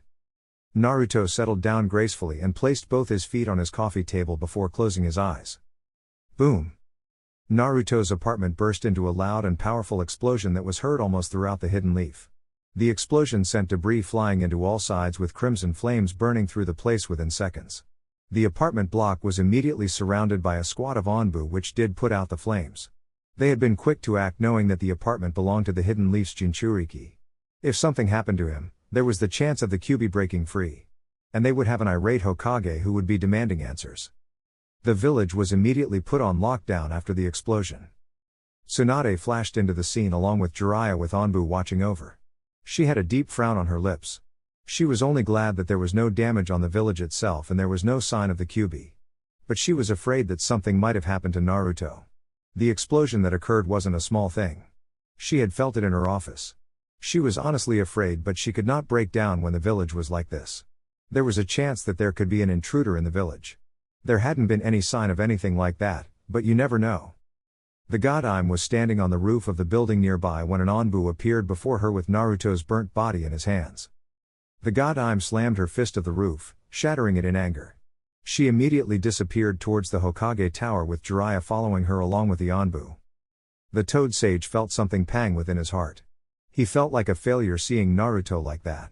He quickly rushed towards the Onbu holding Naruto after they made their way towards the top of the Hokage Tower. He examined the blonde with a pained look, searching for a pulse. There was none. And everything stopped. Jiraiya felt like he needed to sit down because after a couple of seconds, his world seemed to start spinning. There was no pulse. Naruto was dead. Once more again, he had failed to protect those he loved. He had failed to protect Naruto from his young age, from the abuse of the villagers, and now this. Some of these people were probably going to celebrate his death or just be indifferent to it. Naruto hadn't done anything of noteworthy for them to remember him by. They were just going to say that the child who held the beast that killed their loved ones was finally dead. Jiraiya was going to be sickened if things happened like that. He was going to be infuriated with them, and he would not bite his tongue. Naruto was dead. Jiraiya felt dead. How could have this even happened? Did it have something to do with the attack on Naruto? Did it have something to do with that attack? But they didn't know who did it. Could they just assume that one of the great nations planned this attack? Jiraiya couldn't figure anything out. He wanted to cry, but he held his tears. This wasn't a dream, this was a nightmare. This was a cruel reality. After a miserable childhood, is this how someone was supposed to die? Jiraiya, tell me this isn't really happening. Tsunade's pained voice brought Jiraiya out of his thoughts. The Toad Sage turned towards the Slug Princess with a saddened look. Naruto was dead. He wanted to tell Tsunade something else, but there was nothing he could say. The truth was pain. What was even worse was that they had been dealing a lot of pressure on Naruto in the past days. He hadn't been allowed to leave the village, they had been suspecting him of something else. He could not have died with a smile. Jiraiya looked away from Tsunade and turned towards Naruto's body with unblinking eyes. Was this really the reality? Was Naruto really dead? Jiraiya? Tsunade shouted. Tell me something. Jiraiya still couldn't say anything, and this time around, he couldn't even face her. Tsunade slammed her foot down, nearly exploding in anger, before stalking towards the Sannin. She pushed him to the side and knelt before Naruto. She attempted to look for a pulse, but there was nothing. She stood up and glared at the Anbu. What the hell happened? We don't know yet, the Anbu said. You don't know? Tsunade asked with a bitter laugh. Then why are you still standing here? Go find out what happened. If someone did this, I want them found. No one leaves and comes into this village. We are on lockdown until I say otherwise, she shouted furiously. Hi, Hokage-sama, the Anbu saluted, disappearing. Hospital. Tsunade hadn't immediately taken Naruto to the hospital because she knew he was a Jinchuriki and there were dangers there. Still, she was curious why the Kyuubi hadn't been released. With Naruto's death, the seal was supposed to lose its power and then it would be released. It would have been a disaster if that had happened. Last time around, it took sealing the Kyuubi to stop it. This time around, who would seal it? Who would even be able to hold it down to even get to that point? But there hadn't been any of that. Naruto's body was laid on the bed within the hospital. It was just her, Shizune and Jiraiya within the room. There was no one close by around them because this was something being done in secret. She certainly wasn't going to let other villages know that Konoha's Jinchuriki was dead. They would certainly be happy knowing this. But with what was happening between Kumo and Iwa, there was no fear of an invasion. Even so, Tsunade had lost someone who was truly precious to her once more again. She walked over to the blonde with her hand glowing light green. When she tried applying chakra over his chest, marks formed across his entire upper body. She didn't step back when the marks appeared. My chakra can't touch him, she said with a deep frown. She removed her hand and the marks disappeared. Jiraiya stepped forward and touched Naruto's chest and tried applying his chakra, and the seals appeared once more. He could not make of what he was seeing. He couldn't understand the damn seals. It wasn't just one seal. There were multiple seals that were just tied together, making just one complex web of seals that he couldn't even understand. The frown on his lips deepened. One of the seal is blocking chakra from entering his body, he said. When you channel chakra, the seal immediately activates. But I don't know what it does or what they do. I don't know anything, he said with frustration. Can't you release them? Tsunade asked. I can't release something I don't know, Jiraiya said with a shake his head. Tsunade mirrored Jiraiya's frown. This just means we can't see what happened to him and how he died. Although his body is burnt, the burns are slight and would have healed soon. They were not what killed him. We will take his blood and try to see if it was poison that killed him. But if it was poison, would there have been a need for the explosion? It could have been used to conceal the evidence. The flames burnt everything that was in his apartment, Jiraiya said. There was no progress anyway. This could not simply be a dead end. Not now, not ever. Someone planned this and they would get to bottom of this. Tsunade swore in her grandfather's name that she would find out who plotted this. But so far, there was no evidence to even suggest that someone had planned this. There hadn't been someone in his apartment. Someone was watching it and there was not a report of anyone breaking into Naruto's apartment. The Anbu were also positive that Naruto had been alone when it happened. This was just a strange thing that almost made her think that this could have been suicidal. We need to get Inoki to read his mind to see what happened. That's not going to work, Jiraiya said. What were you thinking, Haim? Tsunade stared at Jiraiya with an expressionless mask on her face. Naruto appeared happy, he seemed fine. I can't say he was miserable. Despite smiling, he always admitted to being miserable and he often spent time alone just staring into the empty space ahead of him. I could never get into his mind to see what he was saying. Tsunade nodded. I just thought, what if it was suicidal? I think someone did this, but we have nothing other than that attack on him. Even so, that is nothing to go on by. He admitted that this wasn't making him happy. And he wanted it to change. What if he had been lying and saw no end to his misery before deciding to end it all? It could explain why he has these seals that keep chakra from entering his body. If we can't even enter his mind, it makes things even more suspicious. Jiraiya refused to think that way. That would mean that they were responsible. It would mean Konoha was the one that killed Naruto.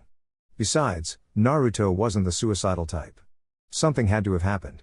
Naruto didn't take his life, Haim, the Toad Sage said confidently.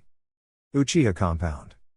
Sakura strolled through the Uchiha compound, heading towards the main house where she knew that she was going to find Sasuke. Her beloved crush who has been doing nothing but ignore all her attempts to see him. Last time she had been here, he told her to leave and didn't want to talk about being rude, but she still did not give up. She would not give up on her love. She would love Sasuke for life and nothing was going to change. Of course, it did pain her when he was unpleasant towards her, but her love for him was enduring. She would endure this rough patch. Sasuke would come around and they would be happy together. At least she did dream about this. She hoped that this time around, he would at least see her. She was here on painful news that he had to know. Even though he spent his time around the compound, Sakura was quite certain that Sasuke knew about what had happened to Naruto. Even the whole village knew something had happened. There hadn't been anything from Tsunade. She hasn't said anything, but since his apartment exploded, there was the thought that something happened to him. There hadn't been a sign of him since after all. Sakura was honestly saddened by this reality. She had been rude and unfriendly to him. Although it was something of the past that they had seemed to get over, but she could not help but think about it now that he was dead. Naruto had been her teammate and he played his role perfectly. Sasuke had at times forgotten about her in the heat of the moments, and it had been Naruto who covered her, who protected when she needed it. She was saddened for his passing. She truly was. When she arrived at the main house, she called and pounded at the door until Sasuke opened the door and stared at her. What? What? Sakura was surprised. Naruto is dead, Sasuke. So? Sasuke asked. He was just cold and indifferent. Sakura shivered at this. How could he be like this at times? Naruto had been their teammate. He was their friend. No one could accuse him of being rude and unfriendly. He had been pleasant to everyone. It was the least she could say for Sasuke. If he died, she was probably the only one who would cry. The others certainly didn't care much about him because of the way he had been before he left the village. Excuse me? Naruto is dead, so what? What do you want from me? How can you look so cold, Sasuke-kun? Naruto was our friend. He was our teammate and he saved our lives a couple of times. How can you be so indifferent? Sakura didn't raise her voice. She wanted to do it, but she loved Sasuke too much to do it. I love you, Sasuke-kun, but I was sad that you left Konoha. I would have left with you. Now, I am just disappointed. You tried to kill Naruto before, but I thought that it was just because you really wanted to go. Sakura shook her head. We are going to be with others later tonight at Naruto's favorite eating place. If everything I have been thinking about you isn't just illusions, you will actually come. I really hope you do come, Sasuke-kun, she said with a sad smile on her lips. The following night, Jiraiya and Tsunade were out drinking together. They didn't do it often, but this felt like the appropriate time to drink and talk about how miserable their lives were. Jiraiya had been sad in his life many times, but fewer moments were much more miserable than this. Do you think we drove him to this, Jiraiya? Tsunade asked in a miserable tone. Since he came back, we did nothing but told him that he was a flight risk. I barred him from leaving the village and he couldn't do any mission because of it. Do you think we could have handled things better? Do you think he will forgive us? I don't know, Haim, Jiraiya said in the same tone as Tsunade. I really don't know. He smiled bitterly. I spoke to the Toads to ask about Naruto's name in the contract, but they said that he had disappeared. I thought they would say that his name would have still been there. Naruto's body was still in the hospital. They hadn't moved him. Perhaps they wanted to think that he would come back to life. Tsunade was even thinking about talking to Amagakure to ask about their kinjutsu and reincarnation. Maybe they could do something to bring him back to life. Should we inform the Uzumaki and Amagakure? I think Gaara will want to know about this. There doesn't seem to be anything to do now, Jiraiya said. Nothing in his body is going to work as long as those seals remain in place. How do I start with the letters, Jiraiya? What do I even say? Chapter 11, His Majesty, the Emperor.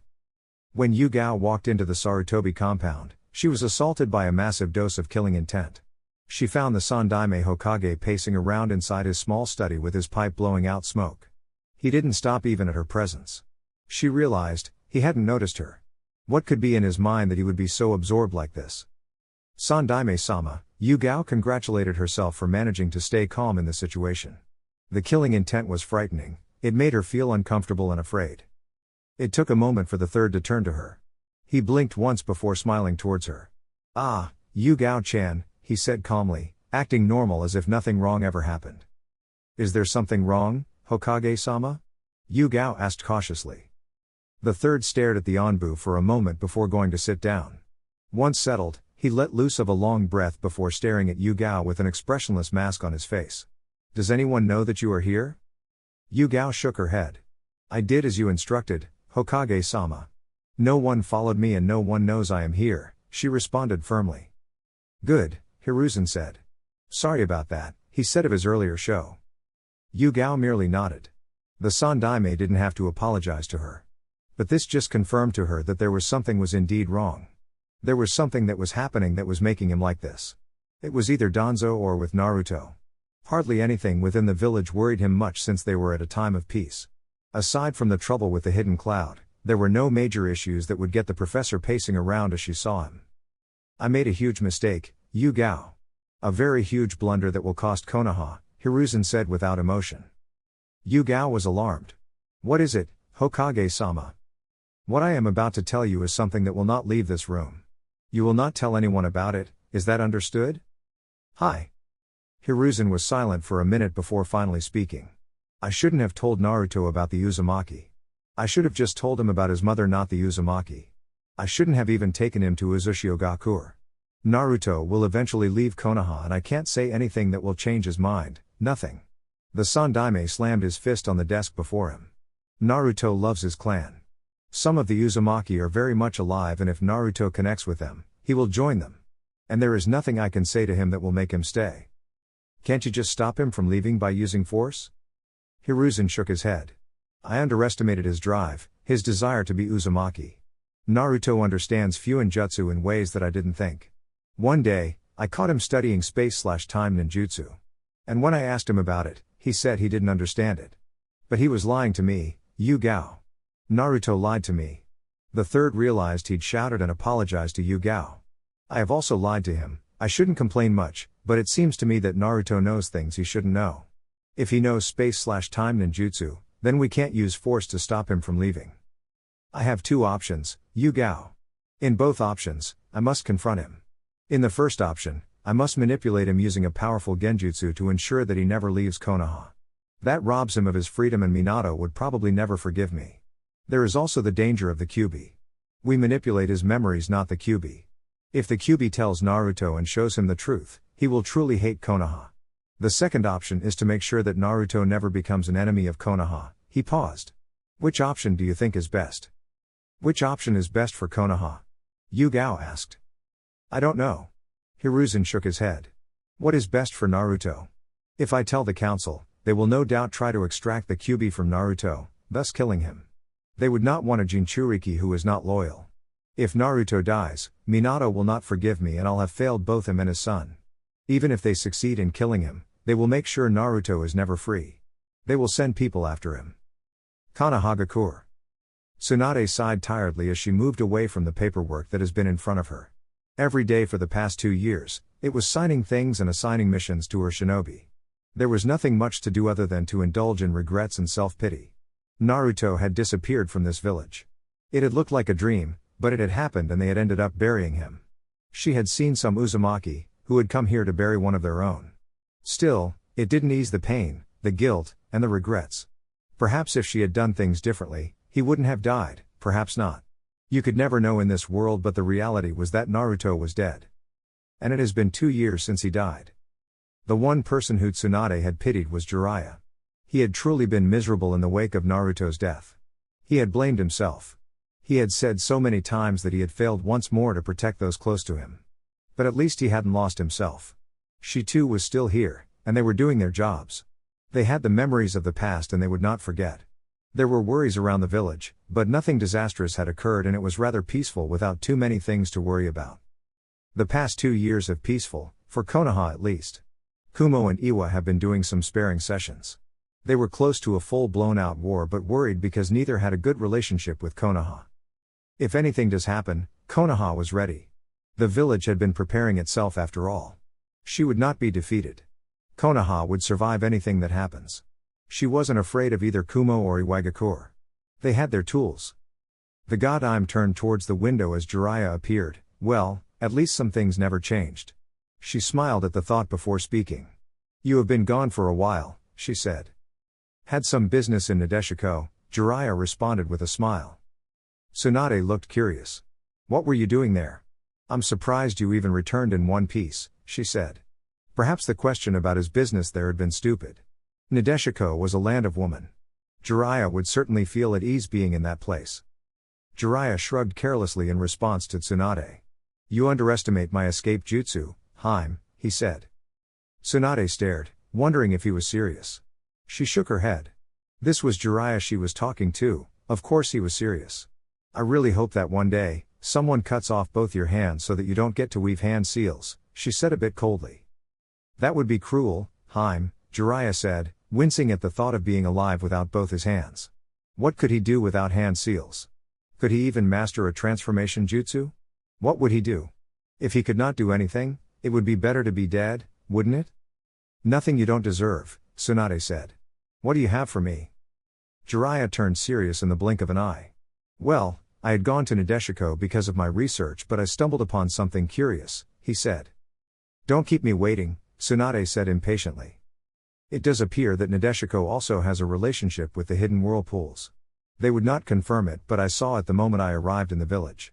I saw someone belonging to the Uzumaki clan in the land. At this stage, it does appear that Uzushiogakure covers the nations around the land of water. We already know that it has connections with Kirigakure. It wasn't anything troubling. Nadeshiko had skilled kunoichi, for sure, but it certainly wasn't a village you would worry about in terms of war. However, the problem here was Uzushiogakura's ability to move about the elemental nations without anyone knowing. Nadeshiko was a bit away from other lands, but there was no telling how far Uzu's reach went. Well, he could understand why Uzu's leader called himself the Emperor. Jiraiya nearly snorted at the thought. There was still no sign of the said Emperor. No one has said they have seen him, and Uzu continued to be closed as before. It was even worse now.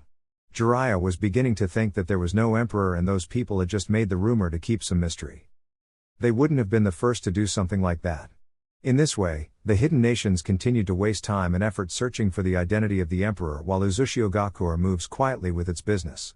He had gone to Kirigakure, and the beautiful and dangerous Mizukage had said that although she had a relationship with Uzushiogakure, she still had yet to meet the Emperor despite her many attempts to do so.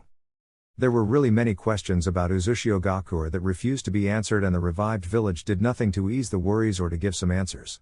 Konaha had managed to form a communication line with the village. The villagers now knew just how valuable the Uzumaki had been to Konoha. They now knew that the person they had dealt with contempt had been the child of one of their greatest hero. The thought was ridiculous, but it was at least something that made Tsunade smile. She had at times laughed at how miserable some of them were when they realized the truths about Naruto. Some of them had even gone as far as to try to reject the truth. It had been all amusing for her to watch. She hadn't pitied them, they had deserved it. They had been the ones to treat him like cabbage when he had just been a child. Tsunade shook her head. She shouldn't get into such thoughts. Why would Uzushio be allied with Nadeshiko? What would they want from them? Jiraiya shook his head. He didn't know. He couldn't figure out anything. But they knew that Uzushio was the kind of village that made movements for a reason. There was always a calculated reason behind everything. Regardless of how much he tried, he just couldn't break through some of its puzzles. I don't know, Haim, the Toad Sage said with a shake of his head. Uzushio is calculating, we know this. But I don't think there is anything interesting in Nadeshiko. I have tried thinking, I can't figure out anything. It is like with the Emperor, it might all be just a smoke made to hide the truth or attract attention. I wonder who really pulls the strings in that village, Tsunade said in thought. Perhaps she should inquire more about it. They certainly knew how to secretly handle their business. That man Yoshino who runs Uzu is certainly someone you don't want to underestimate. He makes me uncomfortable, Jiraiya said in a firm tone. His eyes turned towards the streets for a moment before glancing towards the Godime Hokage once more. What is certain is that Uzushio has great minds. That, and we still can't figure out what they are trying to do, Tsunade said with a hint of frustration. Yeah, Jiraiya nodded silently. We will find out something eventually, he said with confidence. I wonder about that, Tsunade said with a slight shake of her head. She then smiled, seeing the look on Jiraiya's eyes. You're always positive. Then again, you've always been this way while some of us lose ourselves. The Toad Sage smiled, it was a bitter smile that hid his regrets and pain. Well, If I also lose myself, who'll bring you back to your senses, Haim? He managed to finish with a grin. Besides, I think when you lose hope, you stop living. I don't want that for my life. I believe that I continue to live, despite my failures, for a reason. That is why I continue to be positive. Silence reigned for a couple of moments as Tsunade absorbed those words. She had lost people and fled Konoha to drown in bitterness and pain. It hadn't brought her anything. She'd only been miserable and drowning in gambling debts. I hope you never change, Jiraiya, she said with a smile. Jiraiya grinned sheepishly. You know I'm going to remain the same, Haim, he said. There was silence. It lasted for a couple of minutes, both lost in their thoughts. There were thoughts of pain, love and the joys of life, the past and the happiness and the present, and a bit about the future. All thoughts came to a halt when a certain Uchiha came into the office. Tsunade stared at the raven head. Since she permitted him to move about without restrictions, he has certainly used the freedom to do many things. She could confidently say Sasuke was one of the best shinobi she had. He certainly stood out from the rest of his generation. He was unique and served the hidden leaf well. He had ambitions to become Hokage. Tsunade knew this, but she didn't concern herself by giving it much thought. It was too early for Sasuke to be thinking about being a Kage. Since Naruto's death, he has taken it upon himself to be Konoha's guardian. He worked solo. Tsunade didn't complain. No one aside from Sakura complained. Things were even better that way because Sasuke stayed out of trouble and just minded his own business. Everyone was happy, well, almost everyone. One thing that had rubbed off Tsunade the wrong way was his apparent happiness in Naruto's demise. Perhaps the blonde had been competition or a threat. She never got around it. She never bothered about it, because quite frankly, she didn't want to know. What do you have for me this time? Tsunade asked in a reserved tone, eyes watching the Uchiha carefully. There isn't any shinobi activity around Uzushio, Sasuke said, his voice lacking any emotion. Expected, Tsunade grunted with a nod, her tone mild. Uzu remained as secretive as ever. But we do know that they have some military presence. Sasuke nodded to this. Without doubt, he said. Kumo and Iwagakure haven't picked up anything on it. It is better this way, Tsunade said. Since Iwa started to have troubles with Kumagakure over the failed assassination attempt of the Raikage, Aniki had diverted his attention to the cloud. It was the most dangerous. Tsunade wasn't concerned much about it because it didn't affect Konoha. Those two could fight, but Konoha would not get involved. Things don't appear like they will change soon unless something happens, Sasuke said. There have been some rumors about ships moving from the islands within the water country heading towards Uzushiogakure. It does appear that the village has been building something. Tsunade frowned upon hearing this and turned towards her former teammate and a longtime admirer. Do you think it has something to do with Princess Koyuki's visit? We didn't get anything on why she visited, but we know it had something to do with Snow's technology. The wave country had certainly benefited from this. The country's population has increased massively due to its economic growth and Uzushio's influence. The water feudal lord even viewed the nation as an enemy. One thing that was unique in the wave was its method of transportation, trains. They were not there in Uzu, but there was no doubt that they were developed there because of Uzu. Most probably, Jiraiya said. I think that they are also using the same technology in building the bridge that connects Uzushio and the wave. The dam bridge. Tsunade didn't have anything to say about it. It was just after Naruto died that they made their plans known that they wanted easier method of transportation between the wave and Uzu. The bridge has been in the process of being built for the past 2 years now, and it was still being built. It should soon be completed. About that, there does seem to be some cooperation between the wave and Amagakure. The Akatsuki has also been offering protection to the bridge builders, and we have established that the organization is located in the rain.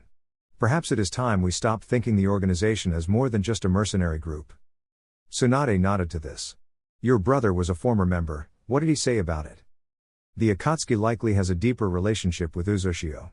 He didn't say why, but he mentioned that Uzushio hired his services in a couple of occasions and he'd spend months there, Sasuke said with a shake of his head. I will stay for a while before heading out to check the borders between the cloud and Iwagakure. Tsunade nodded and watched the Uchiha leave without saying anything. Once he was gone, she turned to Jiraiya. How long do you think this will last? She asked curiously. I don't know, Haim, Jiraiya said with a shake of his head. He closed his eyes for a moment, thinking deep. I don't think it will last long though. The fifth Hokage agreed to this, but she didn't offer an immediate response. Kumo and Iwa are still busy with their problems, but eventually, when the bridge is completed and we will find out more about Uzu's military strength, they will act. No doubt, Jiraiya answered in a quiet tone.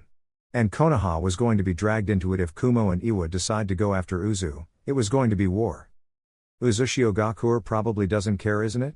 Despite how they might act, we have to start thinking that the village isn't as innocent as it likes us to believe.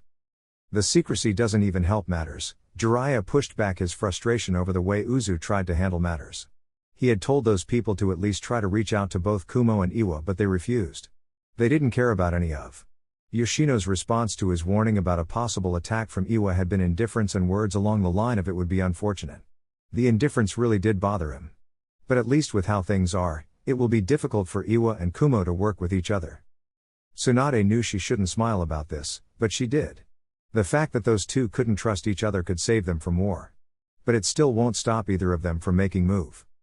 Yeah, they could even call a temporary truce, Jiraiya said with a thoughtful look on his face. He amused himself with the thought that the moment the fight was over, they would fight. For now, they were restrained, but once they got into the fighting spirit, there would be no stopping. If Iwa moves, Amagakure is in trouble. Tsunade frowned deeply. She hasn't become too cold-hearted that she would ignore the misfortune of another village because it didn't affect her. Amagakure has always been used as a battleground during wars. Iwa would use the rain as its path and its shinobi would eventually head to the village, looking for food, a troubling situation that only gave rise to war orphans on lands that aren't even involved in the fighting but just caught in the crossfire. Have you spoken to Nagato about it? Jiraiya shook his head. He had a frown about him as he responded. He has refused to speak to me. They won't even let me walk into Amagakure. Last time, I was literally kicked out. Is it their connections with Uzushio? Most probably, Jiraiya said with a nod. I will keep trying. If something is going to happen, Nagato will take part of it. He is the last of my students and he holds the Rinnegan. If he turns out to be the enemy? Jiraiya shook his head. With how he dealt with people in Amagakure after replacing Hanzo as leader, I believe Nagato wouldn't have hesitated to kill me if he thought I could be an enemy. From what Jiraiya had said, the Rinnegan wielder had slaughtered anyone he so much as suspected to be a traitor. All those related to Hanzo wiped out, young, old and innocent. He killed everyone without discrimination, a brutal method of strengthening your grip on power. Iwagakure. For long, Anaki had come to conclude that his war with Kumagakure would not go anywhere. He shook his head. It wasn't his war. He had nothing but disdain over the fact. If the Raikage had allowed him when he visited Kumo, the Sandaime Tsuchikage would have turned those men into ashes for their foolishness. Who tries to assassinate the Raikage? He had faced disappointments before, but that had been one of those worst moments. He looked at shinobi from his village with contempt and pure unadulterated anger. If they wanted to do a job right, they shouldn't have failed. If they failed, they shouldn't have gotten caught. What a bunch of idiots. He was certain though. He had been certain before then when the Raikage spoke to him. It was either the Raikage was making up the attack to get something from him or someone was trying to frame him. After seeing the situation, he could not deny that the attack had happened and the shinobi were his.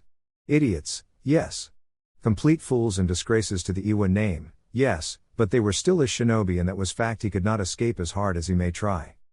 Still, Anaki hadn't planned the attack. He has continued to deny it even to this day because he hadn't planned it.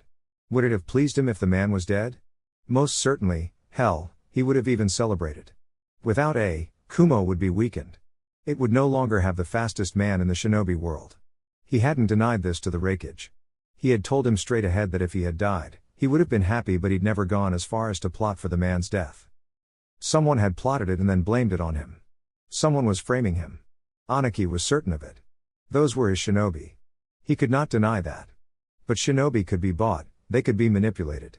It gave him no pleasure thinking that a shinobi would betray him, the hidden stone, but it would be naive for him to ignore the possibility.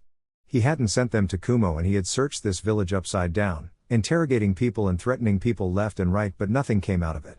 The culprit wasn't here, he was somewhere between Konoha and Uzumaki. Who benefited from Iwa's war with Kumagakure? Konaha would certainly benefit, and given his conversation with Jiraiya, it had a lot more to benefit from the war. Uzumaki could not be taken out of the picture. There was no telling what the village was capable of doing. And with their continued bickering with the hidden cloud, it was evident that the village benefited greatly. A coordinated effort by the villages could not be taken out as well. Either way, Anaki would find out who did it and he would make them pay dearly. The Sandaime Tsuchikage sighed tiredly and put away the latest letter from the fourth Raikage before leaning against his large chair. He closed his eyes for a moment to sort out his thoughts. Once done, his eyes snapped open. He saw Kurotsuchi staring at him intently. A pity, Kurotsuchi said with a small frown on her lips, but her tone was laced with mild amusement. I'd thought you'd kick the bucket while sitting like that. Anaki snorted disdainfully. I still have many years to live, he spoke through gritted teeth. Because he was speaking like that because he was trying to show that he was still at the top of his game.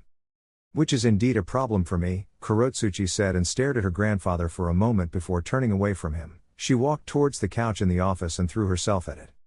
Seeing her relax, Anaki spoke. You want to replace me that much?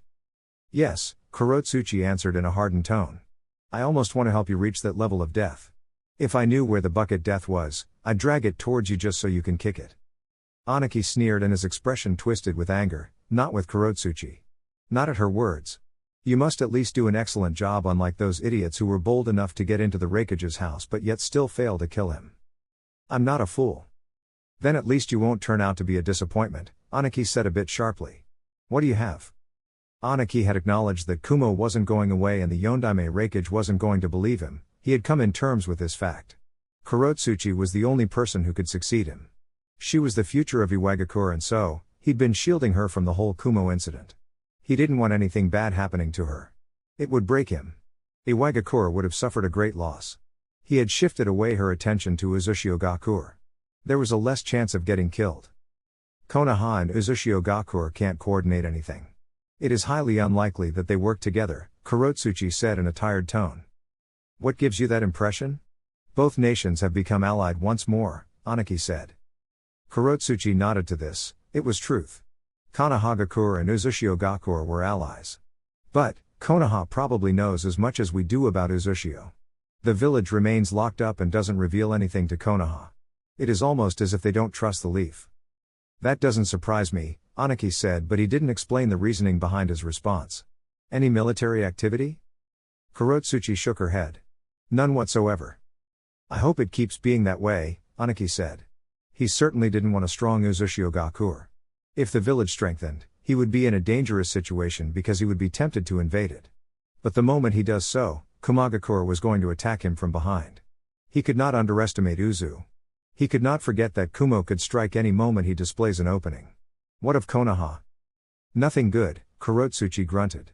Aside from the loss of their Jinchuriki, they have been steadily strengthening over the past 2 years. Anaki frowned. I shouldn't have reminded Jiraiya had we outnumbered them. If I hadn't done so or even threatened them, they would have continued with their peaceful ways. I was careless. At this moment, he cursed that conversation he had with Jiraiya. If he had known, he would have done things differently. But he had not known. Well, at least they no longer have a Jinchuriki. And what is this that I hear that Naruto was as strong as Jiraiya even without the Kyuubi? I don't know for sure, but they seem to think so.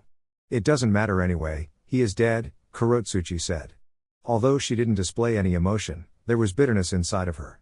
They never became friends. He had died before anything could happen. Anaki smiled. Well, at least that is something good that happened. We can say, bless Konoha for losing one of their assets. Uzu. The silence, the peace and the feeling that he was outside of the human world, it was certainly a feeling Naruto enjoyed. He couldn't tell what was happening within the village while in the throne room, but he did not complain. He had made it this way, for his peace, his solitude. He was mostly alone in this place. But he couldn't have it any other way. If he wanted to get a feeling of what occurred in the village and being down on earth once more, Naruto could always sit in the normal throne room. This was for his solitude, his peace and his sentimental time. It was slightly dark while he was alone. When someone stepped into the throne room, the lights would turn on. But it was made that it would slightly shadow his face. Then again, he never really received people in this place. He had yet to even receive anyone in the other throne room. The time had yet to come, but now it had arrived. He had to step away from the shadows and face the elemental nations. Not as Naruto Uzumaki, but as the Emperor. Naoki's form materialized from thin air just beside the throne. He leaned over to Naruto's left ear and whispered. Lady Karen has arrived, Your Majesty, he said. Naruto didn't offer any reaction to this for a couple of seconds before finally nodding his head. He then smiled. I guess it is time to face the shinobi world, he said. Naoki shared the smile, but he shook his head. You get too excited easily, he said. Naruto's eyes glanced towards the man for a moment before shrugging with nonchalance. You have no right to tell me that. Besides, I have been in the shadows for a bit too long. I have to get excited about facing the light once more. To face the darkness was your choice, Your Majesty, Naoki reminded in a firm tone. Everything has been by your desires. Regardless of who the enemy was, we have always been ready to serve you. I wasn't complaining, Naruto said in a flat tone. It appeared to me that you were, Naoki said, staring straight towards Naruto's eyes. When the Emperor fixed him a look, he blinked and changed the subject. Should we get moving? Karen can be quite impatient at times and she gets very difficult to handle when she is high. Naruto thought about it for a moment before slowly standing up. We will walk. I want to know about what has been happening with Sasuke along the way. Naoki glanced at Naruto curiously before showing the blonde the way. He knew that the Emperor didn't give a damn about the Uchiha. He just acknowledged the fact that Sasuke could be a major threat if not handled carefully. Perhaps it was the fact that he had managed to be lectured by his elder brother. But it had all been according to His Majesty's desires, hadn't it? Once they stepped out of the throne room, Naoki looked up into the sky for a moment before responding to Naruto. He has been doing his missions and using the Mangekyo Sharingan. Naruto grinned. Then all is according to the script then, he said. Very soon, he will be getting blind. Tsunade can't heal him. She might be the best, but there is nothing she can do about the blinding of the Sharingan. It doesn't appear that he has been talking to her about it either, Naoki said. Well, it is something that is genetic. As long as he continues to use the Sharingan, he will continue to deteriorate his vision, Naruto said. He was still smiling. I wonder if we should let him go blind for a couple of years. If I didn't know any better, I'd say that you were really angry about his attempts to kill you, Your Majesty, Naoki said. Naruto snorted with disdain at the thought. Ridiculous thoughts, he said in a flat tone.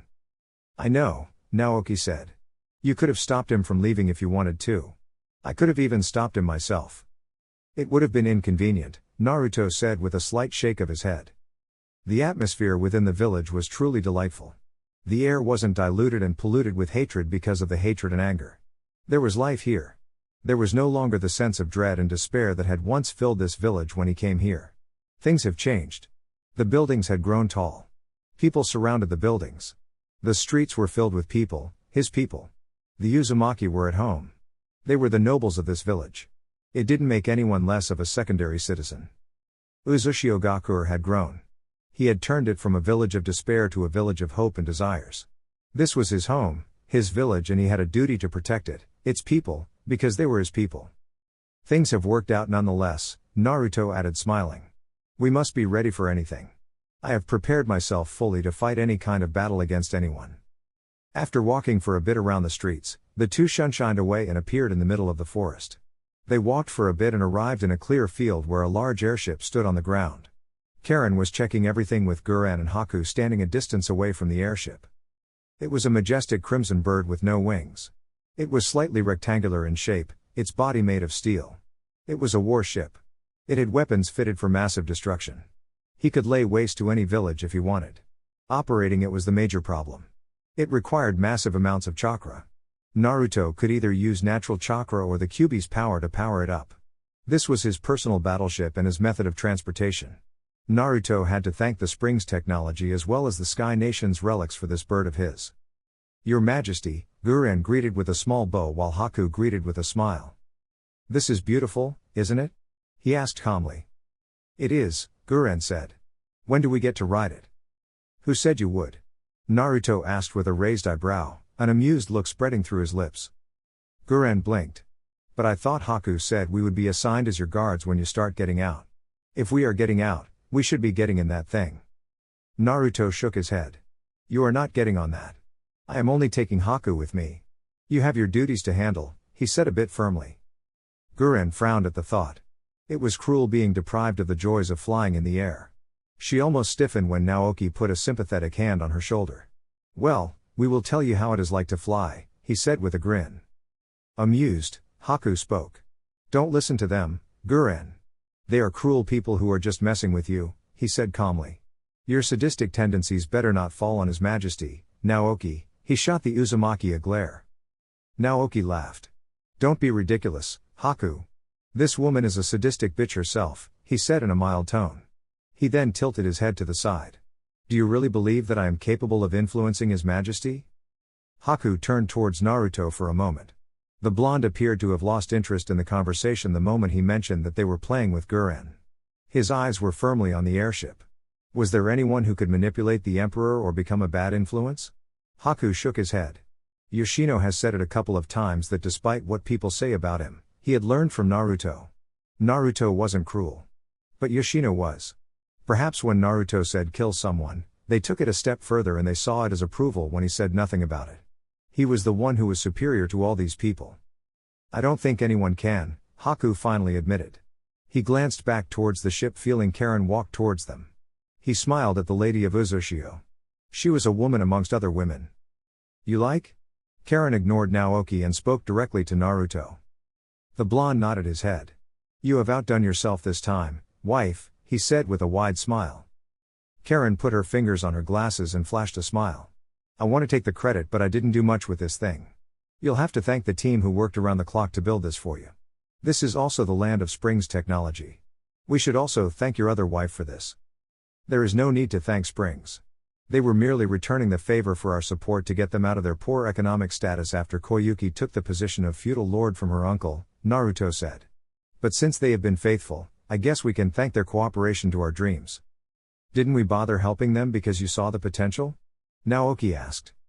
Yes, but I didn't think she would end up asking me to marry her though. Well, no matter, he said with indifference. When can we take it for a spin around the great nations? I feel like announcing the greatness of the Uzumaki already, he said with a wide smile. Karen shook her head. Any time you wish, she said. It is yours after all. You are correct about that, he said before tilting his head to the side. But I thought you were laying claim to everything that I own, he said. Karen shrugged. I wanted to make you feel better by not saying it is mine as well, she said while smiling. I imagine it is going to be a huge battle of control, when we break up, he said. Who said we are going break up? We made a vow, even if I can't stand you or have thoughts to murder you in your sleep, I will fight the urges because we will not separate. We will die together. Together is a long time, especially for us. I want to take those words back, Naruto said. Naoki cleared his throat before the conversation could drift any further. Shouldn't you leave that for private? Karen shrugged carelessly. Haku will show you how to operate it. I'm going back to the island. I was hoping you'd spend the night in our bed, Naruto said. Karen stared at him for a long minute before shrugging. I'm sure you have a mistress to keep you company. But I better not find anyone in my bed when I come back. There will be consequences should that occur. You better not stay away then, Naoki said with a smile. I'm almost certain that your husband is going to Sunna the moment he gets on that airship. To see? Karen asked with narrowed eyes. He managed to find a certain blonde there. The sister of the Kazekage, Naoki said. What is he talking about, Naruto? For a moment, Naruto considered telling Naoki that he was fired from his job. He decided against it before shrugging. He is talking about things that don't concern him. I'll have to rewire him so that he can function as needed. Karen stared at Naruto strangely before agreeing with him. Well, when one of your tools doesn't operate the way you want, there is no other way other than to rewire it or just dispose of it. Naoki blinked. How had it come to this? He had been merely trying to get Naruto in trouble or just trying to stir up things because he knew that the blonde would not care. If he was serious with Tamari, he would not be mad because it was something he was eventually going to discuss with the lady. Your Majesty? Naruto ignored the man and spoke to Karen. There is Tamari from Amagakure. We will talk more about it when you come back home. We don't talk about these things since you prefer sitting in that island than being in my absence. Karen shrugged indifferently. I know the moment I arrive back to the compound, I will be expected to drop babies like a bird laying eggs. I'm not ready for that. Ara. Naruto smiled with amusement. I thought we married for love and your return would be so that you can love me. Karen laughed. There is that, she said. We will get to it when the time is right.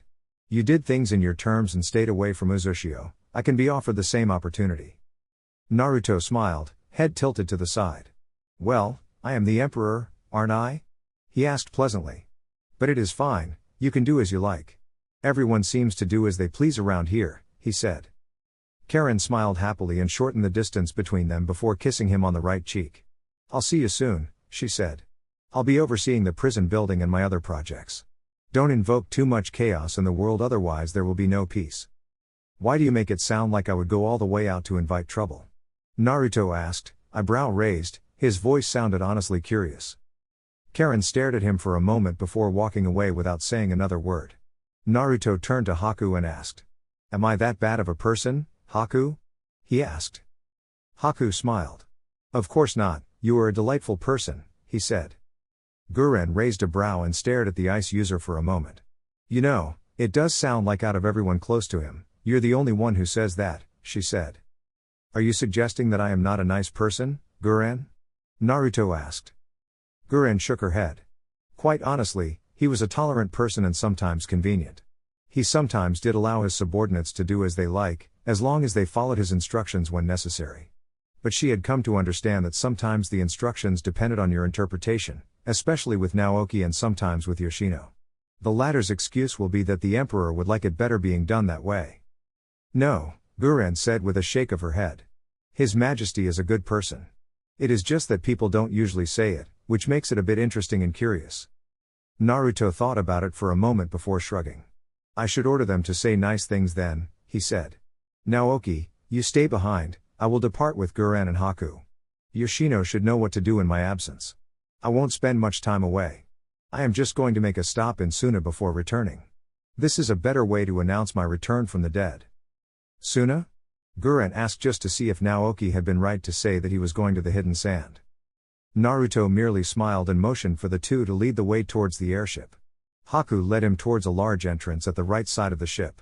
The doors automatically slid open as they neared and stepped into a silent passage. They walked for a bit before reaching two paths. Haku pointed at the narrow passage ahead and spoke. You have resting chambers on this side, he said as they turned to a corner. The bridge is this way, he said. They stumbled upon the heart of the ship. It was like a throne room. There was a large throne that Naruto settled on while Haku and Guren stood by both his sides. The blonde smiled as rested his head on the palm of his right hand. I can get used to this, he said. Haku shook his head. Not too used to it, I hope, he said. Naruto nodded his head and glanced at Haku, who was on his right side. Where is the heart of this thing? He asked curiously. Haku pointed below them. Your throne is fitted with chakra receivers and a chakra absorption seal. You can either give supply the chakra to start the airship, or you can activate the seal to start absorbing chakra from you. It is also fitted with chakra storage seals to be able to function without any help from you. How much chakra are we talking about? It only absorbs much when it is starting, but when we get into the air, it doesn't use much chakra. The weapons though will be the ones that drain much chakra, Guren responded. I haven't seen their destructive force but I really want to see it, she said with a grin. So do it, Guren, Naruto said with a smile of his own. But it won't look good if we are just firing at nothing. It looks much better when there is an enemy in front of us that we can use as a test subject. I doubt we will come to this point though. My only interest is intimidation. Perhaps we will use it for those who come to us through the sea, but it is by land, we fight head on, he said. Haku shook his head. I hope you take into consideration that not everyone loves a good battle as you do, he said. Naruto merely shrugged and asked for how he activates the seal that absorbs chakra. Haku showed him and he did so. The airship breathed a bit loudly before it slowly started to pick up into the air. When it got into air, Naruto frowned because he could not see the view of the world and the vast quite clearly from the bridge. Well, this is rather unpleasant, he said. Make sure we head straight above the hidden leaf as you go to Sunna and be at full speed. Yes, Your Majesty. Do you think that all will be well in Sunagakure? Haku asked in a quiet tone. Naruto hadn't told Tamari that he was going to play dead. He had indeed died, but he could have still told her that he was alive, but he did not tell her anything. She was most definitely going to be angry with him if what Naoki had said had some truth in it. I don't know, Naruto said in a thoughtful tone. Well, if it doesn't work out, we can't force the issue, can we, Haku? People are free to choose who they like and who they want to associate with. If Tamari decides that I am not worth her time, we cannot force her to do anything she doesn't like. We will accept it. Freedom, huh? Yes, Naruto said. Everyone loves it after all. Sunagakure.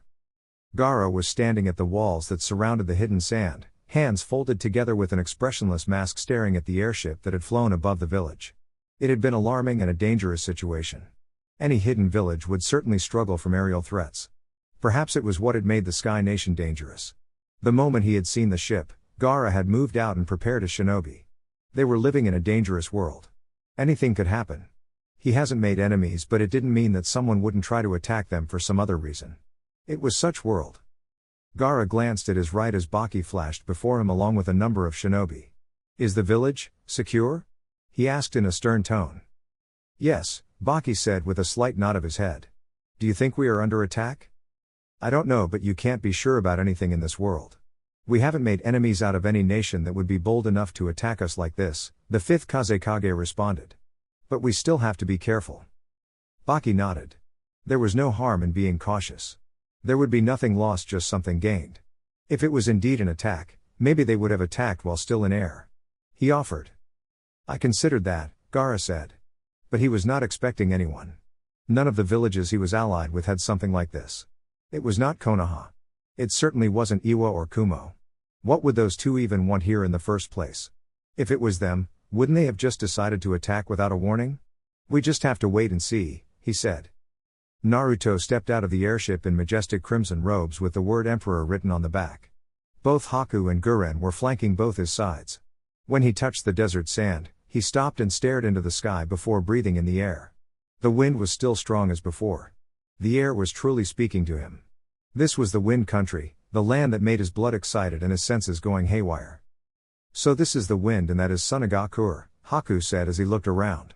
How uncomfortable, he muttered with a slight frown on his lips. At least to you, Guren said to Haku. Someone seems to be enjoying the atmosphere. She added, glancing at Naruto, who was still motionless, eyes cast up into the heavens. Wind is his natural affinity, Haku said. He should enjoy feeling strong wind like this, he said. I have grown to used to better conditions than this. This kind of place is certainly not a good battlefield for someone who uses water and ice. I wouldn't have any such problems, Guren said. I can fight in any environment. But when you have an environment like this, it is easy to see why, even though Sunna has always been the weakest of the Great Five, it has never been invaded by any village. They are in their home field like this, Naruto said. The Kazekage also manipulates sand. If you end up coming here to fight them, even if you win, you suffer massive casualties. Well, at least Uzushio has no beef with the sand. After saying those words, Naruto held out both his hands. Guren and Haku looked for a moment before taking his hand. Wind surrounded them and formed like a twisting tornado. But when it started moving, it moved like a wind-gentle gust before stopping near the shield of Sunna shinobi and their Kazekage. Gaara's eyes widened slightly. How long has it been? But his eyes were not mistaken. His senses were not mistaken. He was seeing Naruto Uzumaki before him. It hadn't been someone else who came to threaten him and his village. This unannounced visit was from a person who was thought dead. No, Naruto had died. He had seen his body. He could not have faked his death because Tsunade would have realized it. She was the best medic after all. Naruto had died 2 years ago. But he was standing right before him. He could not have faked his death because he had indeed died. But how was he before him looking very much alive? Why was it that for the past 2 years he had remained dead and then now he suddenly appeared? Out of everything he knew about Uzushio, he knew that the black-haired person was a shinobi of the whirlpools. That aside, both shinobi surrounding the blonde were wearing Uzu foreheads protectors. Unlike last time, Naruto's clothing did not display his clan symbol. Gaara crumbled into dust before materializing in front of the Uzu group. Both Haku and Guren didn't react when the Kazekage appeared followed by a shinobi. You feel and seem like Naruto, but are you really, Naruto Uzumaki? Naruto smiled. It was perhaps understandable that Gaara would offer this kind of greeting. Tsunade would have certainly lunged towards him with every intention of breaking every bone in his body. What do you think, Gaara? Naruto shook his head. Kazekage? Gaara stared at Naruto for a moment. He could not mistake it. He had been right. This was indeed Naruto. You are Naruto Uzumaki. Naruto shook his head, making Gaara tilt his head to the side with confusion. I am indeed Naruto Uzumaki, he said smiling. What am I missing? Last time I stood before you as Naruto of Konoha, but today, I stand before you as Naruto Uzumaki, the Emperor of Uzushio. Naruto introduced himself. He did notice that the people around the Kazekage stiffened slightly at his words, but he didn't pay it too much attention. Gaara stared. It was already a shock that Naruto was alive and not dead even though he had seen his corpse. There was no doubt on the dying part. It was a shock to see him, but for him to turn up as Uzu's emperor? It was ridiculous. Gaara couldn't believe it. But it was in front of him. Naruto had just said it, and these people with him were shinobi from the hidden whirlpools. What was happening in this world? This was a shock that was going to turn this world upside down. Who could have thought that the person who appeared in this village while training was actually an emperor? Not just an emperor, but the emperor. Gaara glanced at the airship behind Naruto. This just meant that the death had been a ploy. Naruto, the emperor of Uzumaki? It was truly unbelievable. How had it even happened when the blonde had been in Konoha his whole life? He wasn't privy to the inner workings of the leaf, but he at least knew that there hadn't been a point where Naruto disappeared from Konoha for some time. No, the blonde had been around. If there had been a connection, anyone would believe that the Uzumaki had approached him. But not that he was the emperor. They simply could not have just made him the emperor because he was a Jinchuriki. No, there was a reason, and not like why he was made Kazekage. Gaara stared at Naruto with an expressionless mask. He did not display happiness even knowing that the person he once called friend was very much alive. This person had deceived them. He had lied to them. I really can't say I'm happy to see you alive, Naruto, Gaara said in an honest tone. I didn't expect you to dance at the sight of my presence, Naruto said with a careless shrug of his shoulders. Gaara was silent for a minute. Their indifference was still there. It seemed that not much had changed. That was at least something good. Then you are prepared for anything. Of course, Naruto said with a nod of his head. I heard that some people cried for me when they learned I was dead. Heard? Gaara asked with a raised brow. Well, I was dead for a while before raised from the dead, Naruto said calmly. He spoke as if it was nothing serious. Perhaps for him death wasn't a frightening thing. Maybe the Kyuubi was right to say for the Uzumaki, the state of being dead was merely a state of being inactive. How did they manage that? Amagakure has a forbidden jutsu that reincarnates a dead person, but it comes at the cost of one's life, and there is really only one person who knows this kinjutsu, Gaara said with curiosity. Clan secrets, Naruto said in a dismissive tone. Are we going to be allowed to enter the village? We really can't stand here all day, Naruto said to Gaara, but he wasn't looking at the Kazekage, but the person who was standing a bit away from the group. Gaara glanced behind, Tamari. It was likely that Naruto hadn't come here for him but to speak to his sister. They were probably the first to know that he had returned from the dead, and by looks of things, his death had been planned. His sister had been hurt. She had been wounded by his death. She hadn't known anything. That was certain. I wonder about that, Gaara said calmly. Naruto tilted his head to the side. You wonder? What is it that you wonder, Kazekage? It is really simple. You choose to let me enter your village. If you don't want to, we leave. Is it really that simple? We have come to learn that nothing is ever simple with you, Uzumaki, Gaara said. Naruto smiled. People just misunderstand us, he said calmly. But yes, it is that simple. You are the one who said he considers me a friend. And I am here because of that.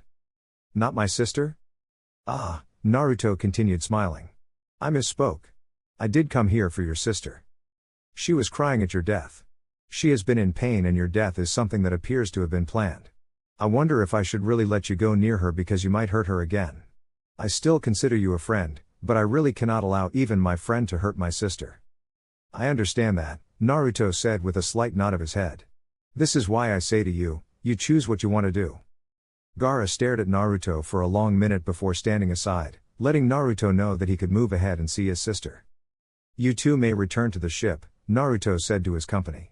I trust that I will be safe in the care of the Kazekage. I won't take long. I'd like to see the village a bit, Haku said in response. Do as you like, Naruto said before he started walking away. But if you stay for too long, I will leave you behind. Guren blinked and turned to Haku. Is he serious about leaving us behind? Haku nodded.